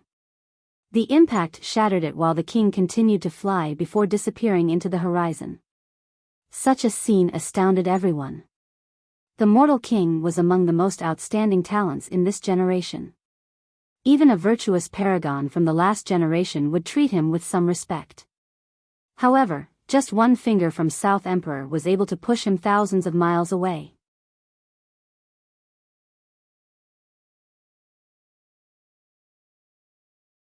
Chapter 1036, South Emperor seeking guidance. The crowd took a deep breath from astonishment. They were quite perplexed by the gigantic gap between the two. How are people in the current generation going to compete for the heaven's will? A powerful youth lost his confidence right away. The mortal king was strong enough in the eyes of the younger generation, but he was not worth mentioning when it came to South Emperor. The word emperor alone is enough to tell the tale. Not just anyone can claim to be an emperor. Another murmured. That's an era evader for you. A paragon spoke. If the current geniuses don't grow to the point where they are recognized by the heaven's will, they simply can't compete with him. One person even went as far to say, is that an emperor assailant? To blow the war god away with just one finger, truly unstoppable. Li Qie didn't look twice at what was happening. He was still nonchalant in his own world. South Emperor approached and sat in front of him. He smilingly said, let this junior drink with you in this busy mundane world. With that, he casually flipped his palm and they instantly teleported away. In the blink of an eye, the pavilion that Li Qie was sitting on disappeared. Many people on top of the terrace looked over and realized that the South Emperor had teleported the entire building. Somewhere in the southern region, there was a waterfall running with green pine trees everywhere as if it was a paradise. At this time, the emperor took some of Li Qie's wine and began to drink even faster than Li Qie, as if he wanted to compete with him. Li Qie sat there in contemplation. After a while, his mind returned and he glanced at South Emperor who was gulping down cups of liquor. Little Gua, if you want to drink, go take out your imperial brew from your mountain, don't steal mine. Li Qie said slowly. South Emperor's name was Gugua. In the present times, no one knew his name and of course, no one would ever dare to call him Little Gua. Even immortal Emperor In Tian was his junior, so who at Mysterious Bamboo would dare to call him Little Gua? South Emperor didn't really want to put the aged wine down. He felt the urge to pull on his hair with a suffering grimace. What's wrong, Little Gua? Li Qie revealed a rare smile after looking at the emperor. The emperor let go of his hair and waved his hands in front of Li Qie. I want a suicide, sacred teacher. You are pushing me to the edge right now. Pushing you to the edge? I don't think it has anything to do with me. Li Qie looked at the fella and laughed. South Emperor reluctantly explained, can I get any unluckier? At 15, I met Empress Hong Tian. Fine, I accepted defeat. I evaded one era and came out at 20. Oh well, I met immortal Emperor Bingyu. I'll just attribute that to bad luck again, so I evaded another generation. At 30, I made another debut only to meet immortal Emperor Qianli, so I hid again and finally came out now. My God, sacred teacher, you are personally doing it this time. Teacher, are you purposely doing this to ruin me? Empress Hong Tian was your direct student, immortal Emperor Bingyu was given a new fortune by you. And as for immortal Emperor Qianli, you were her Tao protector. South Emperor bitterly spoke, every time I come into being, I just happen to come by you. I should just buy a bunch of noodles so I can hang myself already. South Emperor was indeed very unlucky. The first time he came out, he met Empress Hong Tian. Even the most brilliant geniuses would be finished, so he chose to run. The second time, the Dark Crow granted a great fortune to the young immortal Emperor Bingyu. Others didn't know about the existence of the Dark Crow, but South Emperor did. This was because the second Emperor of mysterious bamboo was groomed by the Dark Crow. At a certain level, the Dark Crow granting a fortune was akin to determining immortal Emperor Bingyu's right to the heaven's will, so South Emperor hid again. The third time was even worse. The Dark Crow personally became the Tao protector of immortal Emperor Qianli. South Emperor knew better than everyone else that no one would be able to bar the Dark Crow's path. Thus, he evaded another generation. This was his fourth time coming out, and worst turned to worst. The Dark Crow himself came out. Even if he was stronger, he wouldn't have the chance to become the immortal emperor. Having to evade 4 generations was a kind of torture to South Emperor, enough to drive him crazy. Li Chia laughed and gently shook his head. Little Gua, this has nothing to do with me. It is all about your inner demon. Li Chia pointed at his heart. If you don't come out from the shadow of Empress Hong Tian, how are you going to compete for the heaven's will? Sacred teacher is right, I do have a shadow looming in my heart. South Emperor bitterly smiled, but this inner demon is not from losing to Empress Hong Tian, it is you, sacred teacher. I cannot defeat this inner demon, so when you take action, I can only retreat. Li Chia chuckled and stated, if that's the case, it isn't hard for you to defeat it. Just kill me, then it will no longer loom over your conscience. Sacred teacher, please don't scare me. South Emperor shook his head. Even if I wanted to, it wouldn't be my turn. I wouldn't be among the top 10 of those who want to kill you, no, not even the top 50. The number of giants across the ages that want you dead is too numerous to count. South Emperor was very powerful and he went very far back. It could even be said that he was extremely close to being an immortal emperor. However, he knew himself very well. It was impossible for him to kill an existence like Li Chia. Otherwise, the Dark Crow would have disappeared from this world long ago. There wouldn't be a need for him to take action. He became quite sad at this point. He wanted to drink more aged wine to become drunk. Alas, he failed at this too. Sacred teacher, I'm so sad right now. He said helplessly, I have evaded 4 generations, should I do it again or just be satisfied with this one? Li Chia smiled in response, that depends on what you want. Your chance of becoming an emperor is greater than anyone else. If you give up this generation, there will be bigger opportunities later. Avoid me and you can definitely become emperor in the next generation. He spoke forlornly, sigh, but I have given up on so many already. Li Chia replied, era evading isn't anything to be ashamed of. Immortal Emperor Muzhua, Diyu, and Qing He all evaded eras. If you manage to evade 4 generations and come out in the 5th, then it can be considered a miracle. It is not your Tao heart that is lacking, and the same is true for your talents. The only thing I can say is that your luck is quite bad. Sigh, this is why I'm sad, it's as if I was born to be hapless. The emperor smiled wryly, unlucky for 4 generations. Who told you to do so well in your youth? You nearly reached the heavens will at 15 years old, what more do you want? If we were to make a list of all the top geniuses across the ages, you definitely would be among the top 10. Consider this as a test from the heavens. Li Chia laughed. With a painful expression, he moaned, it was indeed smooth early on, but do you need to torture me like this? What do you think? Even though you are among the top 10 geniuses, look at the list. How many of them actually had an easy life or peaceful ending?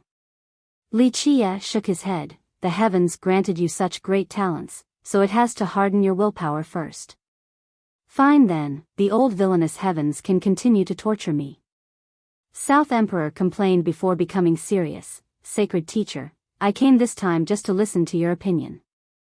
Li Chia looked at the guy and laughed, Gugua, I know you are very arrogant. The truth is that you had a chance of becoming the immortal emperor, but you couldn't let go of your pride and were too reluctant to come ask me. I know. The emperor chuckled weakly. I know that sacred teacher would remember old sentiments. If I asked you on my ancestors' behalf, you would become my Tao protector. Just like you said before, I nearly reached the heavens at the age of 15, how could I not become arrogant? Even though the Empress was more heaven-defying than me, in terms of our accomplishments at a young age and cultivation speed, she was not my match, so, I couldn't resist my pride. I always thought that I could still become the emperor without relying on you. Sigh, who would have thought that I would have to evade one generation after another? It seems like you are right, I have to let go of all posturing to come and ask you. South Emperor was very honest at this moment. He didn't need to hide anything before an everlasting existence like Li Chia. Moreover, as the Dark Crow, Li Chia had always watched over their mysterious bamboo mountain. You are right this time. In fact, even now, you could still become an immortal emperor without my help. However, due to your bad luck, you always chose the wrong generation. Li Chia smiled. South Emperor took a deep breath and solemnly asked, Sacred Master, I have seen through the past. In this generation, I am sincerely asking you, should I evade this generation or go all out? That depends. Li Chia chuckled, do you want to live brilliantly for one generation, or do you only want to become an immortal emperor?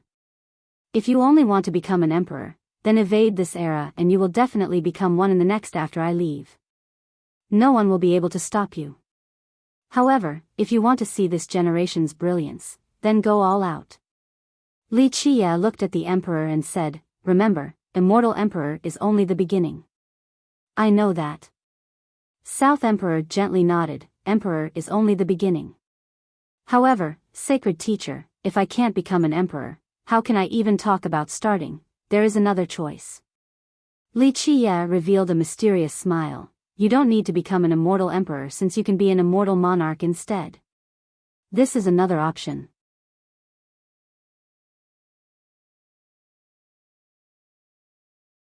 Chapter 1037, Mythical Immortal Monarch, Immortal Monarch. South Emperor's eyes flashed for a moment before he looked at Li Chia and murmured, I've heard of it before. Li Chia gently sipped his wine and leisurely said, what kind of generation do you wish to see? Do you just want to become an immortal emperor, to be at the starting point? South Emperor stared at Li Chia with disbelief. Sacred teacher, are you really commencing the plan? You aim on going all out to the very end in this generation? We have been waiting for this day for too long. Li Chia continued to drink. The truth is that I'm a bit tired of living. I want an answer. South Emperor batted his eyes and became a bit excited. There were a few secrets that others did not know. They were not qualified to know. However, he, who was so close to immortal emperor, knew these secrets that even god kings couldn't touch. After a while, he couldn't help but ask, that place, what is it like? Li Chia chuckled in response, Immortal Emperor In Tian is your junior, so you should have learned a little bit when he was at his peak. Others aren't qualified to watch, but you were definitely an exception. South Emperor was a bit dazed as he replied, that moment, it was indeed a big storm. He sat there absent-mindedly. Those who were allowed to watch back then would never forget that shocking scene. It gave people an entirely new goal. After seeing that, they would come to understand the phrase, Immortal Emperor is only the beginning. Li Chia grinned after seeing the dazed emperor. What do you think now? Do you wish to fulfill your dream of becoming an immortal emperor or fight above the 9 heavens? Immortal Monarch, South Emperor pondered for a moment. Immortal Monarch was not a title of the 9 worlds. No one here knew what it was. However, he had always wanted to become an immortal emperor, so he was hesitant on the prospect of becoming a monarch instead. Little Gua, you were a bit arrogant before, but after being polished by the river of time, your value has increased. You are now over 30, just like the polishing of jade, your gloss will become eternal. Li Chia spoke. Is it possible? South Emperor wondered. If Li Chia wasn't here, then he was certain of becoming the immortal emperor. However, before going to an unknown place, he needed guidance. It wasn't possible in the past, but it is now. I can guarantee this. Li Chia drank more wine, however, you need to be prepared. Becoming an immortal monarch is different from becoming an immortal emperor, so you need to be sure. Let go of your pride and I can show you the way. This particular shift is allowed? He asked Li Chia. After growing older, he no longer had a rash and willful temperament. In the past, even though he didn't act arrogant, he felt it inside. He was confident that he could become an emperor even without the Dark Crow as his teacher. Because of this, he never asked the Dark Crow for help. Otherwise, he could have been an emperor already by letting go of his pride. Oh. You're not confident this time? Li Chia laughed and shook his head. Even though you were wrong for 4 generations, things really aren't that serious. Remember, you are among the top 10 of all the geniuses across the eons. You satisfy all the conditions right now, firm Tao heart with an understanding of the Grand Tao's origin as well as being recognized by the heavens will. No matter which generation it may be, you are still the most outstanding genius. He looked at South Emperor to say, as long as you are willing, you will definitely be able to do it. The only question is your own desire. To test your might in this generation, or to become an immortal emperor. Of course, each has its own merits. They are different paths leading to different worlds. I will test my might in this generation then. South Emperor took a deep breath and said solemnly, I'm also tired of evading one generation after another, so this generation it is. Just like Sacred Teacher said before, I'm also tired of living. You are only 30 years old, what is there to be tired of? Li Chia smilingly shook his head, you are at your prime, so you should be high-spirited. To tell the truth, I'm a bit envious of you. Unburdened and without restrictions, this is how one should be when seeking the Grand Tao. South Emperor chuckled awkwardly after hearing this.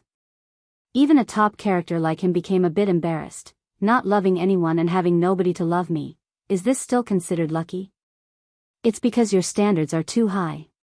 Back then, countless fairies and goddesses adored you, but you simply didn't like them. Li Chia smiled and paused for a moment, not knowing love is also a kind of blessing. He gently sighed, when you live for a long time, you will have to watch some people leave, both those whom you love and those who love you. The real pain is never being able to see each other again. I no longer care too much after my master's death. South Emperor replied, that's good, I suppose. No regrets when it is time to part. Let us not talk about this sad topic. Li Chia gently shook his head and smiled while drinking. South Emperor took a deep breath and bowed like a junior, for this journey towards the Grand Tao, Sacred Master, please show this junior the way. How can I refuse if you put it this way? Even without being considerate of Xueshi, I can't say no after you have asked, considering your talents. Li Chia smiled. In this undisturbed location, the two of them talked for a long time about many secret matters unknown to the world. After the talk, Li Chia smiled and told South Emperor, I asked the Radiant Bodhisattva earlier, they will open that place soon. If you are interested, you can come take a look. It is absolutely a fun and interesting location. One thought to become Buddha, another to become devil, this is definitely worth taking a look. South Emperor praised. Outside of the Rainflower Terrace, many people were waiting for evil Buddha and South Emperor to reappear. In the present times, these two were the most famous at the Buddhist funeral plateau. They even overshadowed Jikong Wudi's group. Buzz! Before the eager crowd, space finally shook and the pavilion reappeared on the terrace. Both evil Buddha and South Emperor were still sitting there. Many people held their breaths and were curious about the conversation between the two and whether a battle would occur or not. However, contrary to their expectations, neither attacked. There were no wounds on either of them. Both had natural expressions, so it didn't seem like they fought at all. Eventually, they saw South Emperor getting up. He clasped his fist towards Li Chia before disappearing. As for evil Buddha, he continued to sit there, drinking his wine. They didn't fight at all? Maybe they are acquaintances? Many people whispered in private. Someone speculated, perhaps evil Buddha is also an era evader? Regardless of the speculations, no one bothered Li Chia during the next several days at the terrace. Outside of Jikong Woody's group, other people would need to think twice about their own abilities before provoking evil Buddha. Li Chia waited several days at the terrace, but Li Shuangyan's group didn't come. He gently shook his head and said, "It seems like there is some trouble." However, he was not worried. Li Shuangyan and the others were quite skilled now. It wouldn't be easy to kill them. If something big had happened, they would have already asked him for help. He paid for the drinks, then left the terrace to enter the streets of the city once more. The Buddhist city was large. Even if it wasn't the largest in the barren earth, it would at least be among the top 3. It spanned for tens of thousands of miles with countless temples. Li Chia walked along the streets before finally arriving at a huge Buddhist temple. It was quite magnificent with a grand atmosphere. It was not particularly eye-catching in this city, however. There were many temples that were even more extravagant than this one. "I want to see Veda's Vajra," Li Chia casually stated outside of the temple. "Amitba, benefactor, the Vajra is not seeing guests." The monk at the door shook his head. "Amitba." Li Chia placed his palms together, causing his Buddhist light to bloom. He turned into a Buddhist lord. The monk couldn't stand straight anymore and immediately prostrated on the ground, kowtowing. "Please excuse this little monk, I didn't know Bodhisattva was coming." He bowed 3 times before going inside to report. Soon after, the monk came out and placed his palms together to say, "Bodhisattva, the Vajra will see you, please come inside." With that, he led the way for Li Chia. Li Chia recalled his Buddhist light, making him resemble an ordinary man again, and followed the monk inside the temple. Eventually, the monk took him to a building and quietly left. Li Chia gave it a quick glance before entering. A vast Buddhist aura could be found inside the room, an aura that would drown any newcomer in an ocean of Buddhism. They would instantly have the urge to convert and become a Buddhist themselves after feeling this aura. Of course, this aura had no effect on Li Chia. He leisurely walked inside. You're tuning into the Biyao's Wuxia Chronicles YouTube channel. Don't forget to subscribe and join us on this journey to catch the most captivating stories.